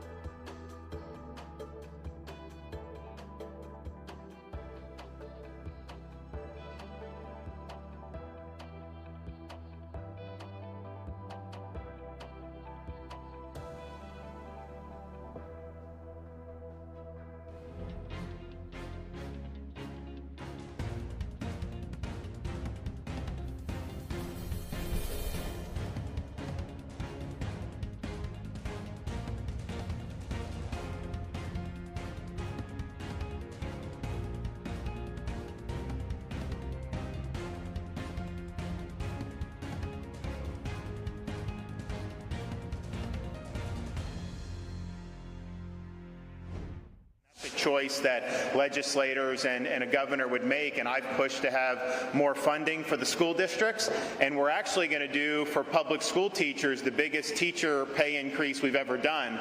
So we're going to have a categorical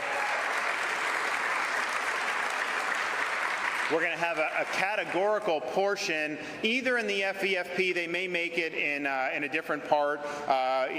There's different legislative ways they do it, but basically $1 billion, it's got to go for teacher pay. It can't go for administration. It can't go for any of the other stuff, and that's really, really been significant. We're now in the top 10 in average minimum salary for the country in terms of teachers. We used to be in the bottom half. Now, because we've had that goal, I think this $1 billion categorical, can help to raise the pay overall. We have raised pay for everybody, but there's been a focus on the bottom half just because we want to recruit more people. So our commitment to that remains very, very strong. And if you look at the numbers that I cited at the top, yes, we've got a lot of private scholarships. Yes, we've got public charter schools, but the majority of school choice in Florida is actually within school districts. Miami-Dade's a great example of that. It's 70% of students in Miami-Dade County attend a school other than the school that they're zoned for. When I was growing up, just wherever you were zoned, that's where you went, and that was kind of it.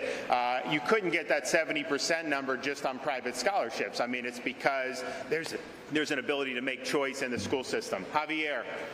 Oh, sorry. Governor, yes. On Friday, the U.S. Congress passed legislation, education reform legislation that kind of mimics Florida. First of all, what are your thoughts about that? And do you think that education reform should be left at the state level or at the federal, if there's room for that? And then lastly is, how do you feel about open carry not being presented to you? So in terms of the education policy, I think it's a state and local issue. I think the federal government getting involved by and large has not been great. I haven't seen the bill. Obviously, I'm very supportive of parents' rights in education.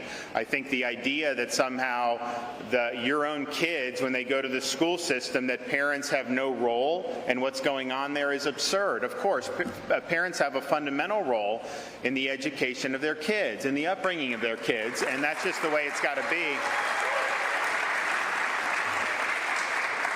And so I think what we've done in Florida has been very, very positive.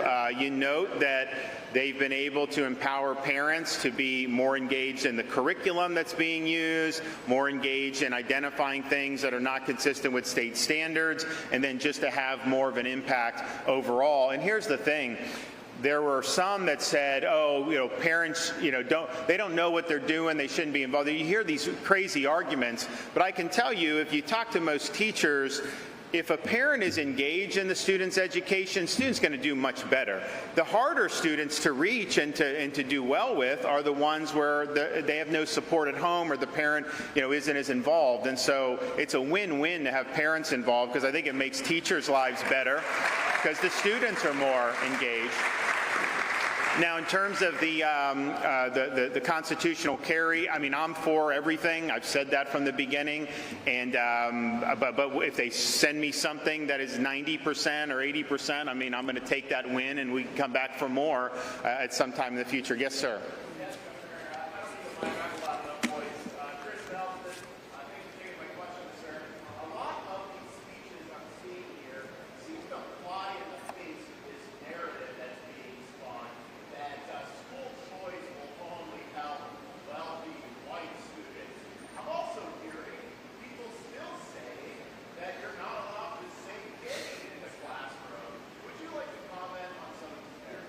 Well, the thing about our school choice programs, and look, it's not about different races and ethnicities, but the reality is the vast majority of recipients have been either African American or Hispanic. I mean, that's just the reality, and part of that is a reflection of Florida's demographics, but part of it, I think, is just a reflection that we really want to have no barriers for anyone, regardless of their circumstances. And when you're looking at folks who, Corey mentioned where he grew grew up and how it made a difference to be in that better school.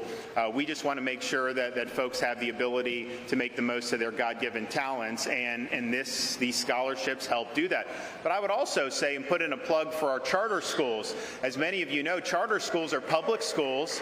They're not private scholarship schools, so they get tax money, but they're not controlled by the school districts and really are not influenced by the education unions and the school unions the way the school districts are. So they're able to be a little bit more nimble. They're able to experiment. And here's the thing. They either offer a product that parents want or they don't. And if they don't offer a product, it's kind of like, Yogi Berra when they asked about low attendance for baseball. He says, well, if people don't want to come to the ballpark, no one's going to stop them. And it's just like you can't have, if parents aren't buying what you're selling, then you're just not going to get the enrollment, and it's just not even going to work. So they have an incentive to do things that are going to be appealing. If you took just our charter school population, 360,000 plus, and it is disproportionately racial and ethnic minorities in that, it performs better than, like, how many states. Some of you guys know it's like it would be one of the top performing states in America if just our charter population was rated as a separate state. And so that's when you know that these things have been positive. And here's just what I would say as governor. I don't care what part of the state you're from.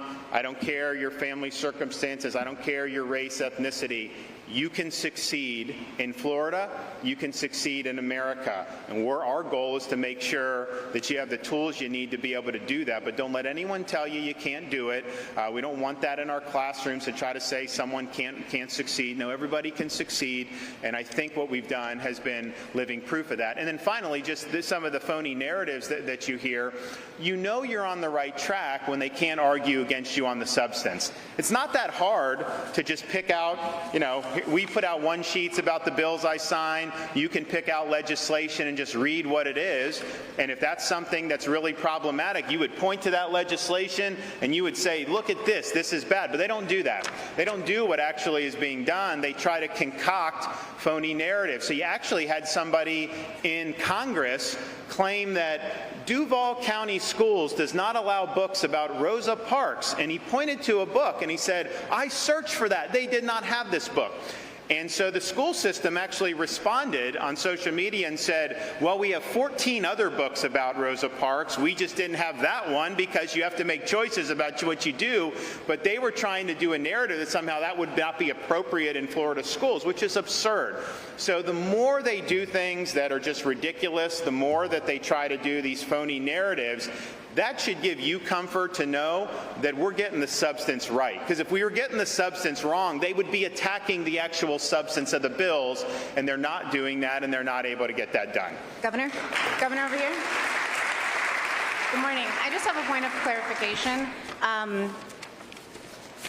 Can students use the vouchers at any private schools in Florida, or are there restrictions? And then secondly, if a student who does attend a private school that doesn't accept vouchers, can they use that money for other related expenses? I think it's just any school that meets the basic standards, right? It's open to them, yeah. So there's not going to be, if someone just decided to start a school tomorrow and had 5 students, they may have to qualify. But any of these schools, they're going to be able to do it, I believe, correct? Yep. All right, everybody. God bless everybody. Thank you. Governor Ron DeSantis there taking some questions from the media. You're watching Live Now from Fox. We're always here for you worldwide, bringing you top stories and headlines from across the country. We're going to step away for a quick 2-minute break. Stay right here with us. When we come back, we'll take you out to Philadelphia, where officials are talking about crime over the weekend. And unfortunately, Philadelphia has just surpassed 100 murders already this year.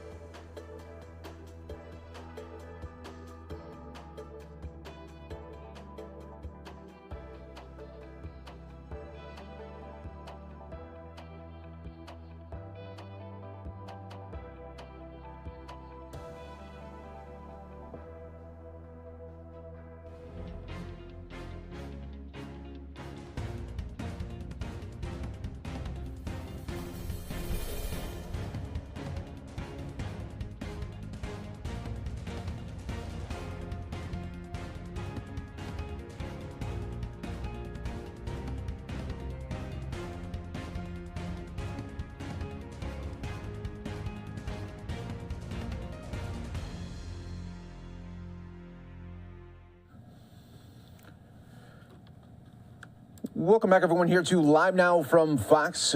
We continue to bring you top stories and headlines from across the country right now. We are monitoring some breaking news coming out of Nashville right now. We want to show you this tweet just being put out by Nashville Fire Department saying that we are responding to an active aggressor at a school. We can confirm we have multiple patients. Parents coming to the school should go to 20 Burton Hills at this time.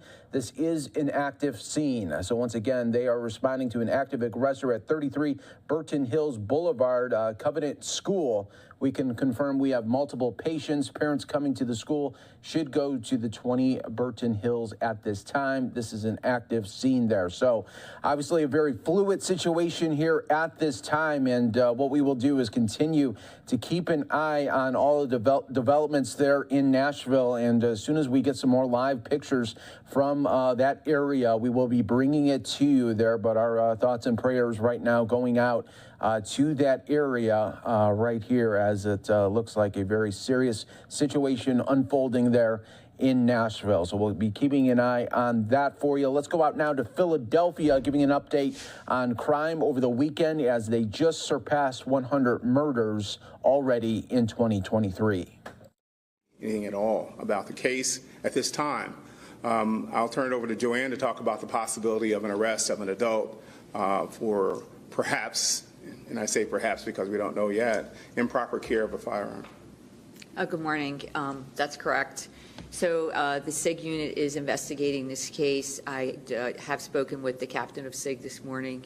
They are fully aware of the circumstances of how this incident took place, and they are right now looking for the parent of the one juvenile. So that's all I'm going to say on the matter right now. But if, in fact, the charges are warranted, they will be approved for that parent if that gun was, in fact, not kept how it should have been kept. The parent of the juvenile, which one? Because I know that there was a 12-year-old who was injured and then a 10-year-old, and I believe that they're siblings. But I'm not going to comment on which parent. I do believe they are siblings, but that's all I'm going to say. I would like to take this opportunity to encourage all parents who are in possession of guns to take every possible measure to secure them with gun locks and other provisions so that we can protect our children. Dr. Myra Maxwell was talking about the incredible trauma that our children are experiencing across the city when they are either victims or they are involved in gun violence. And we are encouraging everyone to use every opportunity they can at this time to do what you can to protect our children. They are in desperate need these times. What do you think it's going to take for parents to truly heed the warnings? Is it a matter of setting an example with a particular case? But we often see these shootings where children get their hands on a gun that's improperly stored, and parents sometimes are and are not charged. I've seen in some cases, not just in Philadelphia, but in other counties in Pennsylvania. What kind of charges can a parent face? What is it going to take to get them to really heed the warning and actually do the right thing? I can jump in on that. There are a number of possible charges that could apply, depending upon what the facts show. Among them, reckless endangerment of another person, endangering the welfare of a child. If a fatality occurs, you can also have charges of involuntary manslaughter, which is a homicide charge. And there are a few others, but all of these are possibilities depending upon the circumstance. Sadly, this is common, that you have children who get access to a gun, and then, despite the fact that they are playing with the gun, accidentally either kill or harm themselves or kill or harm someone else, usually a close friend or a close sibling. In those situations, I would encourage parents not to get a gun, because the truth is that you're in about 5 times as much danger if you put a gun in your home as if you don't. I am so sorry, NRA, to speak truth while you speak nonsense, but I mean, it makes about as much sense as keeping hand grenades around the house. If everybody kept hand grenades around the house, you'd hear a lot of booms, because that's what happens. Well, I would encourage parents not to get guns, or if they have them, to get rid of them, legal ways. If they are going to keep them for some sort of legitimate purpose, then to have them very carefully secured, locked up, gun locks, unloaded, all the things that sensible gun owners actually do, I would certainly encourage that. But anybody who's under the delusion that getting guns into your home, especially a home that contains children, is going to make you safer is simply out of touch with the facts. Is there anything else, Ms. Gomez? Is this an accidental shooting or is foul play suspected in this case? We're not going to comment on that at this time. It is common, I'm not speaking of this case, but it is very common that people who don't understand guns well may not realize when they're loaded, may not realize when a safety is on or off. So it is common that there are accidental shootings under these circumstances, but I won't speak further about this particular case at this time. I have a question about the quadruple shooting. You said the motive was robbery. Can you elaborate more on the details of that? Was this a home invasion or a carjacking turned into a quadruple shooting?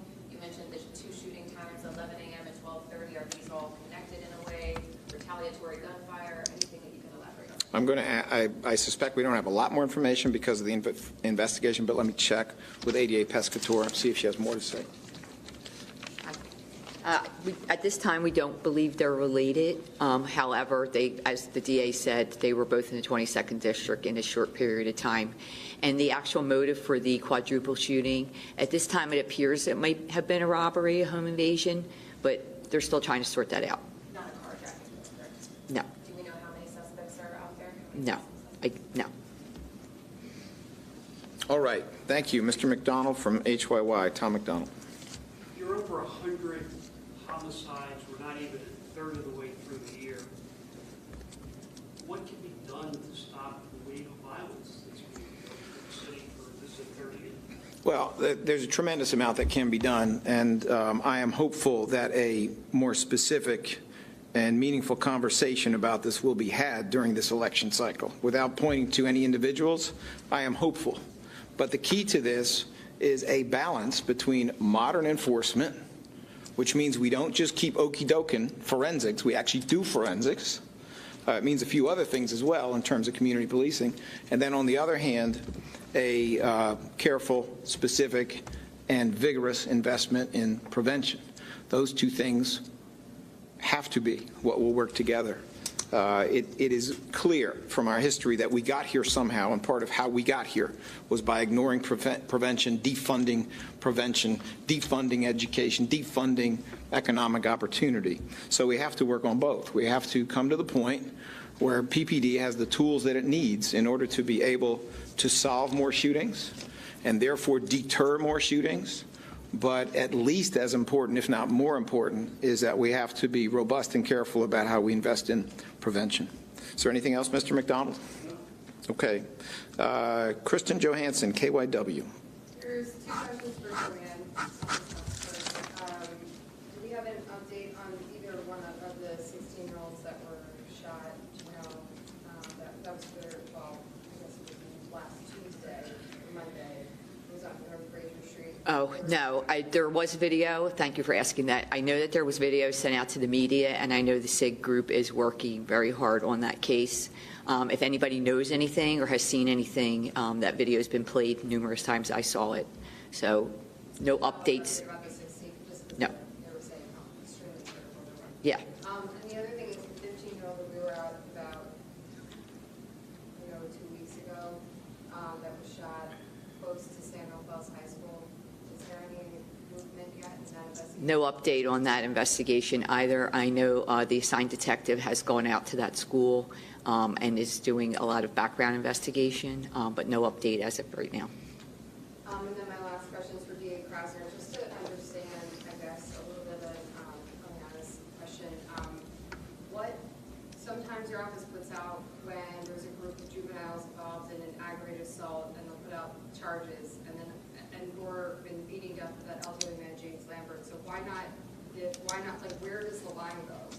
Why can't we know whether or not there's a child charged in this case? In a case like this, we face 2 different issues. One of them is the Juvenile Act, and the Juvenile Act's actually fairly complex when it talks about what we can talk about. Some of it is age dependent. For certain ages, we're really not allowed to say anything. And then separate and apart from that, when we have an ongoing investigation, when there is activity going on, we don't want to place police in harm's way, and we also don't want to affect the integrity of the investigation by putting information out there that allows witnesses to mold the information that they might provide us. So what's happening here has to do with the ages of the individuals, the specific requirements of the Juvenile Act on the one hand, but on the other hand, it also has to do with the investigation. Now, I will say this. I think there may come a time soon enough when the investigation is complete, so that impediment is out of the way.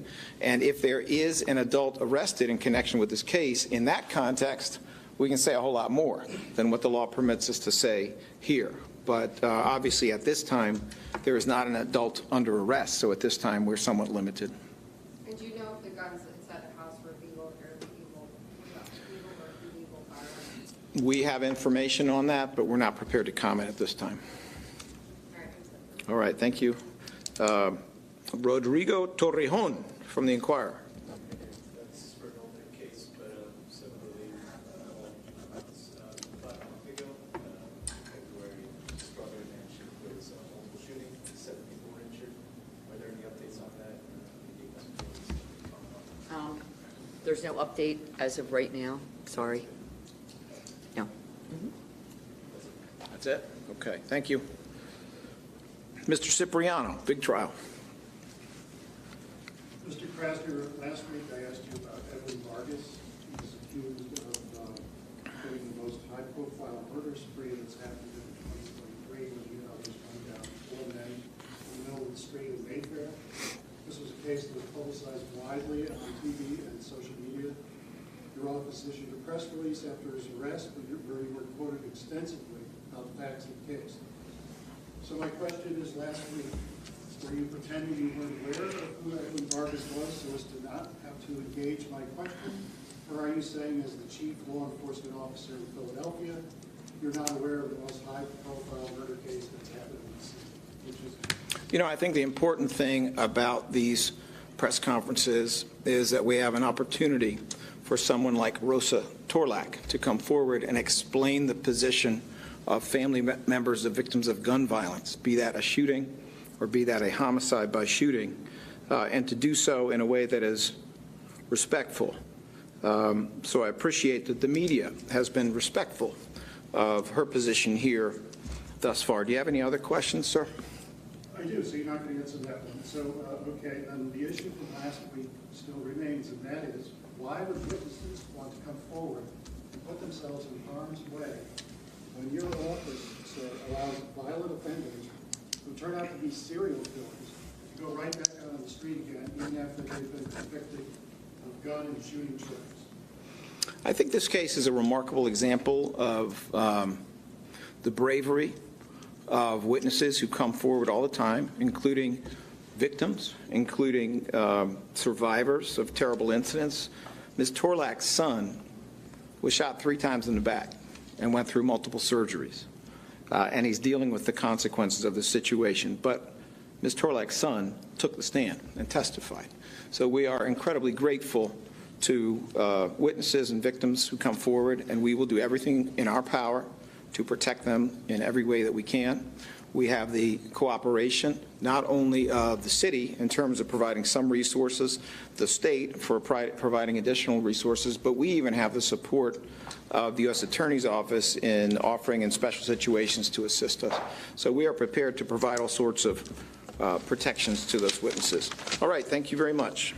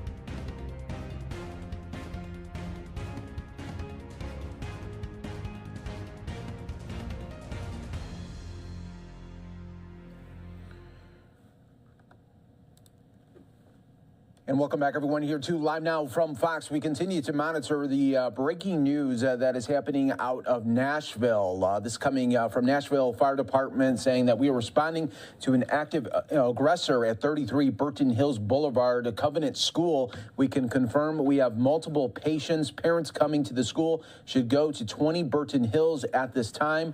This is an active scene, and just being posted just moments ago as well, a reunification area has been established at 2100 Woodmont Boulevard. That is the Woodmont Baptist Church for parents to meet their children who attend the Covenant School at 33 Burton Hills Boulevard there. So that is the latest updates coming from Nashville Fire. We are continuing to work right here on Live Now from Fox on this developing story. And as soon as we get more updates, we will be providing them to you right here on Live Now from Fox, everyone. So we'll continue to follow it here for you as always and give you these updates all in real time on the situation that is unfolding there in Nashville. As we continue to bring you top stories and headlines from across the country, we now go out to the Gwyneth Paltrow skiing collision trial, continuing on day 5 right now here on Live Now from Fox.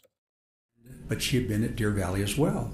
And so I called and said, Debbie, I'm going to go. I'll pick you up. So I picked her up at Kimball Junction on the way and went there with her and dropped her off the skis. And we met the group, and I asked her if it'd be okay if she let our group out because she's very familiar with Deer Valley. And so she said yes and gave us the rules of the road. Would you like to hear that? So the meetup group, you guys kind of ski all together? Ish? Well, and this ski meetup group is unusual. It's like herding cats. You've got those who just want to go, and they kind of know who one another is, and so they go ahead and group up, and sometimes I wind up skiing with the beginners and getting them started and making them comfortable. And so they don't stay together well. We meet, usually we'll say, let's meet at Alps at 1:30, and so that's what we do.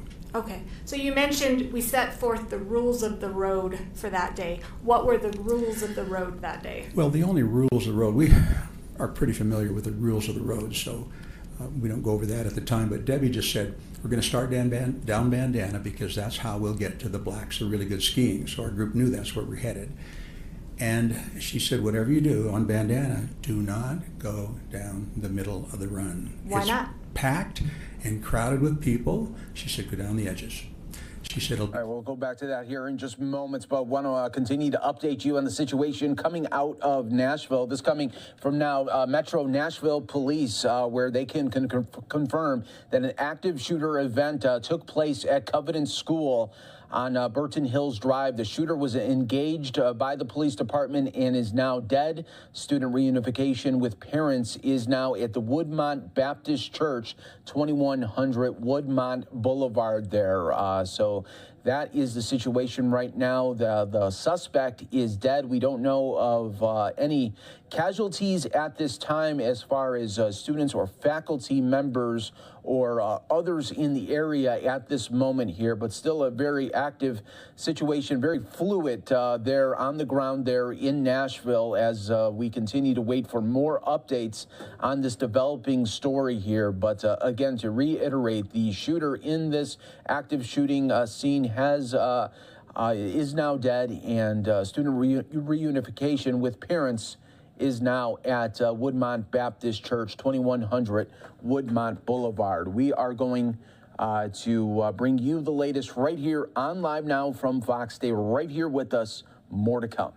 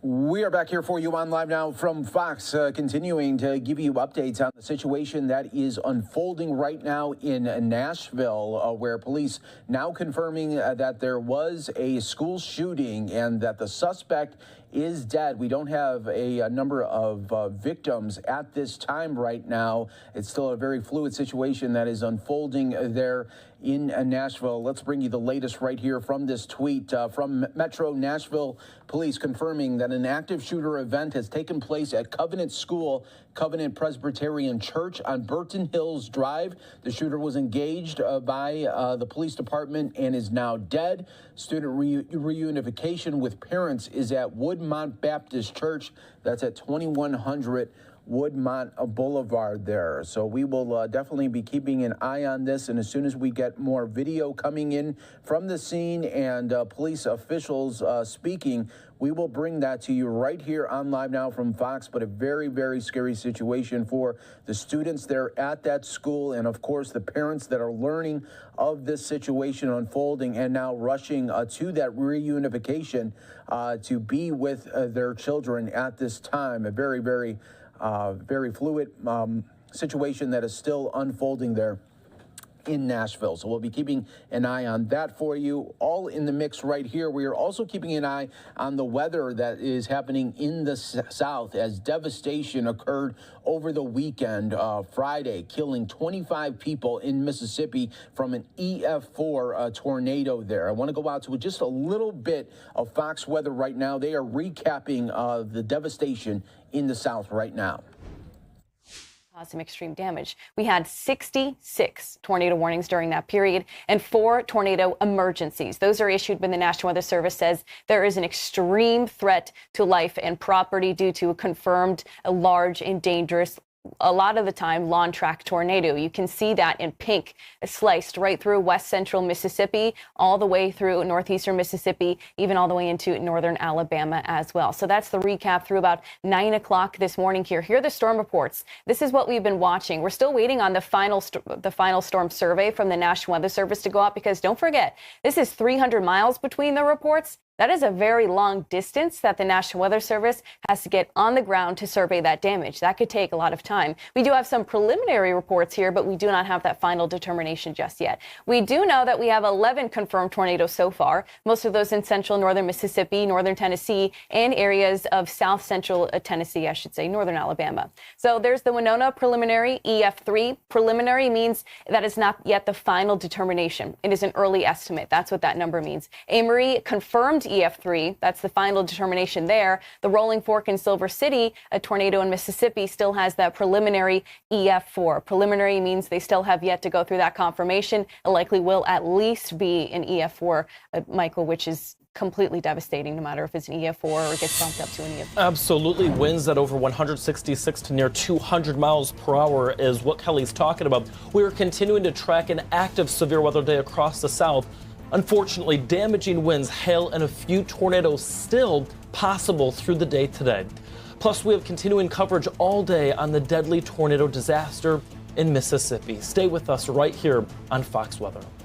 All right, that was just a little bit there of Fox Weather breaking down the devastation there in the South. For continued coverage, tune in right now to Fox Weather. You could download the free app right there at foxweather.com, or you could scan it right there on your TV or device as we speak. Of course, we always got you covered right here on Live Now from Fox. I want to show you what the Dow is doing right now. Up 165 points. They're in the green as regional banks become once again in focus here, and we will be providing you other updates throughout the day as well here on Live Now from Fox. But want to go back out now to Park City, Utah, where the Gwyneth Paltrow trial continues. And so it's Day quite a 5 ways to right hit the now ground. in the skiing collision And trial. I just said, okay, you got to protect your face, and your head, and that's the last thing I remember. It didn't happen. I did glance over and saw just out of the corner of my eye, I could see, not glance over, but I could see somebody going by, and I'm going, okay, they're safe. Last thing I remember, everything's black. Did the person who struck you land on top of you?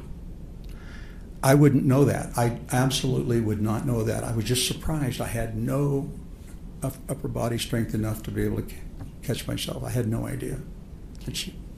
Do you remember hitting your head on the ground? No, that part, no, that's all gone. I just remember my arms collapsing, and that's the last thing I remember. What's the next thing you remember?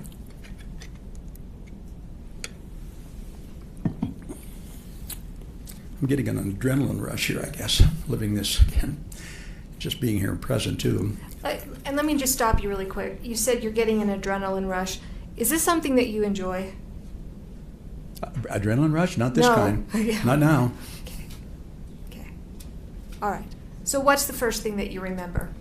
Or the next thing that you remember after Well, you're yes. on the ground? The first remember is everything is still black, like I'm unconscious,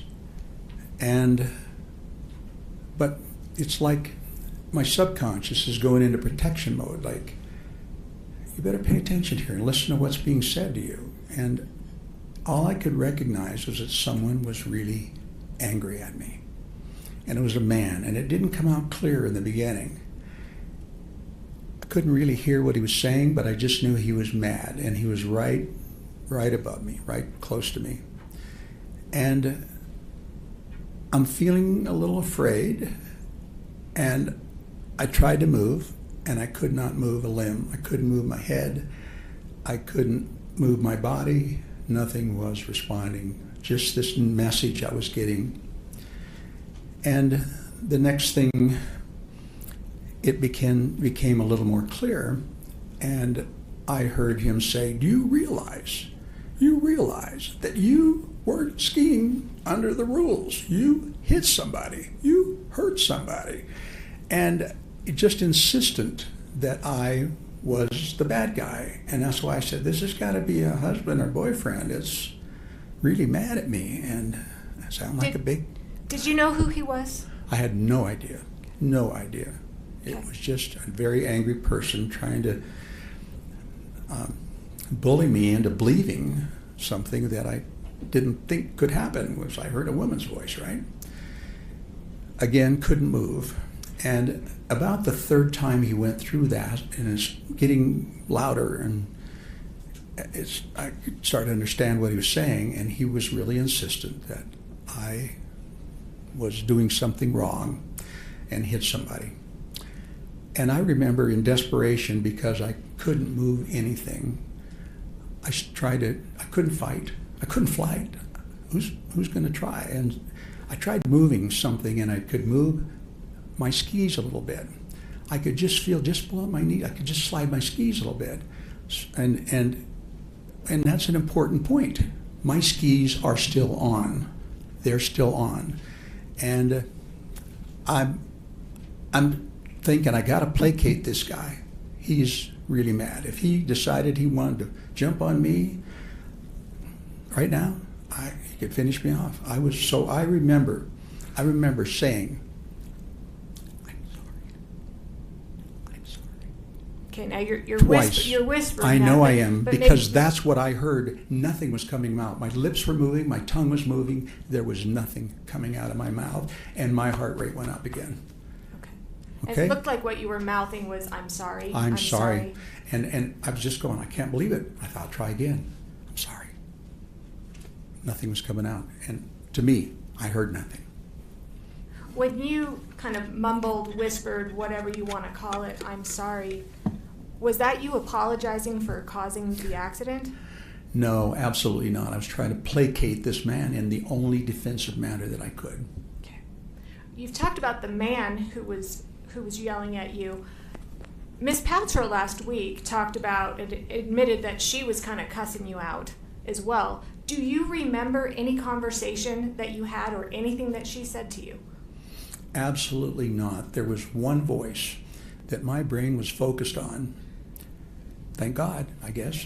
And that was self-protection, I guess. I only heard a male voice, a mad, angry male voice. I heard nothing. Maybe that happened before I came to that point in consciousness. Were you still on the ground at this time? Still on the ground, absolutely, face down on the ground. How did you end up getting up? Well, that's a story too, but basically I heard Craig saying, "Terry, are you okay?" Now, this is Craig Ramone.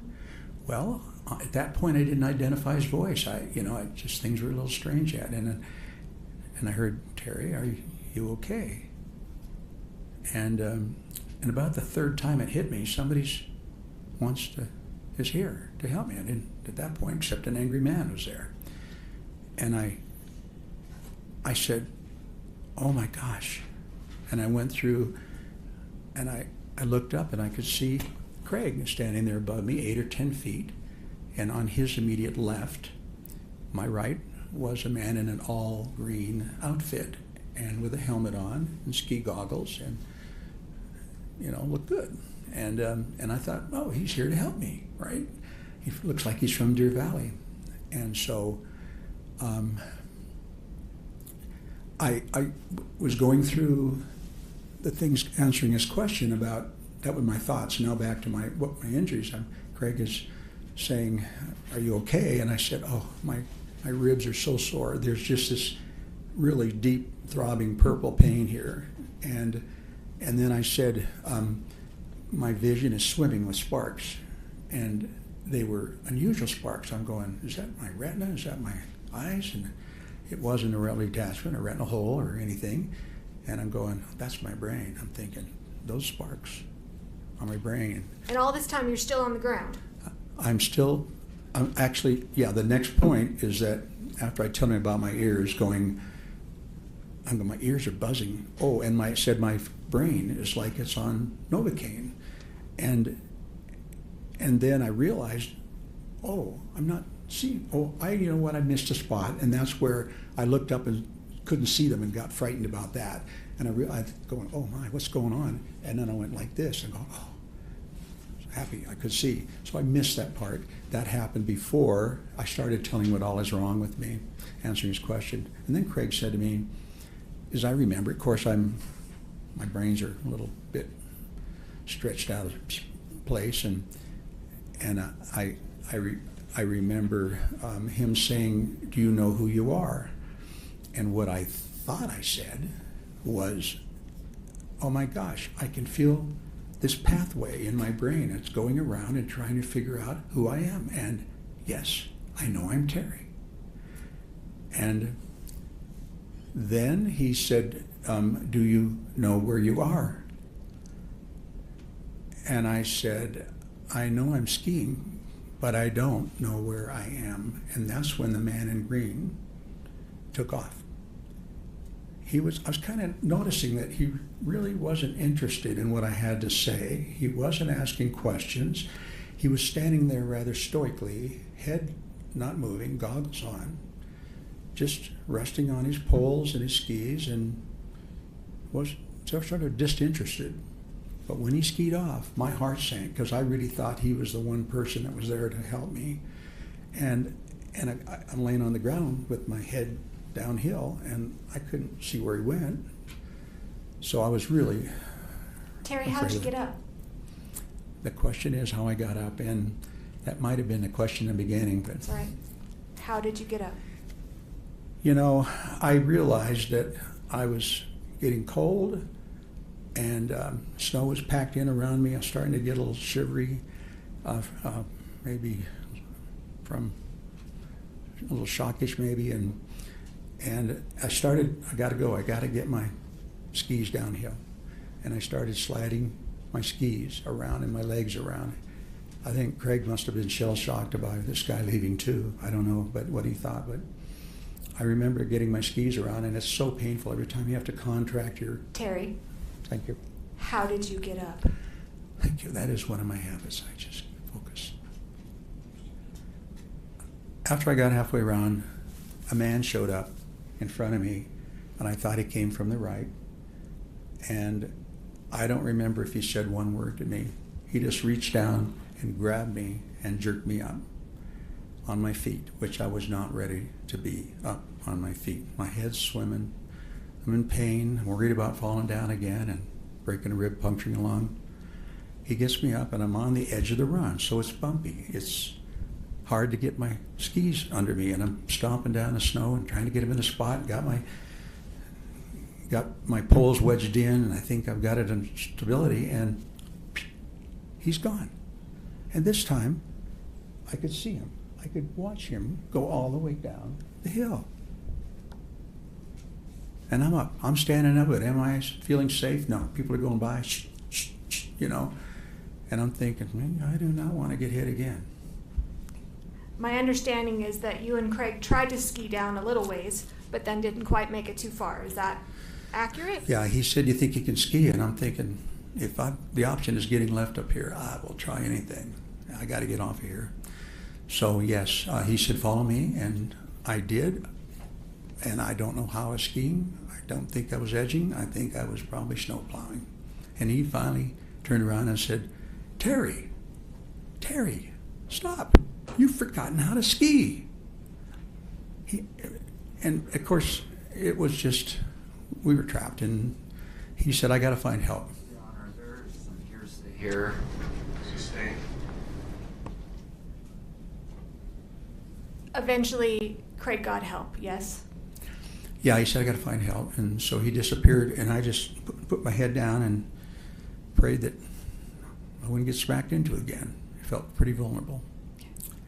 And he disappeared. What happened when help arrived? You know, Whitney showed up, and I was so grateful to see someone. And now, is that Whitney Smith? Yes, that's her name. Mm-hmm. And the jury has seen pictures, and we're going to put another picture up in just a couple minutes. Is she the one in a red jacket that there's a picture of in this case? Do you know? Yes, as a matter of yes, that's her. Mm-hmm. All right. So did she take you down on the toboggan, or how did you get down? She did.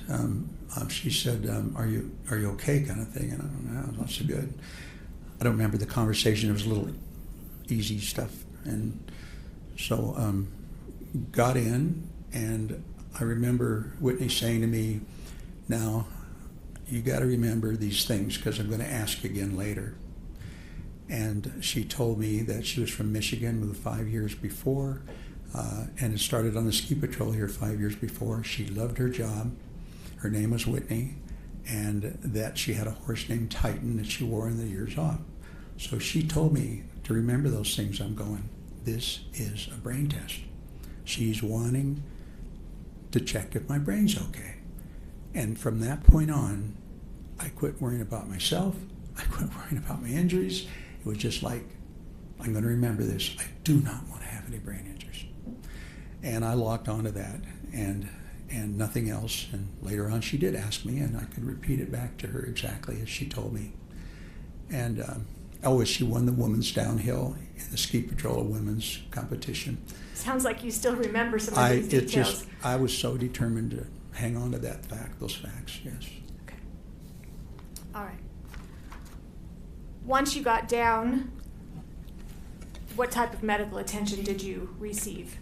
Still at the ski resort? Yeah, Whitney is not a paramedic. She's not an EMT. I didn't really expect her to have advanced knowledge about neurological testing and pupil testing and cranial nerve testing. She did a great job of doing exactly what she's supposed to do, just to be at that triage level to decide what kind of care I needed. Okay, so what type of care did you get? What type of medical treatment did you get when you got down to the bottom? No medical treatment. Okay. Am I missing something? Did you get checked out at the Instacare or anybody? Oh, after yes. We left there. Yes, I asked Debbie, I said, where can I go and get checked and see what they say?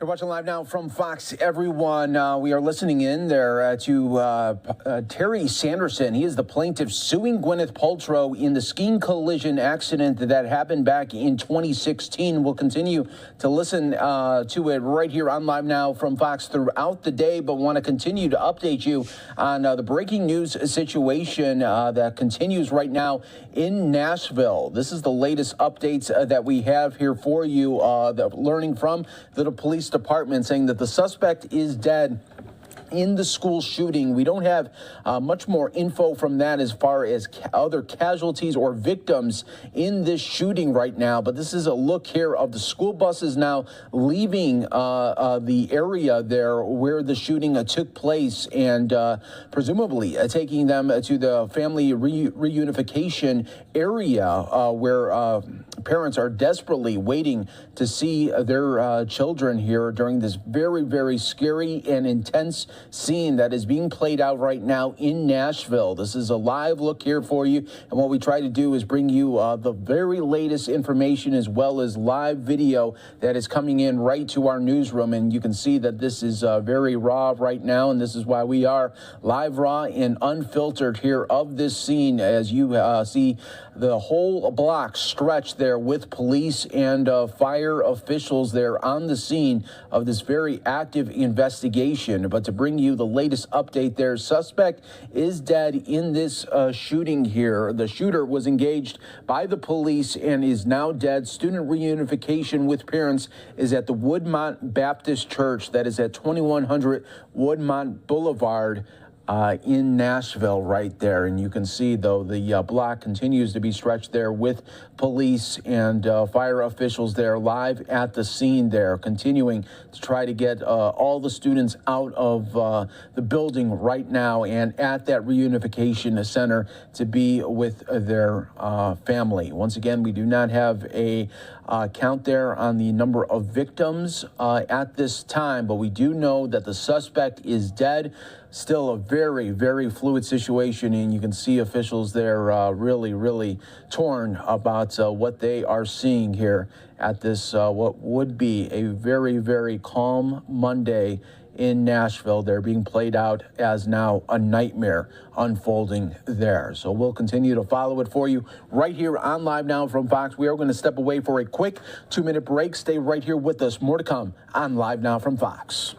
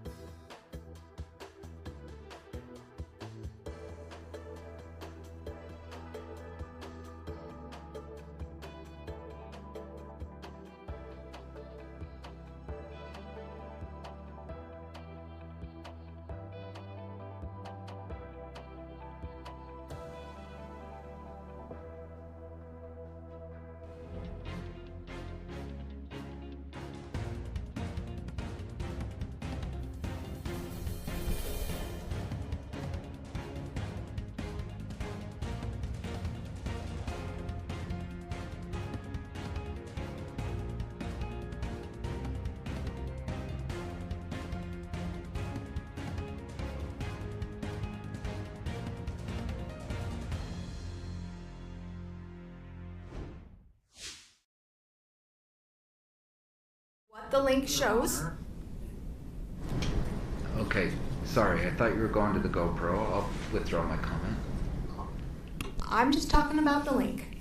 Yes. Okay, so we now know what the link is. Yes. Correct? The link is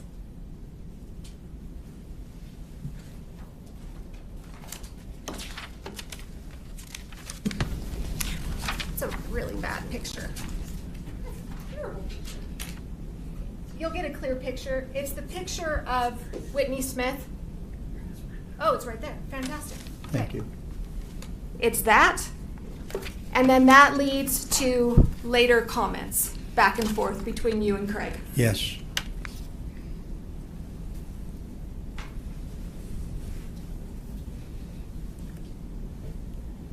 Under that picture, can you read what it says? Yes. Whitney kept me entertained while probing me. You want to speak in the mic? Oh, yes. Whitney kept me entertained while probing me with questions to evaluate my senses. A dedicated outdoor person and horse lover from Michigan. She also took me down in the toboggan by herself and won the DV Women's Downhill race contest. Sweetheart. I was grateful for her. Are those the things? First of all, did you write that under her picture? You know, I don't know what time it was added. Carlene was hurrying back from St. George, and depending, I don't know, she helped me a lot verbalize things because things weren't making sense at all in communication, and she may have helped and participated in that. I don't know. Those details, are those the details that Whitney wanted you to memorize as you were taking down the toboggan? Yep. All right, can you go back up to the emails? All right, so you send that out to your 3 daughters. I did, yes. Okay. And Shay, who testified last week, she responded to you with the top post, correct? Yes. All right. Can you read what it says? I can. Actually, let's put the subject, read what the subject says. It says, I'm famous at what cost, question mark. Do you know why Shay wrote that? Well, Do you know? I think she may have called me, did she, right after this? And so... Speculation. Right. Sustained. Do you remember? I'm pretty certain that she checked in on me and made a phone call. And do you remember what you told her during the phone call? Yeah, I had a chance to talk about my symptoms exactly, I think.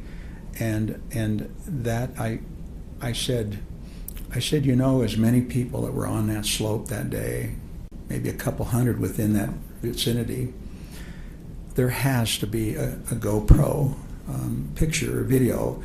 If it's a helmet mount, they're going to look over just like Craig did, right? And they're going to go catch it. They hear a holler, they're going to catch it. I'm going, I just know there's one out there. We got to find that. That is the evidence we need. And so Terry, she misinterpreted. Did you have a GoPro? Absolutely. I do have one, yes, but I did not have it on that day. Do you know of anybody in your ski group that had a GoPro? No. Loved one may be in danger, and of course they're being turned around, the reunification. Of this accident? Absolutely not. No, I would have loved to have it. It was what we needed. All right. Okay. We can take that off. Thank you.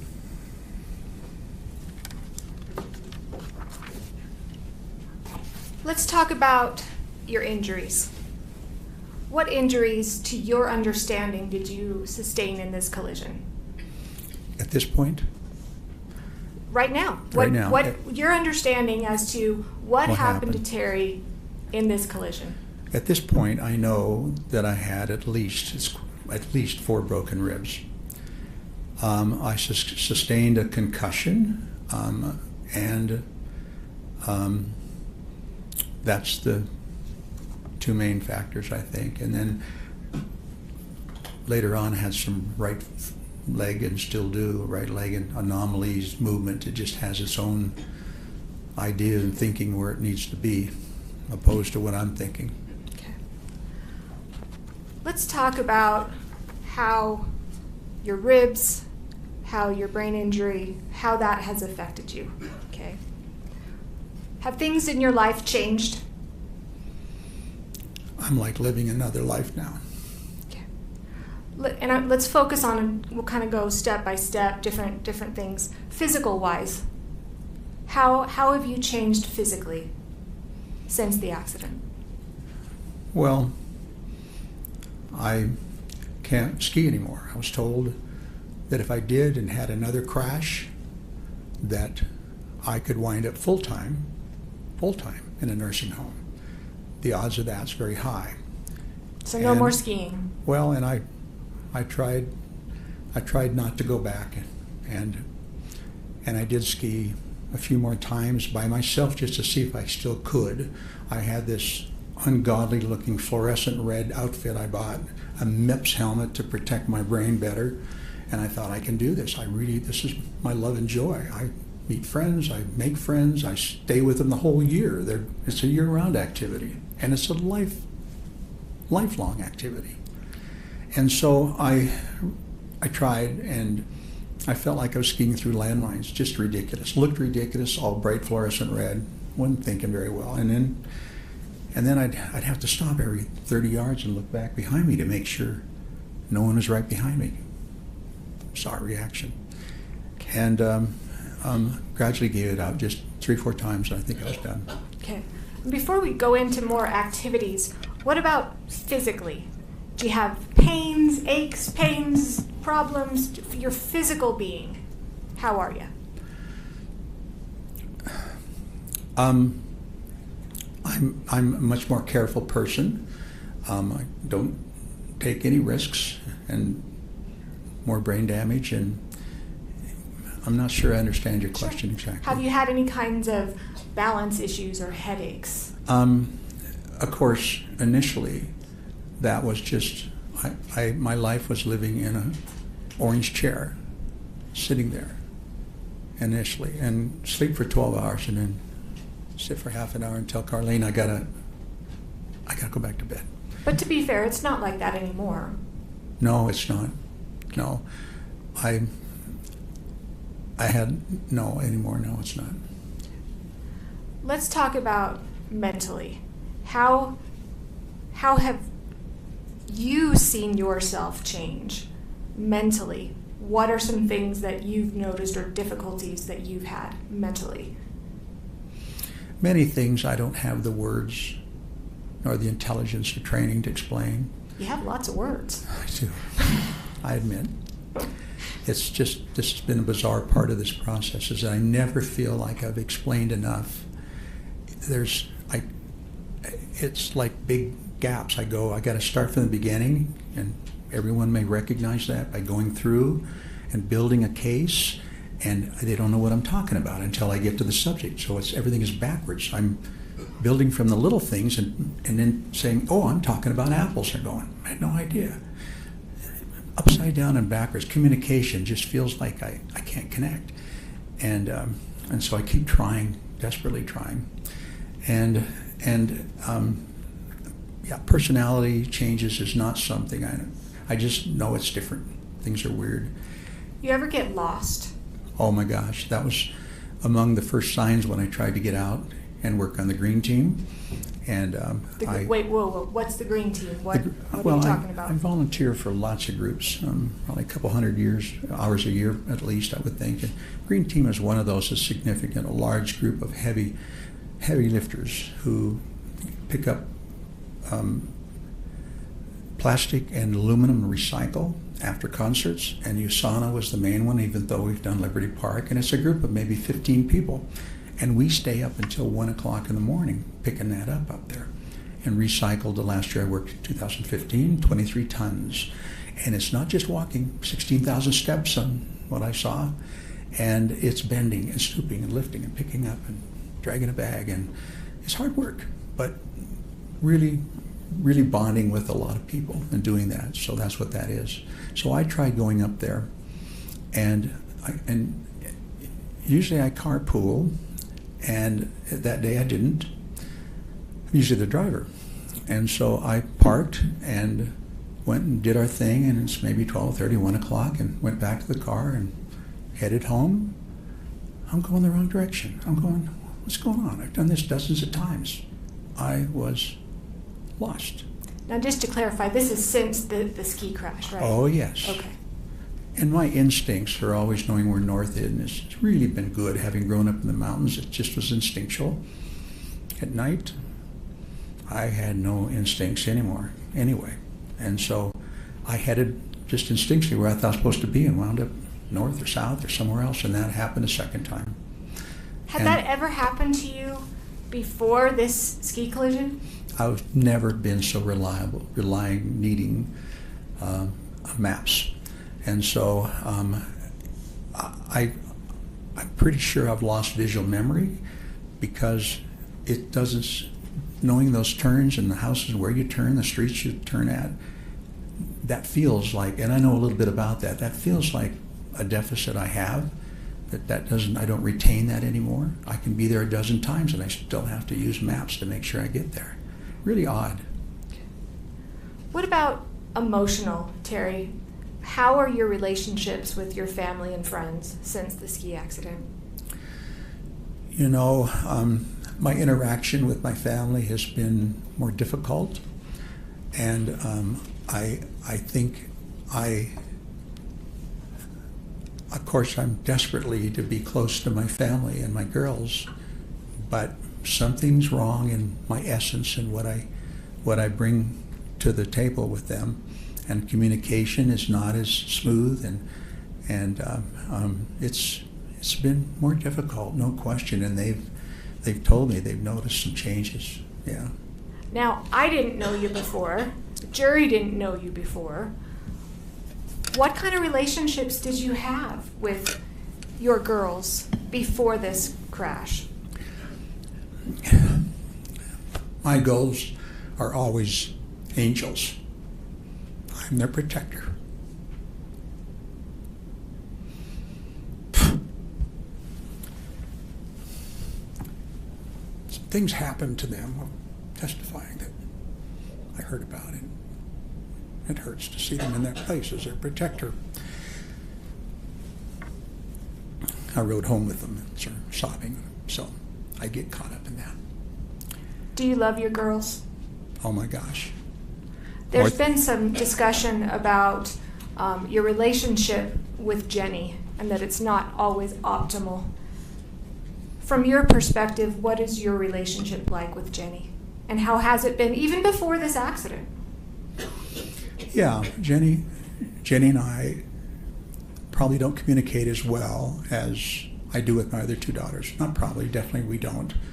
We just have a hard time in that process, and I will not give up. I try to push to keep those lines open, but there's been times when there's been long breaches in our conversation. And yeah, I feel like her protector more than anybody does. So it's been harder for me to transition from being a parent to being an adult, an equal adult. I just feel like I need to intervene more on her behalf and help her. This has been hard. Let's talk about Carlene. We heard her testify last week. She's a catch. Why'd you let her go? In my choice, I wouldn't have, but I had to, after 8 months, I had to tell her to leave. I said, I'm not asking you, I'm telling you, you gotta leave. And Why'd you tell her to leave? I knew she didn't buy into this. She didn't buy in to me not being the same person and coming into a relationship. And I said, I'm not sure I'm going to get back to normal again. And I don't want you to feel like that I'm a crippled vet and you're going to stick it out with me, because I know you would. Half a brain or whatever. I know you would, but don't do it. You need your life. You run right now. And it was a sad time for both of us, I know. And she's in a great relationship with Bill now. And that was the purpose. And I think better than what I would have brought, honestly. It's hard to admit that, but it's true. Council, would this be a good place to take a break? Sure. Okay, we'll take a short recess.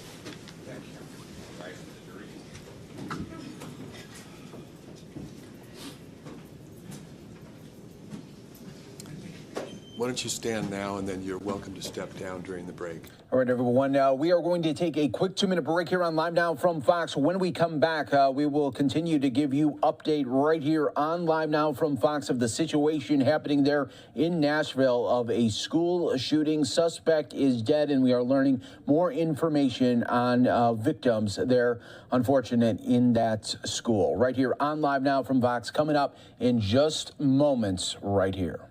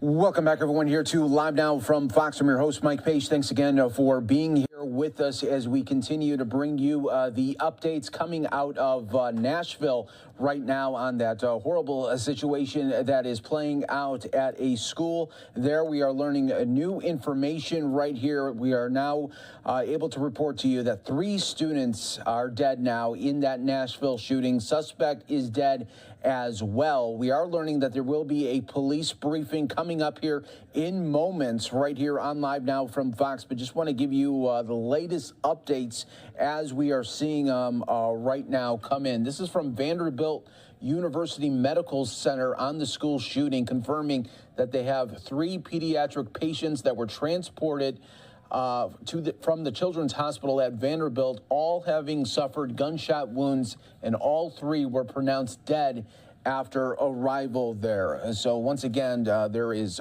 3 patients there confirmed dead there from the school shooting. We don't know if there are any other casualties or victims at this time, but again, the suspect is dead as well, and we have several shots here for you on Live Now from Fox. Want to show you once again live right here of police chopper up in the sky as well in Nashville during this very, very difficult time for the community. This all came to our desk about an hour ago. We were learning reports there of an active school shooter. That turned into the first update from police that the suspect was dead after an altercation with the police, and then learning just moments ago of 3 students dead there in that Nashville shooting. We are going to get an update coming in about 10 minutes right here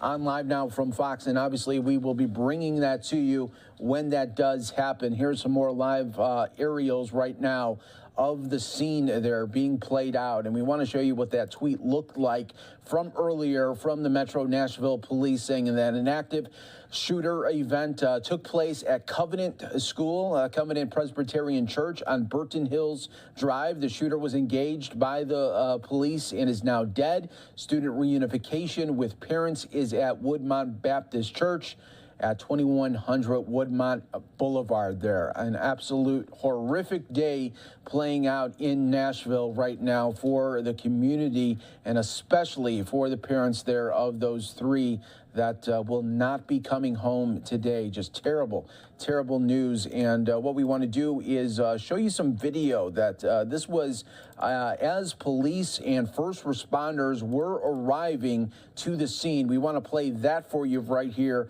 as this situation continues to develop right here on Live Now from Fox.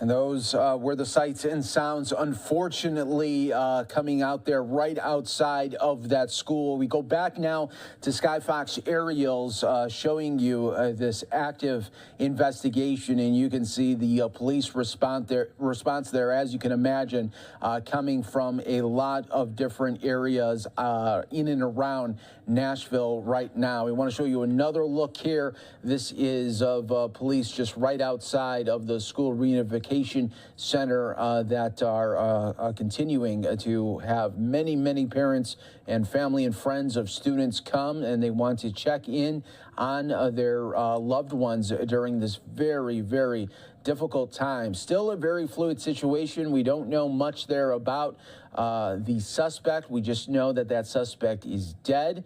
We don't know the age there or any really situation coming from that suspect. But of course, we will continue to be updating you right here on Live Now from Fox. This was some video just from earlier of the scene that was being played out there, and you can see the huge police response there coming in Nashville there at the Covenant School, at Covenant Presbyterian Church right now. And now we want to go back out to the Sky Fox aerials, and you can see as police investigators continue to swarm the school here at this moment.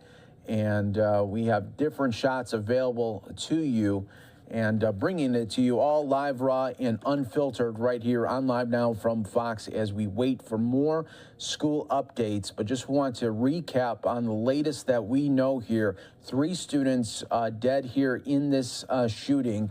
That was first reported there and confirmed there by Vanderbilt University Medical Center in Nashville, confirming that they have 3 pediatric patients that were transported to the medical center. All 3 were pronounced dead after arrival, and we continue to bring you these live aerials and different shots available to us of a nightmare in Nashville right now, as 3 students dead will not be returning home there. Absolute horrific scene being played out right there. And as you can see there, our cameras are really that live, raw, and unfiltered as the photographer is moving to a different scene right now. But we want to show you this video from earlier that was playing out there, and all captured by news crews that went to the scene, obviously, as the situation was unfolding. And now we continue to wait here for a police update. It should be happening pretty soon right here on Live Now from Fox. They do want to go out. Looks like they are getting an interview with a witness. Let's listen right here on Live Now from Fox. And DON. And you live right here? Yeah, I live here at Georgetown, 5.5 years. So can you just kind of describe to us what you heard? Yes, I was out back and I just noticed, I'm used to hearing sirens because there's a fire department around the corner, but it's just too many going by. And then I walked out into our little green space and just saw zooming by the front entrance. I walked out here to go see what's going on, and literally like 20 to 60 cop cars just going by. And then I saw one helicopter hovering above that church up the hill, Covenant Presbyterian, and I was just like, this can't be good. It's going to be where it's worse. It's not like an accident or fire. And then came out here, word started coming out about like what's going on, and just seeing the parents over there and coming up and breaking down, it was a lot. So you just don't think this happens in your area, and I just feel so badly for those people that were injured, and I just really hope that I'm thankful that the situation's under control, but just really heartbreaking situation, and I hate that this happened in our town, and something needs to be done about it. Yeah, I know it's hard, can you describe like just the looks that you saw on the parents' faces? Yeah, there's one couple running up the hill, and some cop on a motorcycle stopped them, and then the woman, I'm assuming the mother, just doubled over and just hysterics and crying, and then they started running off down the hill, got in a random car and took off down Hillsborough Pike. So I don't know what happened there, and then people just walking up the hill, and it's a tough hill to climb, just running out of breath, and then just crying and having to slow down because they can't keep running, but they just kept going. It's just really heartbreaking. Yeah, it's something you never thought you'd probably No, see never in a million years thought that would be this close to me, this close to home. So what message would you like to send to, I guess, the families and the school that's so close to you right here? We're praying for you. Your city loves you, and we will rally and give you the support that you need. And I'm so sorry. I'll never know what you're going through, but I just pray that their needs are met and that people are there to help them out in this horrible, horrible, dark time. Thank you so much for speaking with us. I really appreciate it. Thank you. And that was just some sound there, emotional there, of that man, that learning of the news right outside of in his community, and just really putting out some emotional messages there and some heartfelt messages coming from him and to the ones that obviously did not make it today. 3 students dead there in that shooting, suspect dead, and we continue to wait for more updates from Nashville police. They said a news update would be coming pretty soon, and we will be bringing that to you right here on Live Now from Fox as soon as it happens. I'm your host, Mike Page, as we enter into a new hour and a new reality there, unfortunately, in Nashville, being played out of a nightmare for parents learning the news of a shooting that happened at Covenant School at the Covenant Presbyterian Church. Active shooter happened earlier this morning. A school alert a parent never wants to hear, and unfortunately we are now learning that 3 students dead in that shooting. The suspect is dead as well. We have several different shots available to us coming out of Nashville right now of more of the school buses leaving the area from the area right now and bringing more students to that reunification center. We are now getting a tweet here from the governor of Tennessee right now. This is Governor Bill Lee saying, I am closely monitoring the tragic situation at Covenant, and the Department of Safety and Highway Patrol are assisting local law enforcement and first responders at the scene. As we continue to respond, please join us in praying for the school, congregation, and Nashville community. Want to go out to more people talking about this in the community right here on Live Now from Fox.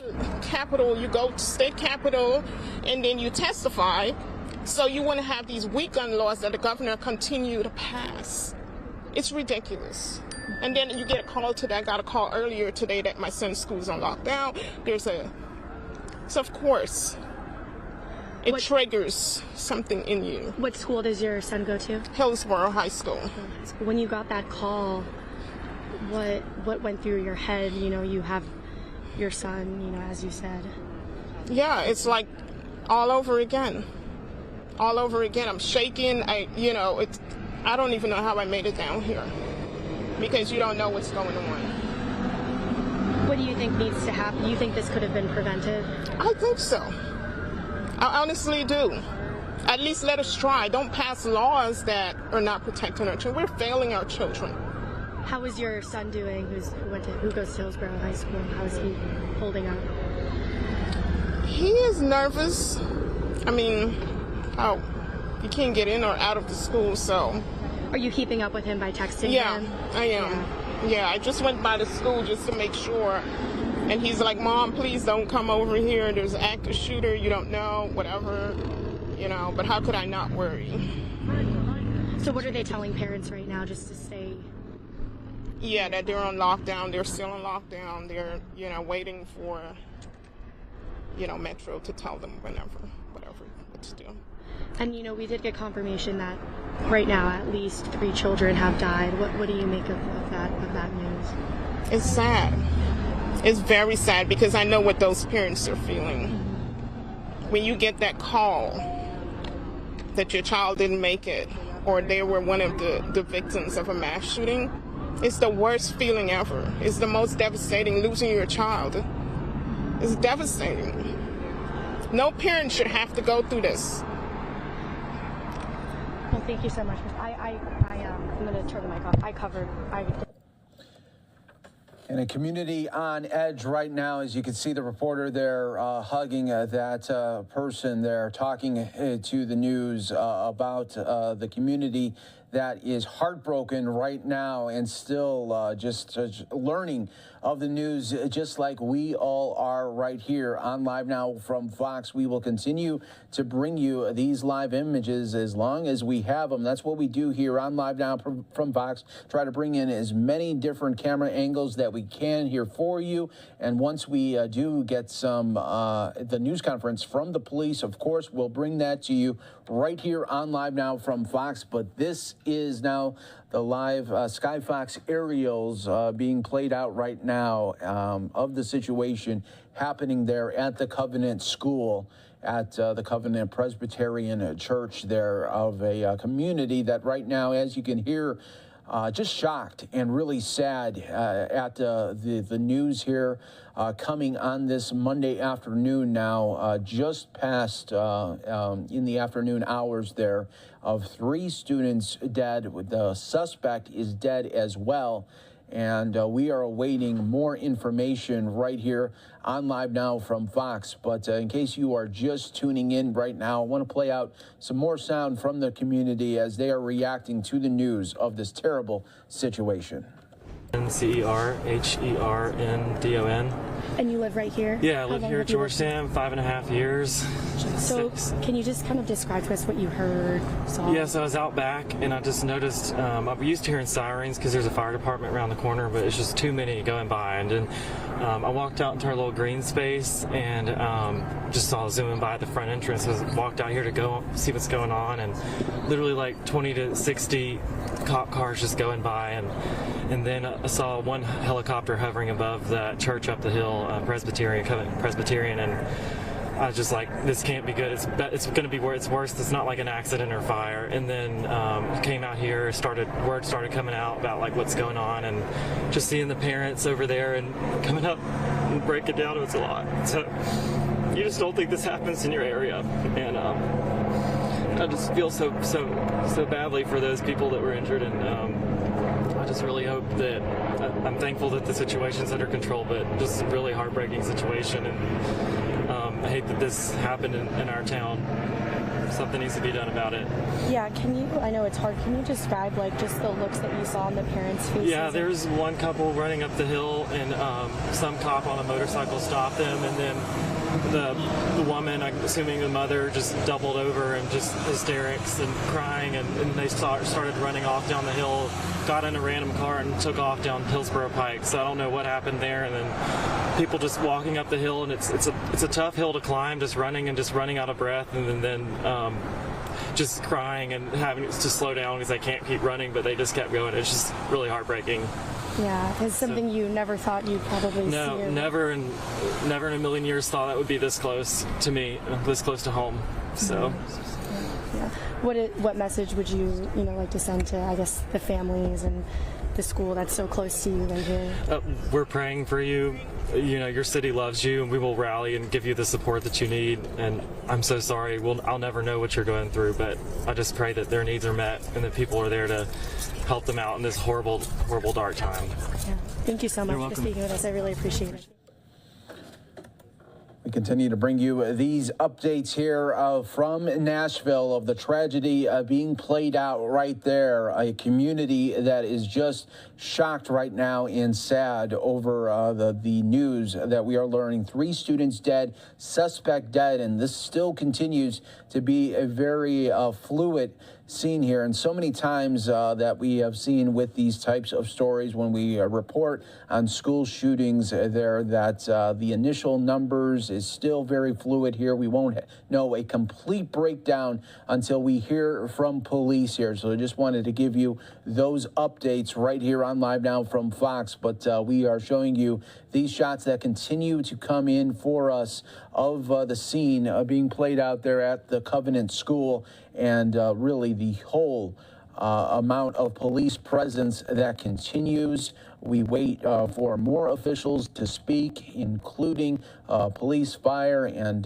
possibly the governor and mayor coming to that news conference as well. So we are waiting for those updates right here on Live Now from Fox. What we're going to do is take our first break here of this hour. Stay right here with us. More to come from Nashville on this very sad situation.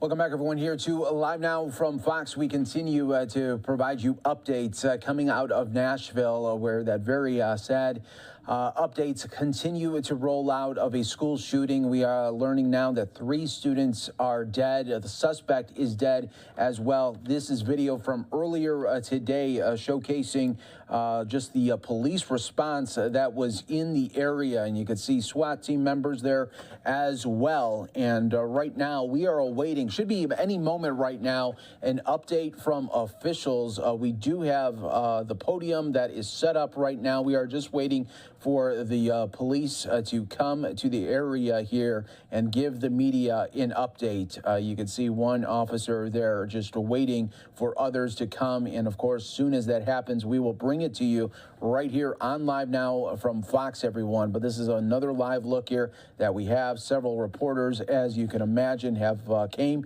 to the scene as well. And this is a look here of right outside of the school right there of Covenant School, just learning of the devastation of 3 students dead, and the suspect is dead as well.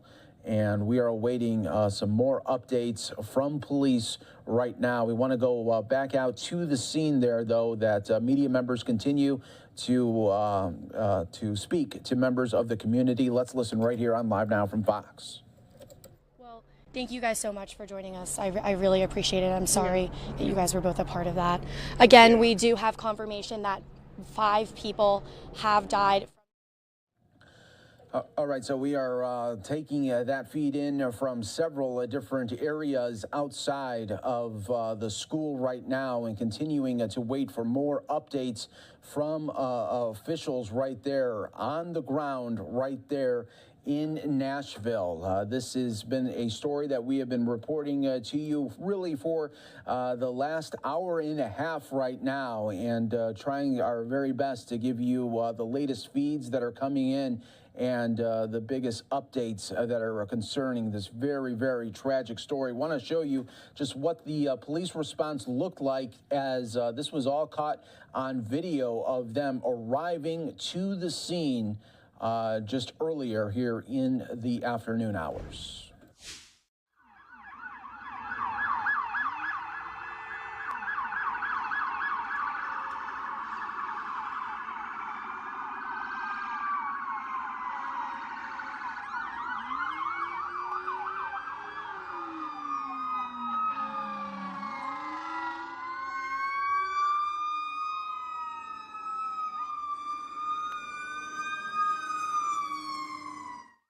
That is the sounds you never want to hear in your community, and especially when you are learning of the news that is coming from a school shooting. And then to hear of the parents learning that through text message or phone calls that there is a active shooting happening at your loved one's school has to be absolutely heartbreaking. Your heart sinks learning of that, and then what you want to do is rush there and see if your loved one is okay there. So the latest that we have here for you, 3 students dead in this shooting. Suspect is dead as well. We do have now the podium shot available here to us where we are awaiting the police to give us this latest update. This will be the first update on camera for police here, and there will be probably several throughout the day here as this that we know all too well, unfortunately, here on as we cover school shootings that when we hear of a number of casualties, that number can sometimes grow just because of the very fluid nature of victims being taken to hospitals in and around that Nashville metro area. And we'll wait and see what police update us with. There are some reports there that there may be more dead coming from this school shooting. So we'll wait for the official response there from police. But any way you look at it right now, a very, very tragic day there playing out in Nashville. And we will continue to wait for more updates from police right here on Live Now from Fox on this very, very sad day coming out of Nashville. What I want to do is take another quick 2-minute break here on Live Now while we wait for the police, because we do not want to interrupt that news conference once it gets going. Stay right here with us. More to come on Live Now from Fox.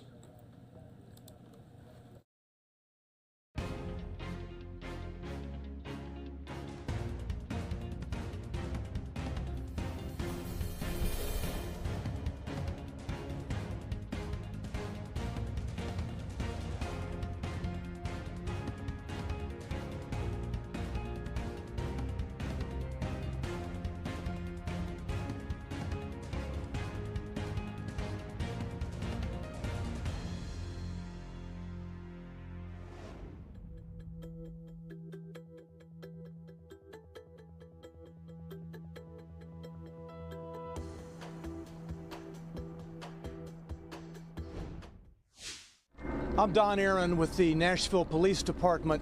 I'm going to give you a law enforcement overview of what's happened this morning. With me is Kendra Loney from the Nashville Fire Department, who will talk about the fire department's actions in regard to this morning's call. This is going to be a brief update as to what has occurred. There will be more from this spot later in the morning with Chief John Drake and others. At 10:13 this morning, the police department received a call of an active shooter inside Covenant School, Covenant Presbyterian Church. The police department response was swift. Officers entered the first story of the school, began clearing it.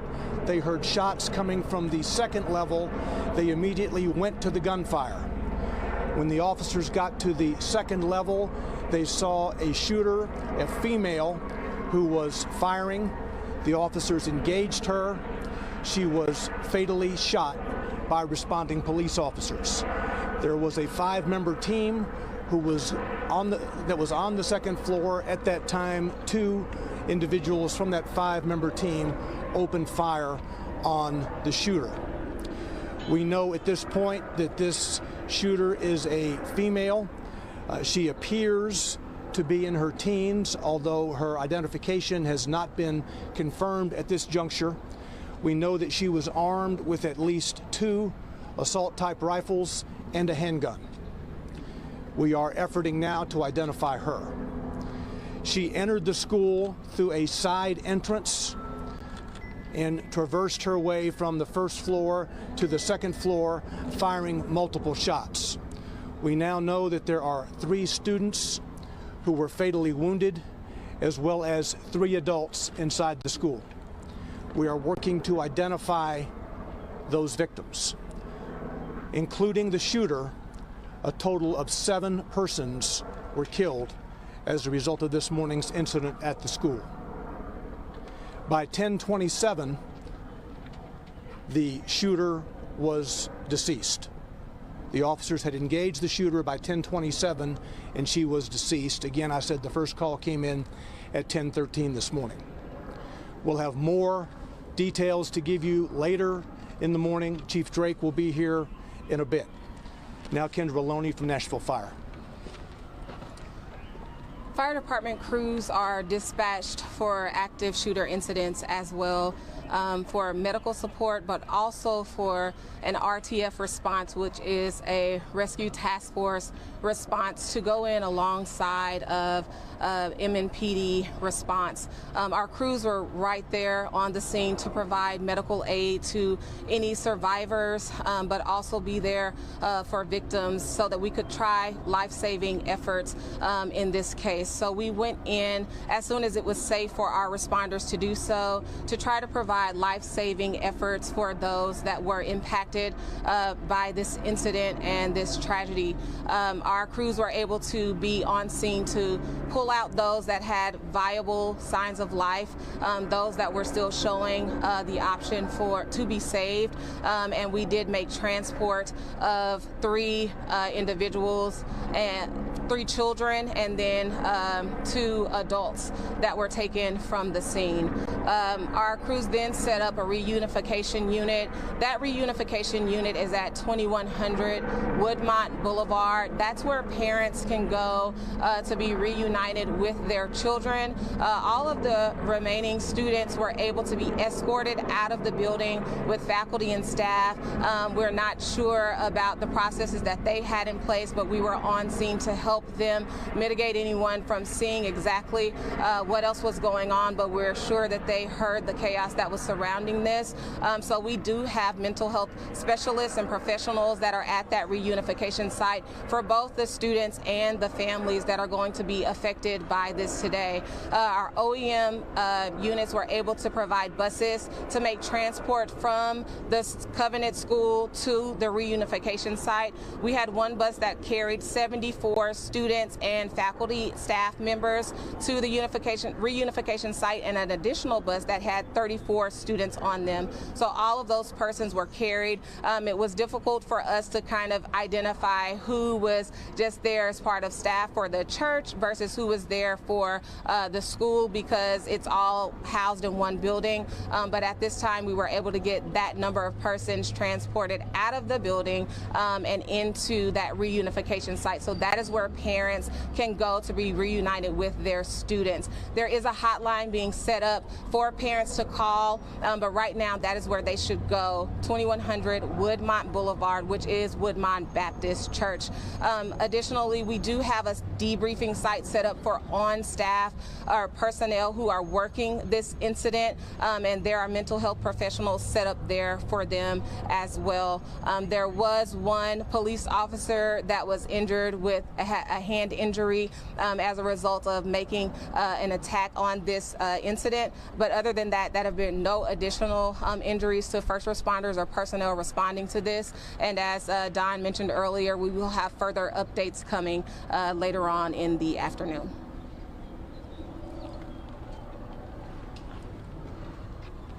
So on a typical day, there would be about 209 students inside the school and approximately 40 to 50 staff members, about 42 staff members. I'll take just a couple of questions before we go back. Clear. So the 7 dead, and then the nature of injuries, how many injured, do you know? That maybe are being treated still, or injuries? I know first responders weren't, but... An officer had a wound from cut glass. That is the only other injury that I'm aware of. Do we know if the injuries of the students, are they critical or in a condition? The 3 students are deceased. The 3 students who were shot are deceased. 3 staff members who were shot are deceased. That's a total of 6 victims, and then you have the shooter who was engaged by 2 of our police officers, part of a 5-member team, and she is deceased, for a total of 7 individuals. There are no other gunshot victims, non-lethal, that I'm aware of at present. Do you know how many people were shot? Do you know how many people were shot before the police engaged the shooter? No. Do you know if they shot anyone after they engaged the shooter? Do you know if the shooter was able to shoot anyone else? Did the shooter have any connection to the school that we know of? We do not know who she is at this juncture. We're trying to identify her. She does appear to be in her teens. Again, with 2 assault-type rifles and at least 1 pistol. Do we know if there have been lives or previous recent incidents that police not come to the school or the church? No, I'm not. Was there an SRO or an SSO working at the school? No, this is a church that operates a private school. There was no Metro Police personnel assigned to that building at any time. Don, do you know if either of the 2 adults that were shot maybe confronted the gun? You said 2? Yeah, the adults that were No, shot. there are a total of 3 adults. 3 adults. 3 adults who have been fatally wounded. Okay, and one of them being the shooter? No. No, okay, so 3 total. Do you So know let me go over this again. You have a total of 6 victims, 3 students who are deceased, and 3 adult staff members from the school who are deceased. The shooter herself makes 7. Do you know if one of the 3 adults maybe confronted her? I do not. Are the teachers? There is video from the school that we are viewing now to try to learn exactly how all of this happened. Can you say where the victims were located? Were they in the hallway, in a classroom? I cannot at this juncture. As you know, 5 of the 6 were transported.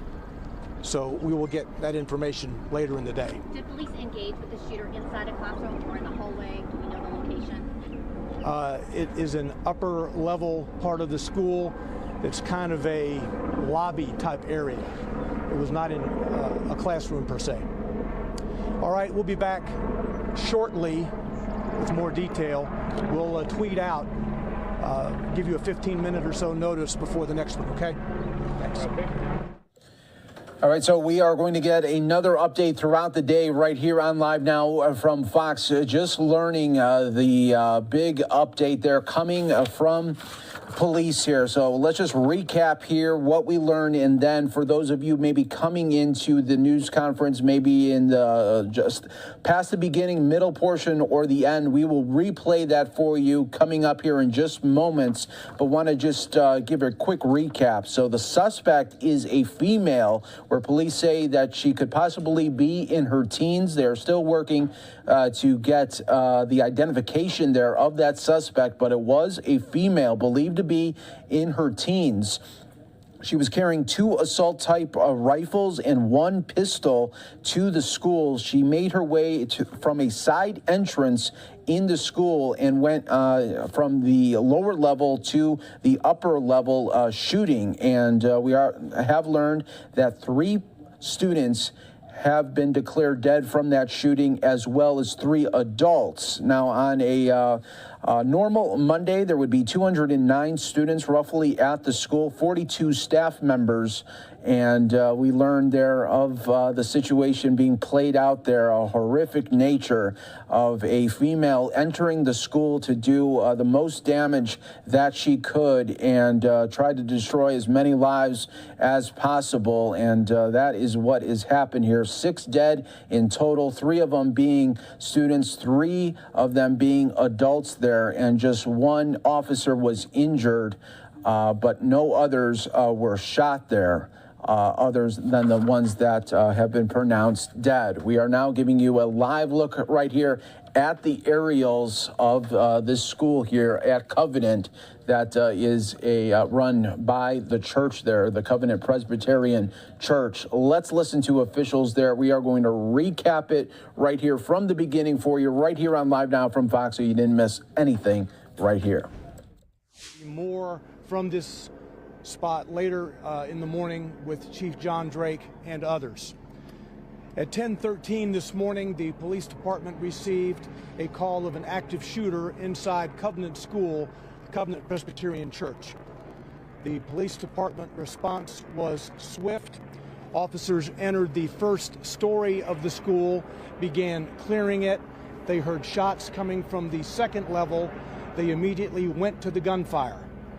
When the officers got to the second level, they saw a shooter, a female, who was firing. The officers engaged her. She was fatally shot by responding police officers. There was a 5-member team who was on the second floor at that time. 2 individuals from that 5-member team opened fire on the shooter. We know at this point that this shooter is a female. She appears to be in her teens, although her identification has not been confirmed at this juncture. We know that she was armed with at least 2 assault-type rifles and a handgun. We are efforting now to identify her. She entered the school through a side entrance and traversed her way from the first floor to the second floor, firing multiple shots.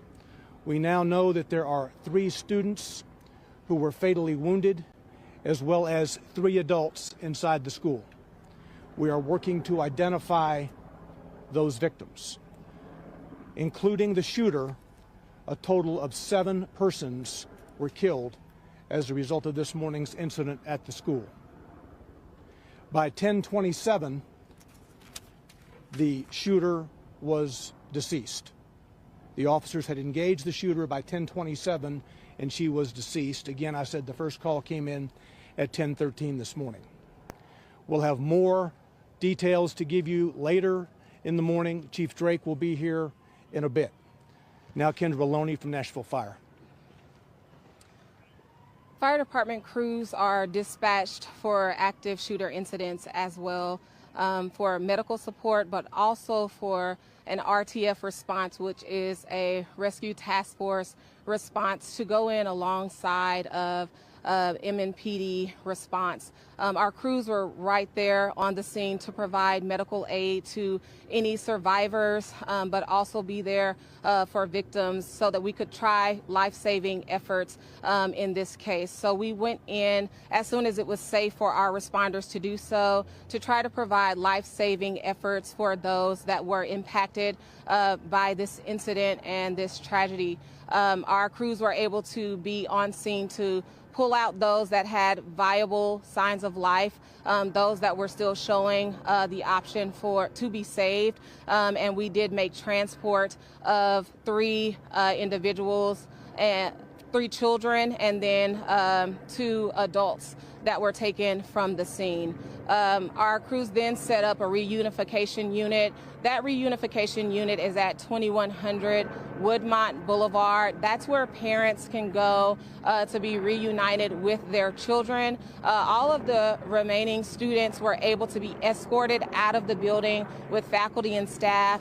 We're not sure about the processes that they had in place, but we were on scene to help them mitigate anyone from seeing exactly what what else was going on, but we're sure that they heard the chaos that was surrounding this.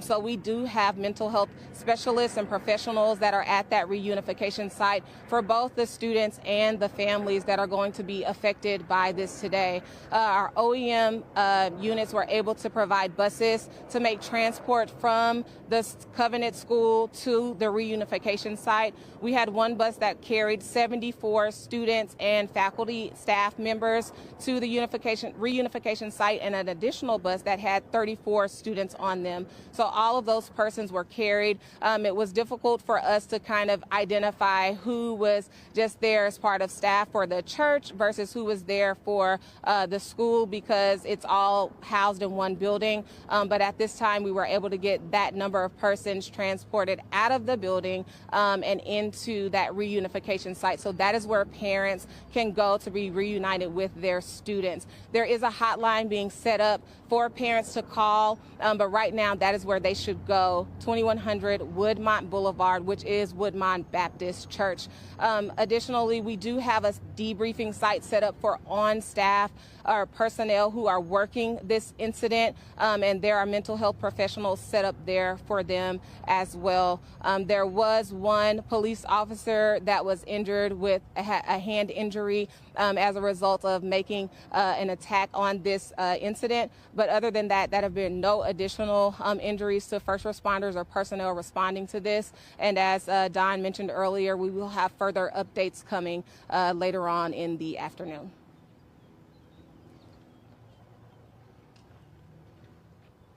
So on a typical day, there would be about 209 students inside the school and approximately 40 to 50 staff members, about 42 staff members. I'll take just a couple of questions before we go back. Clear. So the 7 dead, and then the nature of injuries, how many injured do you know? That you're being treated still, or injuries? I know first responders weren't. An officer had a wound from cut glass. That is the only other injury that I'm aware of. Do we know if the injuries to the students are critical or in a condition? The 3 students are deceased. The 3 students who were shot are deceased. 3 staff members who were shot are deceased. That's a total of 6 victims. And then you have the shooter who was engaged by 2 of our police officers, part of a 5-member team, and she is deceased for a total of 7 individuals. There are no other gunshot victims, non-lethal, that I'm aware of at present. Do you know how many people were shot? Do you know how many people were shot before the police engaged the shooter? No. Do you know if they shot anyone after they engaged the shooter? Do you know if the shooter was able to shoot anyone else? What? We do not know who she is at this juncture. We're trying to identify her. She does appear to be in her teens. Again, with 2 assault-type rifles and at least 1 pistol.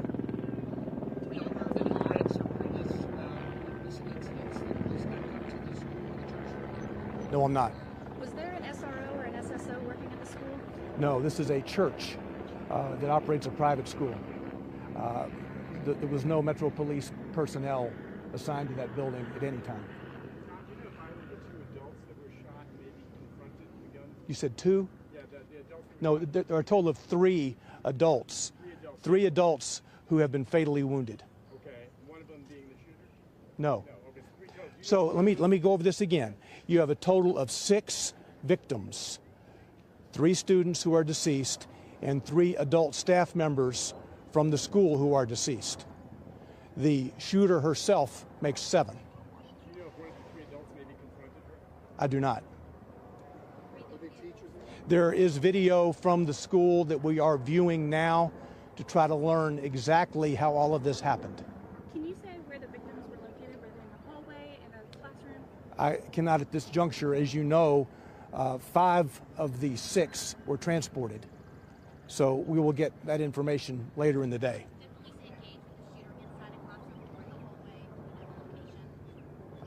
It is an upper level part of the school. It's kind of a lobby type area. It was not in a classroom per se. All right, we'll be back shortly with more detail. We'll tweet out, give you a 15-minute or so notice before the next one, okay? Thanks. And that was the update there from police and fire. Just to reiterate, 6 people in total shot dead there at the school, Covenant School there in Nashville. Suspect dead is a female believed to be in her teens. And we are going to await the next news conference, and that will be alerted by Nashville Metro coming up. All right, everyone, we are going to slide away for a quick 2-minute break. Stay right here with us. More to come live from Nashville.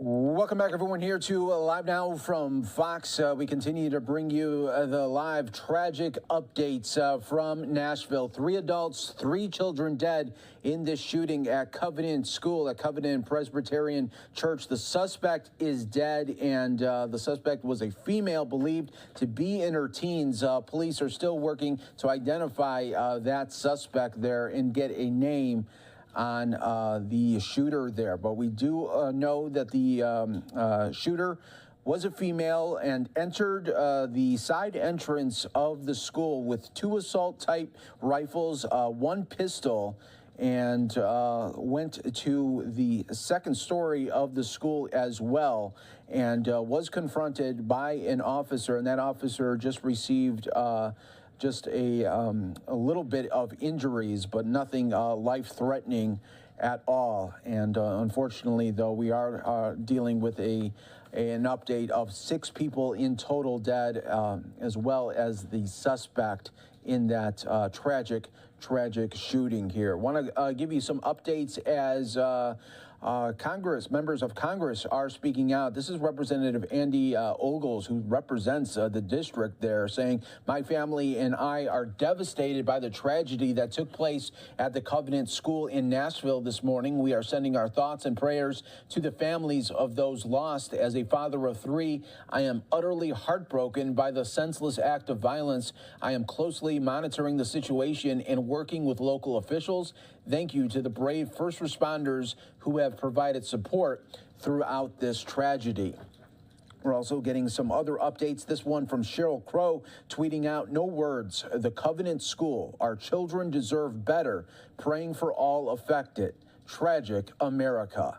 And this coming from country singer Randy Houser. "God bless all the parents of children at the Covenant School. Horrific and sickening." This also coming from Carly Pierce there, country singer as well. "Pray for Nashville. A shooting at a school has occurred. 3 children dead. Praying for these babies and their families. Absolutely devastating. And now live aerials once again of the investigation, as police will be there all day and all night there as they continue to try to get really a sense there of the senseless shooting. And there's no way to make any sense of this when someone wants to go in and try to create as much carnage as they can, entering a school with 3 weapons on them. As we continue to provide you these updates right here on Live Now from Fox, we bring them to you live, raw, and always unfiltered right here. I'm your host, Mike Page, as we continue to guide you through this very, very tragic episode coming out of Nashville. Want to continue to play out some more sound from people that are in the community and hearing this news right now here on Live Now from Fox. R-N-D-O-N. And you live right here? Yeah, I live here at Georgetown, 5.5 years. So can you just kind of describe to us what you heard, saw? Yeah, so I was out back and I just noticed, I'm used to hearing sirens because there's a fire department around the corner, but it's just too many going by. And then I walked out into our little green space and just saw zooming by at the front entrance. I walked out here to go see what's going on, and literally like 20 to 60 cop cars just going by.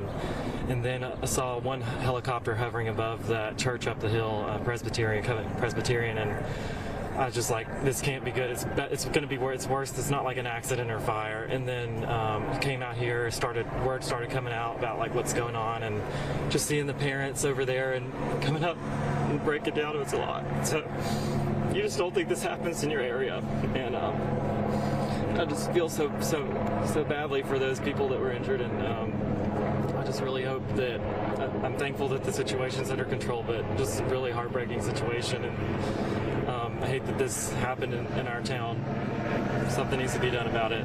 Yeah, I know it's hard, can you describe like just the looks that you saw on the parents' faces? Yeah, there's one couple running up the hill, and some cop on a motorcycle stopped them, and then the woman, I'm assuming the mother, just doubled over and just hysterics and crying, and they started running off down the hill, got in a random car and took off down Hillsborough Pike. So I don't know what happened there, and then people just walking up the hill, and it's a tough hill to climb, just running out of breath, and then just crying and having to slow down because they can't keep running, but they just kept going. It's just really heartbreaking. Yeah, it's something you never thought you'd probably see. No, never in a million years thought that would be this close to me, this close to home. So, yeah. What message would you like to send to, I guess, the families and the school that's so close to you right here? We're praying for you. Your city loves you, and we will rally and give you the support that you need. And I'm so sorry. I'll never know what you're going through, but I just pray that their needs are met and that people are there to help them out in this horrible, horrible, dark time. Yeah, Shondell Brooks. Shondell Brooks, could you spell that for me? Yeah, Shaundelle Brooks, B-R-O-O-K-S. And you said you have kids who were... Yeah, my son was killed in a mass shooting at the Waffle House. So every time there's a mass shooting, it triggers something, right? Then you go up to Capitol, you go to State Capitol, and then you testify. So you want to have these weak gun laws that the governor continue to pass. It's ridiculous. And then you get a call today. I got a call earlier today that my son's school's on lockdown. So of course, it triggers something in you. What school does your son go to? Hillsborough High School. When you got that call, what went through your head? You have your son, as you said. Yeah, it's like all over again.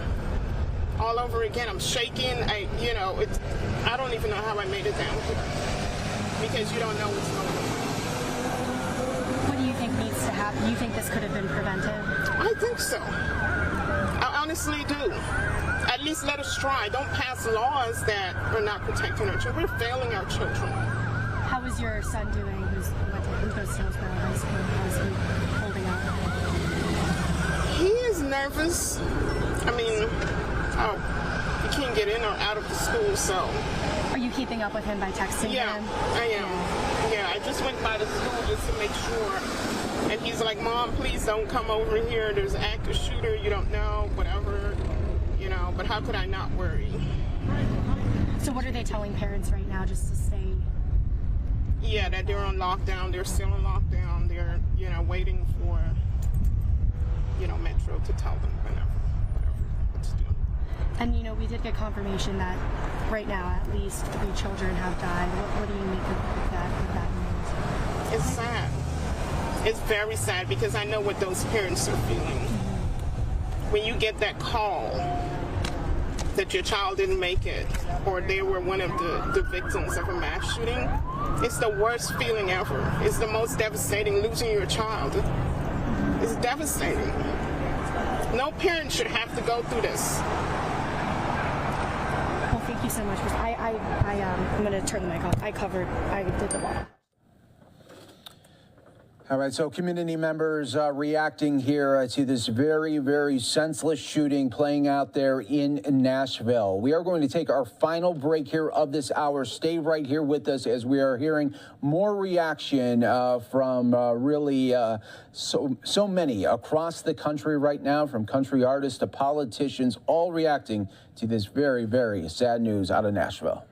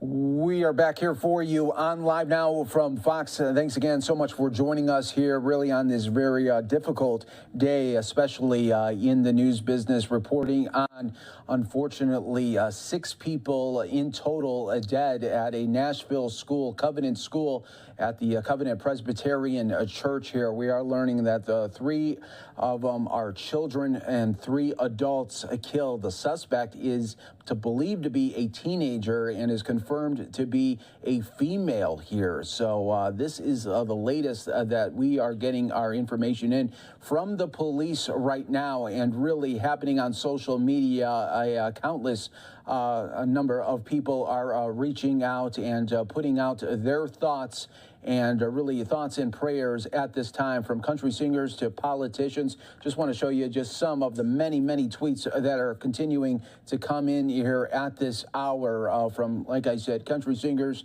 to politicians, and all trying to make sense of what is happening there, not only in Nashville, but really our country, when school shootings have unfortunately become not a everyday occurrence, but a yearly occurrence, where we are every year continuing to talk about shootings that are happening at schools, mass shootings, and wondering why this all is happening here. So we take now a live look right here of the school here in question, Covenant School there, where the police have surrounded this area and will continue their investigation on this terrible day in Nashville. Right now, these are the latest updates that we have here for you. It was a female suspect. Police believe that the individual was in their teens, still waiting on a confirmation of the name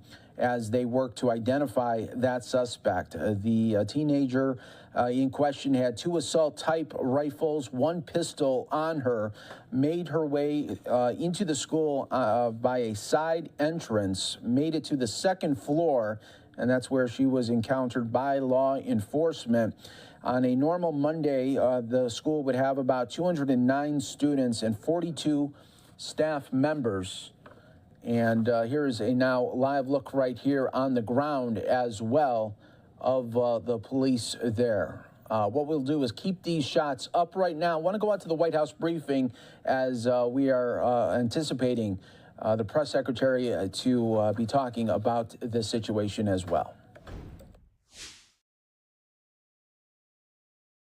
Prayers for all the families affected by this shooting. While we don't know yet all the details in this latest tragic shooting, we know that too often our schools and communities are being devastated by gun violence. Schools should be safe spaces for our kids to grow and learn, and for our educators to teach. As you all know, President Biden has taken more action than any president in history on gun safety, from nearly 2 dozen actions, including the executive order he just signed last month, or this month, pardon me, to the Bipartisan Safer Communities Act legislation he signed into law after the tragedies in Uvalde and Buffalo. He also believes it's not enough. We must do more, and he wants Congress to act, because enough is enough. In his State of the Union, the president called on Congress to do something to stop the epidemic of gun violence, tearing families apart, tearing communities apart. How many more children have to be murdered before Republicans in Congress will step up and act to pass the assault weapons ban, to close loopholes in our background check system, or to require the safe storage of guns? We need to do something. Once again, the president calls on Congress to do something before another child is senselessly killed in a preventable act of gun violence. Again, we need to do something. I also wanted to say a few words about the deadly tornadoes that tore through Mississippi on Friday night. As the president said in a statement over the weekend, he and the First Lady are praying for those who lost loved ones in these tornadoes. To that end, President Biden approved an expedited major disaster declaration for Mississippi early Sunday morning and ordered federal funding be made available to support emergency response efforts in the areas affected by the severe storms. Secretary Mayorkas and FEMA Administrator Deon Criswell were also on the ground yesterday to assess the damage, survey emergency response efforts, and meet with Governor Reeves and other state and local officials. We remain committed to doing everything we can to help those impacted by these storms and help them recover. Tomorrow, President Biden will travel to Durham, North Carolina to kick off the Investing in America tour with a visit to Wolfspeed, a manufacturer of semiconductor chips that is investing $5 billion to expand their North Carolina operations and create 1,800 good paying jobs right here at home. Over the next 3 weeks of this tour, the President, Vice President, First Lady, Second Gentleman, and members of the Cabinet will fan out over 20 states across the country to visit communities benefiting from Investing in America agenda. This includes places that are seeing new and expanded manufacturing facilities and creating new jobs thanks to the Inflation Reduction Act and CHIPS and Science Act, groundbreakings of new infrastructure projects funded by the Bipartisan Infrastructure Law, and small businesses that stayed afloat or started because of help from the American Rescue Plan. They'll highlight not only the impact of President's economic agenda in these communities, but also what's at stake if MAGA Republicans in Congress get their way and repeal the Inflation Reduction Act. hike taxes on hardworking families, and slash funding for manufacturing, innovation, and research. As the president likes to say, budgets are a statement of values. That's why his budget cuts taxes for working people and families with children by almost $800 billion. And it pays for that by asking the super wealthy and large corporations to pay their fair share, all while not raising taxes at all for anyone making less than $400,000 per year. Tax proposals from MAGA House Republicans look very different. They want to add over $3 trillion to the debt, with giveaways skewed to... All right, folks, we are continuing to listen into the White House briefing. The White House press secretary will be getting questions on this shooting. Made a brief statement off the top there, and we will continue to listen in. That is going to do it for my time here on the desk. But here on Live Now from Fox, we are just getting started. We'll continue to give you updates throughout the day and into the evening out of Nashville. And we are still expecting another update from police and fire out there as that investigation continues. Andy Mack, my colleague, is on deck here, going to guide you through the next several hours here on this developing and tragic story out of Nashville, taking you now back out to the White House. We're talking about more than 2.1 million borrowers who have applied for student debt relief in Texas, more than 380,000 borrowers in Louisiana, more than 250,000 borrowers in Iowa. These are hardworking borrowers who, for the most part, make less than $75,000 a year. They're asking for a little extra breathing room as they prepare for loan payments to restart. And how are their Republicans elected officials responding? They're bent on denying middle-class families the relief they need, while at the same time slashing Pell Grants to provide a $3 trillion tax giveaway to the ultra-wealthy and corporations. These are the same Republican officials who voted to forgive hundreds of thousands of dollars in PPP loans for businesses. Some even had their own loans forgiven, as you've heard the president speak to many times. So I want to be very clear here. President Biden will continue to fight for the middle-class families, as he has been this past 2 years in his presidency. The president has also made clear he will veto H.R. 1, another bill that House Republicans have put forward to drive energy costs up for middle-class families, pad the pockets of big oil companies, and endanger the health and safety of all Americans. H.R. 1 would double the cost of energy efficiency upgrades that families need to reduce household bills. It would repeal key provisions of the Inflation Reduction Act to cut energy costs and boost economic development. It would eliminate pollution control requirements that prohibit big companies from polluting the air we breathe. And it will allow petroleum refineries that use hydrofluoric acid, a highly toxic chemical known to cause severe burns, eye damage, declassification of bones, to avoid any requirements to consider safer alternative. It is no wonder the bill was endorsed by big oil companies. And with that, Amr, thank you for your patience. Of course. Kick it off. On Nashville, pointed to last year's bipartisan reforms, as well as alluded to the executive actions, I think, of just a few weeks ago. And then you also pointed it's not a panacea, but is there any disappointment from the administration that these efforts haven't had more of effect on lessening the scourge of terrible violence? Well, I don't have the data in front of me on what the president's executive action has been able to do. Clearly, those are actions that are that he was able to do on the federal level. But the president has been very clear. We need to take more action. We actually need to ban assault weapons. We need to take more action so that our children are safe in schools, so that our communities are not torn apart. And we've been very clear about that. The president's going to continue to be consistent. He mentioned that at the State of the Union when he had an opportunity to just not speak in front of Congress, but also speak in front of the American people. We have to do more. The president has done almost as much as he can from the federal level to show how important this is to him.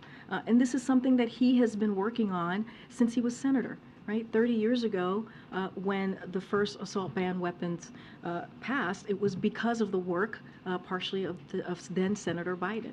So again, he's going to continue to call on Congress to act. This is, you know, we can't keep seeing what we saw today. Right now, we're hearing 6 kids, 6 elementary kids dead. 3 kids and 3 adults. And so this cannot be happening. Our administrators, our educators cannot be, their lives can't be put on the line here when they're going to teach our kids. And the president's going to continue to speak out, and Congress needs to act. If I could just ask about in Israel, before you got out here, Prime Minister Netanyahu announced his decision to delay action on the judicial overhaul until until the next parliament session. One, just generally, do you have any reaction? And 2, does delaying meet the administration's concerns on consensus, calls for consensus and compromise? As you just mentioned, Amr, right before I came out, we heard from the Prime Minister of Israel. I do have a couple of things to say about his remarks. So we welcome this announcement as an opportunity to create additional time and space for compromise. Compromise is precisely what we have been calling for. And we continue to strongly urge Israeli leaders to find a compromise as soon as possible. We believe that it is the best path forward for Israel and all of its citizens to find this compromise. Democratic societies are strengthened by checks and balances, and fundamental changes to a democratic system should be pursued with the broadest possible base of popular support. And so that's what we're going to continue to call for. Will we see the president address this latest school shooting in Nashville? So I believe he will be addressing it before his remarks. Well, at his remarks today about 2:30. So you'll hear directly from the president. So the answer is yes. Okay, and you spoke about the call from the president of the White House for Congress to act on gun violence, but here we are, another elementary school shooting. What does the White House say to American people who are feeling hopeless right now, that this in shock that this is happening once again? We say that yes, we agree. This is unacceptable. What we're seeing today, what we're seeing in schools and communities across this country is unacceptable. Our children should be able to go to school feeling safe, feeling protected. People should be able to go to grocery stores feeling safe. And what we saw today is devastating, is heartbreaking for any American, any parent across the country, or any American. And so that's why this president has been very clear from day one he is going to continue to fight for those communities. That's why he did a historic amount of executive orders. From here, from this White House, he was able to sign executive orders that hopefully will make some difference at the federal level, but clearly there is more work to do, and Congress, and this is legislative work that Congress needs to act on. So yes, you're going to continue to hear from this president. He's going to speak about this very loud and clear. And of course, he was proud to sign the legislation, the Bipartisan Safer Communities Act, just in the last, as we saw last year, in the last Congress. And that was something we hadn't seen in 30 years. And we believe a lot of that is because of this work that this president has done. And he has done this not just the last 2 years, but over his career. So we need to see more. And it is devastating. Of course, our hearts go out to families across the country that have lost loved ones. But the president, again, is going to call on Congress to act. That doesn't change. On the storms, can you just walk us through quickly what the weekend was like for President Biden, when he got the alerts and when he was updated? Yes, I do have. I can walk through some of that with you all. So we're continue to closely coordinate with our state and federal partners in response to the deadly storm that hit Mississippi. On Saturday, the president held separate calls with Mississippi Governor Tate Reeves, along with Senators Roger Wicker and Cindy Hyde-Smith and Congressman Benny Thompson, of Mississippi, to express his condolences for the lives lost and damage resulting from the tornadoes and extreme weather that impacted Mississippi overnight. On Sunday, July, President Biden approved a disaster declaration for Mississippi and ordered federal aid to supplement state, tribal, and local recovery efforts in the areas affected by the severe storms. And the president's, because of his actions, the federal funding available to those infected individuals will go to counties like Carroll, Humphreys, Monroe, and Sharkey. And also on Sunday, as I mentioned at the top, we saw FEMA Administrator Deanne Criswell and DHS Secretary Mayorkas travel to Mississippi to survey the damage and meet with federal, state, and local officials. And so the president again will continue to be updated as over the next couple of days. And so this is something that we are taking very seriously. Is it at all Mississippi? I don't have any trip. We don't have a trip to preview at this time. Thank you. Thanks, Corinne. Does the White House have any additional executive orders in the pipeline on guns, given the realities of the lack of support for these things in Congress? So we don't have anything to preview at this time on any additional executive orders. As you know, earlier this month, while we were out west, I think you may have traveled with us. I can't remember. It felt like ages ago at this point. The president was able to announce an additional executive order, but we've taken historic actions. You know this, Jeff. I know you've covered this. The first year and a half, more than any other president has. And so clearly we have taken this seriously. But again, we need legislative action, and that has to come from Congress. On one other topic, are U.S. regulators and is the administration looking at expanding emergency lending facilities for banks to help give First Republic Bank, which is one of the ones that's been concerned, more time to shore up its balance sheet? So I don't have anything new to share from here. As you know, that's something the federal regulators and the Treasury Department, that's something that they would be focusing on. What I will say more broadly about regional banks and the actions that could potentially be taken, as Chair Powell recently said, our banking system is sound and resilient with strong capital liquidity. When we've taken decisive and forceful actions to strengthen the public confidence. You've heard me say that many times from here. That was something that was important for the president to do, and also give bank access to resources to meet those depositors' demand. And so, look, we took actions. The deposits stabilized at regional banks. That's what we have seen over the past 10 days or so. But I just don't have anything to share beyond that as it relates to regional banks or First Republic. But again, the actions that we have taken has certainly, we have seen them work. And we want to continue to give Americans confidence, but also make sure that depositors get what they need as well, the resources that they need.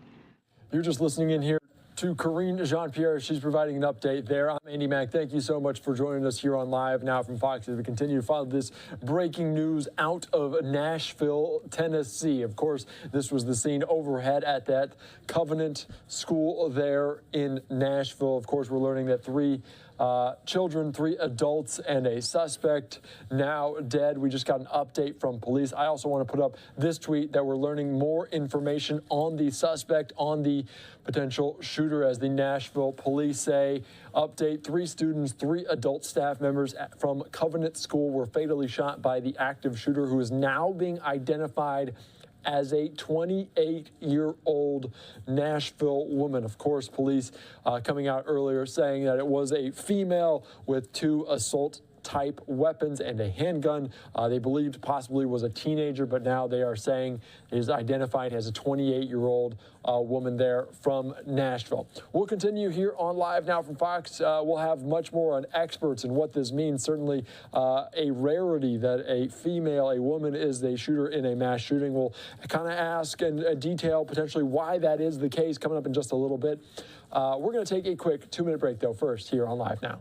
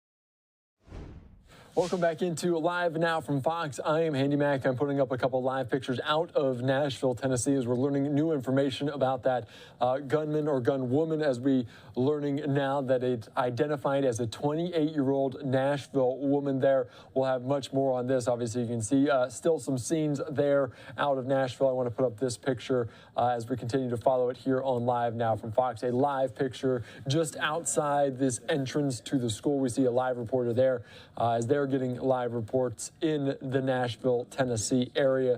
Certainly a major story. A major story is 3 adults, 3 children are dead, and the suspect also dead. Of course, what we do know right now is the shooter is a female. It appears they just identified her as a 28-year-old woman from Nashville. She entered from a side entrance, traversed her way from the first to second floors, firing multiple shots. The police responded, heard gunshots on the second floor and responded and engaged with the shooter until she was no longer a threat. Of course, we're following this here on Live Now from Fox. We'll have much more on the experts taking place from Nashville and what this means. Certainly a rarity that a female is the shooter in something like this. So we'll have much more on that coming up in just a little bit. Let's take you right back out, though, to Karine Jean-Pierre. She had a statement off the top, but there's also plenty of other topics involved in the United States right now. Let's listen into what she has to say here on Live Now. But he's also going to continue to ask Congress to enact common gun law reforms. That is something that must be done in the legislation, right, in the legislative branch. And so, you know, and that's including requiring background checks on all gun sales, banning assault weapons and high-capacity magazine, and eliminating immunity for gun manufacturers who knowingly put weapons of war on the streets. And so those are things that they can do. Those are things that Congress can actually act on if they come together and take action. And so we can't, this is not something I want to do, and I'm sure this is not what all of you want to cover, is these types of shootings over and over and over again. This is certainly not what the president wants to keep talking about and giving condolences to family members and communities. This is not okay.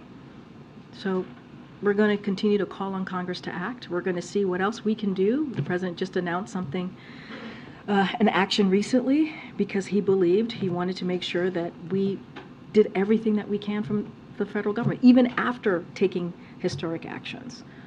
So again, this is a sad day for our country, for the people of Nashville, and our hearts go out to them.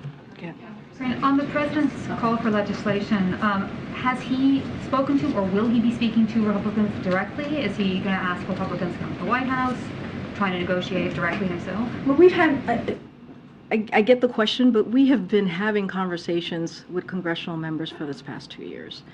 I mean, this is conversations that we have had over and over and over, and will continue to have. So it's not going to stop today. It's going to continue, or it's not starting around this particular sad shooting. But you know, he's had conversations with Republicans about the need I'm saying for what I'm saying is I don't have anything to preview for you at this time or to lay down of a conversation that he's had recently. What I'm saying is, this is something that his administration has taken very seriously over the last 2 years. There's a reason why this is a president that has taken historic actions on executive orders when it comes to gun violence, because he's taken this seriously. I don't have anything to read out to you at this time, but our office, the Office of Leg Affairs, the Domestic Policy Office, these are things that we have taken very, very seriously. I'm going to try and take a question from the back because I know Alex way back there. Can you discuss what happened with your FAA nominee and what you plan to do next? I mean, obviously there have been some high-profile incidents and people are concerned about the safety of our commercial aviation system. So what's next? So FAA needs a confirmed administrator, period. Like, that's what they need. That's what the country and Americans deserve. Phil Washington had the right qualifications and experience for this role. A couple of things that you've heard me talk about and you've heard us talk about more broadly. He's led the Denver International Airport, one of the busiest airports in the world, managed large safety-focused transportation agencies, and served as command sergeant major in the military. This was a veteran of the military. He was a veteran. And, you know, there were games that we played on, an onslaught of unfounded Republican attacks on Mr. Washington, on his service, his experience, and which irresponsibly delayed the process. So, including threatening unnecessary procedural hurdles on the Senate floor. That's what was happening. And so, Senate Republicans' month-long relentless campaign to sink the nomination of a qualified, again, military veteran, our administration believes that his service in uniform is an asset. That should have been an asset. So again, we respect Mr. Washington's decision and are grateful for the time he dedicated to this process and continued commitment to public service. But again, the FAA needs a confirmed administrator here. Christian, go ahead. I know. Thanks. I want to ask about this SBA roundtable coming up. There's been critiques from Republicans that the administration, while you guys are addressing all of this fraud that we saw during the pandemic with the small business programs, there isn't enough work being done to modernize the system so that this moves quickly and smoothly going forward and we don't have to do this backpicking process again. Do you have any response to that? Yeah, I do. Look, America's small business economy is opening again.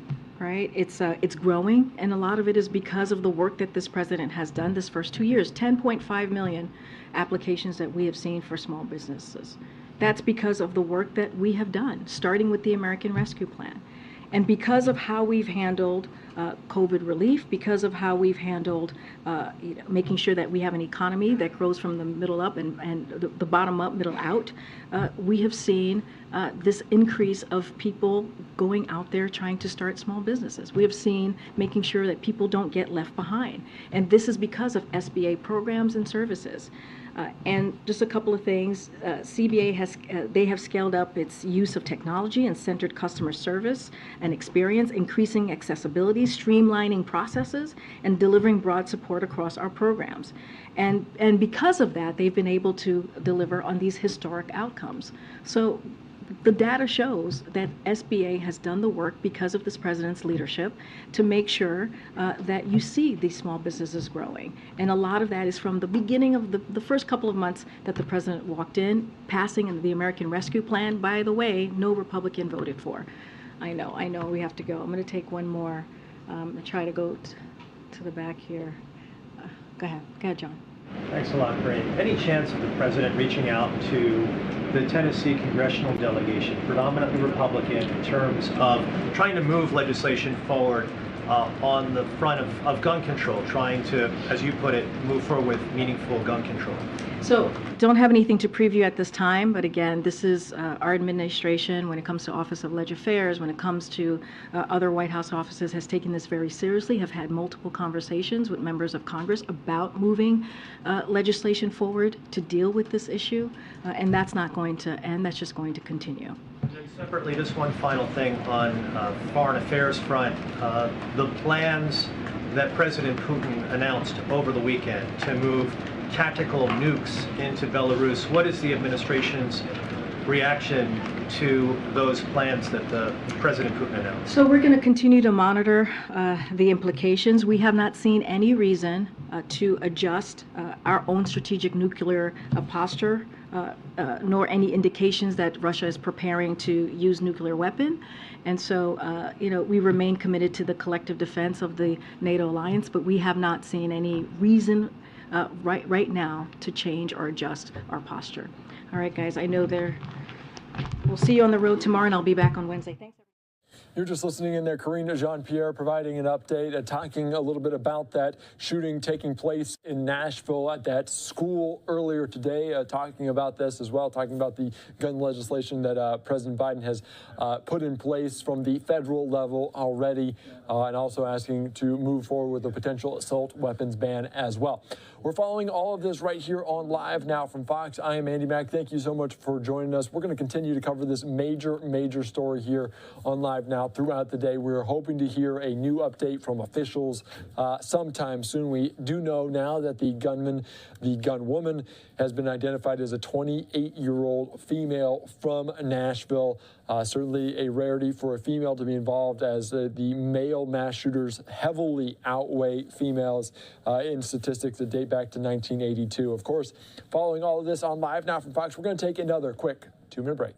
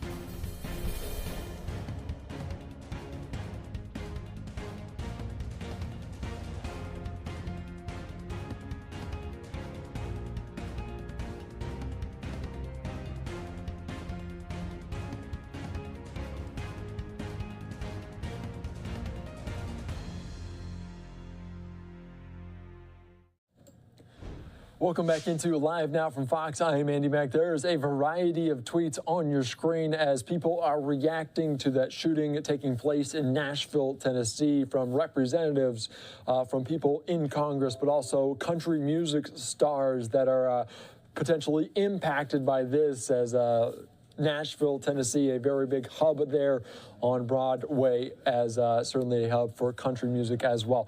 I'm Andy Mack. Thank you so much for joining us as we continue to cover this major breaking story out of Nashville. This was video from earlier today, as we now know that 3 children and 3 adults are now dead. And the shooter has been identified as a 28-year-old woman from Nashville. We want to go back out, though, to officials on the ground as they were providing a quick update from earlier, just to give you a little bit of if you're just tuning in here to Live Now, of what we know and what we know now. More from this spot later in the morning with Chief John Drake and others.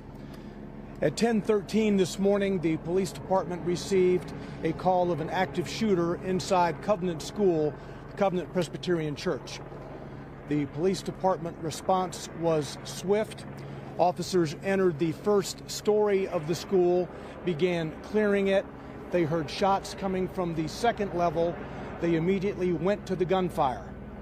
When the officers got to the second level, they saw a shooter, a female, who was firing.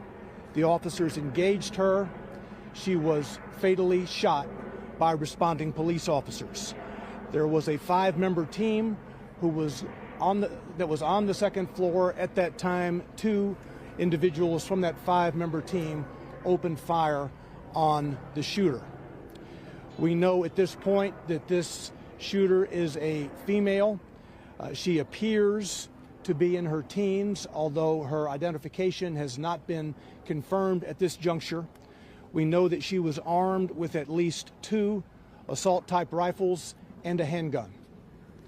We are efforting now to identify her. She entered the school through a side entrance and traversed her way from the first floor to the second floor, firing multiple shots. We now know that there are 3 students who were fatally wounded, as well as 3 adults inside the school. We are working to identify those victims.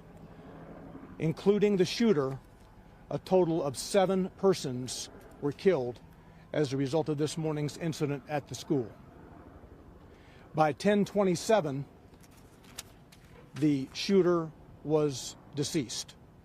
The officers had engaged the shooter by 10:27, and she was deceased. Again, I said the first call came in at 10:13 this morning. We'll have more details to give you later in the morning. Chief Drake will be here in a bit. Now, Kendra Baloney from Nashville Fire. Fire department crews are dispatched for active shooter incidents as well, for medical support, but also for an RTF response, which is a rescue task force response to go in alongside of MNPD response. Our crews were right there on the scene to provide medical aid to any survivors, but also be there for victims so that we could try life-saving efforts in this case. So we went in as soon as it was safe for our responders to do so, to try to provide life-saving efforts for those that were impacted by this incident and this tragedy. Our crews were able to be on scene to pull out those that had viable signs of life, those that were still showing the option to be saved. And we did make transport of 3 individuals, and 3 children, and then 2 adults that were taken from the scene. Our crews then set up a reunification unit. That reunification unit is at 2100 Woodmont Boulevard. That's where parents can go to be reunited with their children. All of the remaining students were able to be escorted out of the building with faculty and staff. We're not sure about the processes that they had in place, but we were on scene to help them mitigate anyone from seeing exactly what else was going on, but we're sure that they heard the chaos that was surrounding this.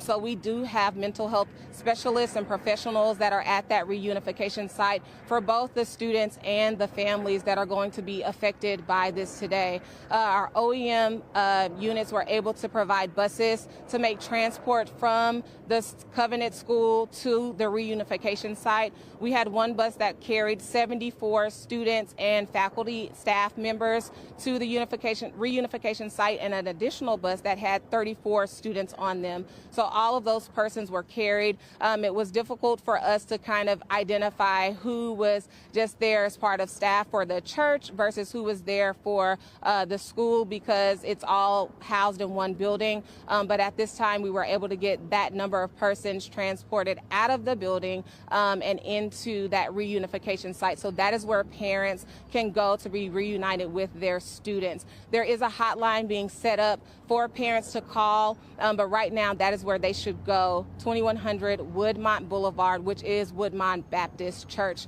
Additionally, we do have a debriefing site set up for on-staff or personnel who are working this incident, and there are mental health professionals set up there for them as well.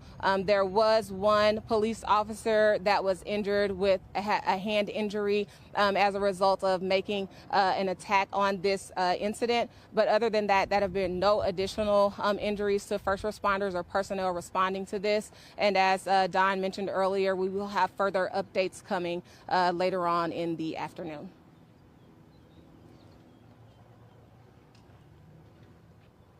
So on a typical day, there would be about 209 students inside the school and approximately 40 to 50 staff members, about 42 staff members.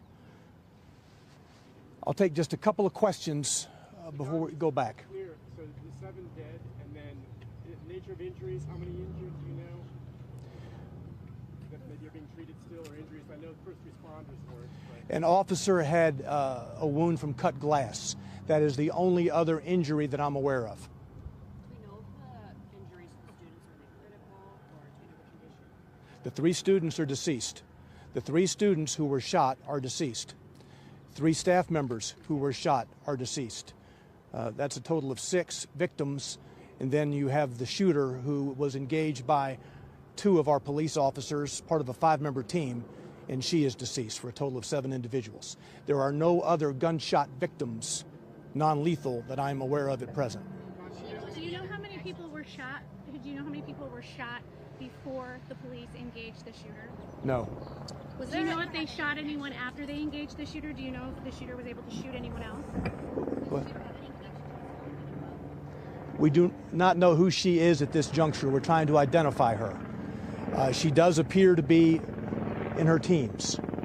Again, with 2 assault-type rifles and at least 1 pistol.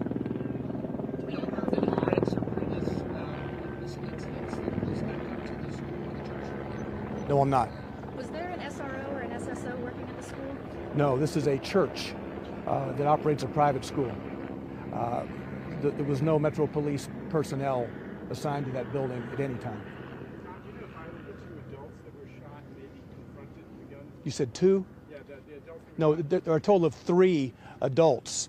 3 adults who have been fatally wounded.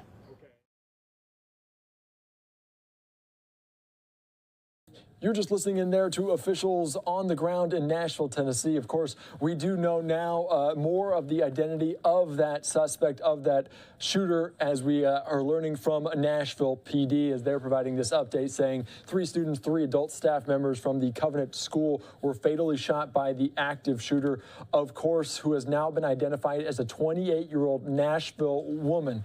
They did say teenager during this first earlier on press conference, but now they have identified her as a 28-year-old Nashville woman. We're going to continue to follow this major story here on Live Now from Fox. I'm Andy Mack. Thank you so much for joining us. We want to give a little bit more insight into what we know about this 28-year-old woman that is a shooter right here on Live Now from Fox. We're going to bring in Dr. Carol Lieberman, forensic psychiatrist. Thank you so much for joining us here on Live Now from Fox. Obviously, a tragic situation out of Nashville today, but we're learning more information. First, just give me your first impressions of what we saw today, and what are your initial takeaways? Well, a number of things. First of all, it's interesting that they were saying at the beginning that she was a teenager. There were lots of reports that she was a teenager. So one would have to think then that she was perhaps very thin, which would make you think that perhaps she was using drugs. You know, it's so frustrating for everyone when the person isn't identified in a clearer way, or there aren't pictures of her and so on. But you know, so you can only speculate. It is unusual, of course, for a woman, and she was carrying 3 guns, according to the reports that I saw. You know, bringing 3 guns, it wasn't like it was a very aggressive kind of plan that she had to shoot up the school. You kind of wonder why would somebody do that? You know, obviously, similar to men, the first things you think of course, is mental illness and childhood trauma, an abusive home when she was growing up. You know. You also think of course, my big thing is for years has been violent video games, because I was the head of the National Coalition on TV Violence, and we studied that, and I testified before Congress about the danger of violent video games. Now, men or boys are more apt to play violent video games than women, but so then you have to think about could there be any socio-political motives? You know, in other words, this isn't just someone who became aggressive playing video games, or, you know, or was mentally ill and she at random went to the school. For women, it would be more likely that it would be some kind of relationship, either with the school or with someone in the school, that for some reason why she chose that school. Rather than just kind of a random act of violence. Correct, yeah, and it's hard to understand what's going through the mind of a person like this, and I don't want to speculate too much because the details are so fluid at this point. We don't know a ton about this shooter, as 3 children, 3 staff members there killed in Nashville, Tennessee. But I do want to get into the dynamic, because looking at some statistics, obviously males are more likely to do this. I've seen statistics that only 3 female shooters since about 1982 in this, compared to about 135 male shooters in something similar to this. Is there a reason for that? Can we provide a little bit more insight into maybe why that is the case, and why those statistics disparity goes so far toward the males? Well, for one thing, most of these shootings have been done with guns. I mean, you know, women are less likely to use guns, first of all. Even with suicide, women are less likely to use a gun than a man is. So that's part of it. Of course, also, as I was saying, men play or boys play more violent video games. There is, an attraction to, there's a whole pattern for what makes a school shooter or a mass shooter, which starts out with a destructive home, a dysfunctional home, extremely dysfunctional. It can have exposure to guns. That's another part of it for why it's more men, because typically more fathers will expose their children, their boys, to guns than they would their daughter. It's more this random kind of shooting. Mental illness, of course, is part of that pattern.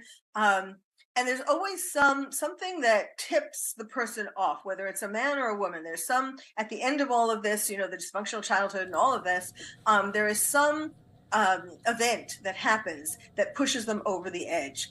And with women, guns also are, to be really a psychiatrist about all this, guns are a phallic symbol. So men, want to have power, masculine power. Yeah. And so they are more attracted towards guns. But here's this woman who came in with 3 guns. Correct. So, that does defy the odds, the statistics. Of course, as the terrorist therapist, what I have found is that when the media is very hush-hush about the shooter, now I have no inside information about this, but it's just my experience since 9/11 of examining all of these things and talking about these things and so on, that sometimes it's because the person, they think the person is a radical Islamist terrorist. Now, for a woman that would still be extremely unusual for a woman to do this as a radical Islamist terrorist, but we're only left with guesses here. I just hope, the one thing I can say is that I hope that this isn't, over the years, there have been more women involved in crimes than before. Each year it's more, the percentage of women being involved in crimes, I'm not talking about school shootings in particular, but just in general, has increased. There are more women prisoners and so on than were before. So I would hope that this is not, it seems like this is an example of this increase. Correct.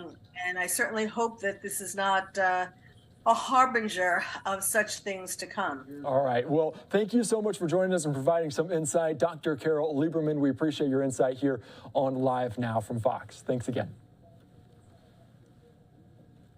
All right. Thank you so much. As we continue on here on Live Now from Fox, I am Andy Mack. Putting up a live picture right now, potentially another live press conference coming out of Nashville, Tennessee. Of course, we're going to take a quick break before this, so we're going to jump out for 2 minutes and then get back into this major breaking story coming up next.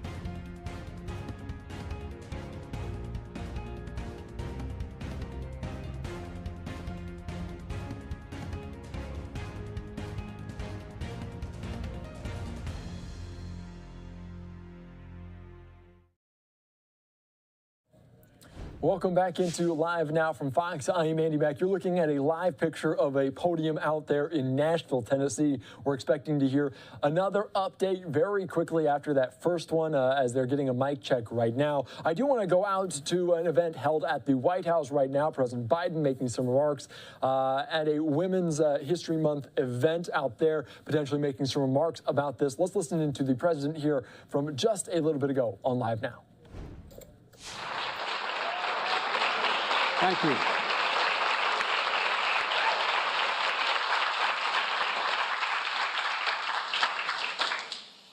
My name is Joe Biden. I'm Dr. Joe Biden's husband. And I ate Jenny's ice cream, chocolate chip. I came down because I heard there was chocolate chip ice cream. By the way, I have a whole refrigerator full upstairs. You think I'm kidding? I'm not. God. Ben, how are you, pal? One of the best guys in the United States Congress, Ben Cardin.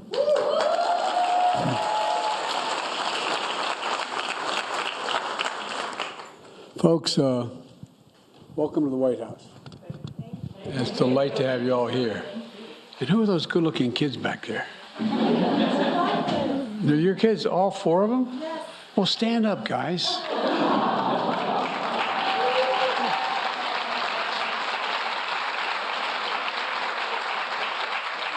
Well, I want you to know, like you, I had two brothers, three in our family, three brothers, and one sister. And my sister is smarter than all of us. Not a joke. She used to be 3 years younger than me. Now she's 23 years younger than me. Yeah. She managed every one of my campaigns for office, even back when I was in high school. We went to the same university 2 years apart. She graduated with honors. I graduated. And we had a simple rule in the family. Listen to Val.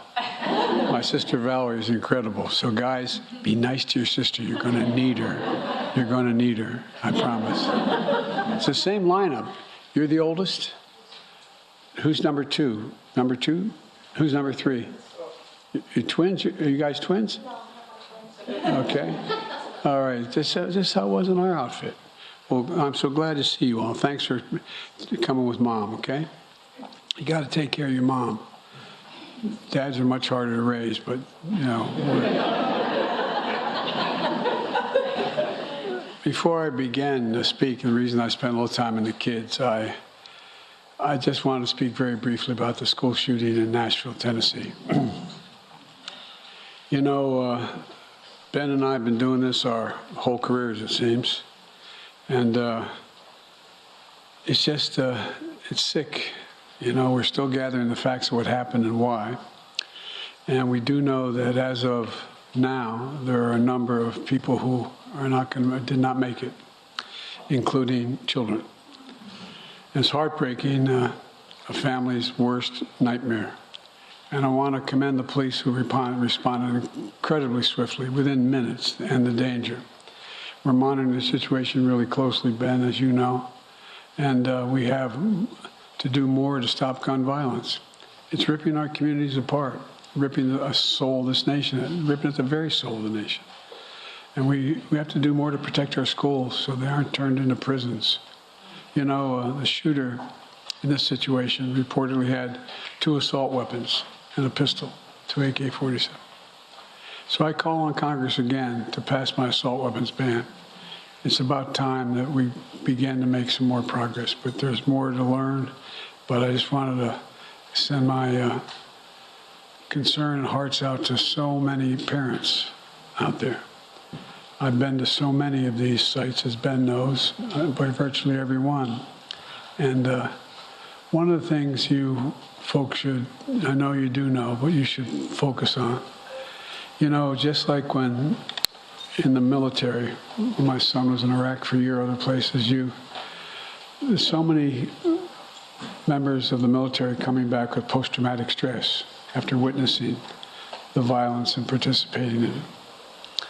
Well, these children, these teachers, you should be focusing on their mental health as well. And so I'm grateful, anyway. Sorry to start off that way, but I couldn't begin without acknowledging what happened. And now I'm grateful to all of you. You're just listening in there, President Biden making those remarks.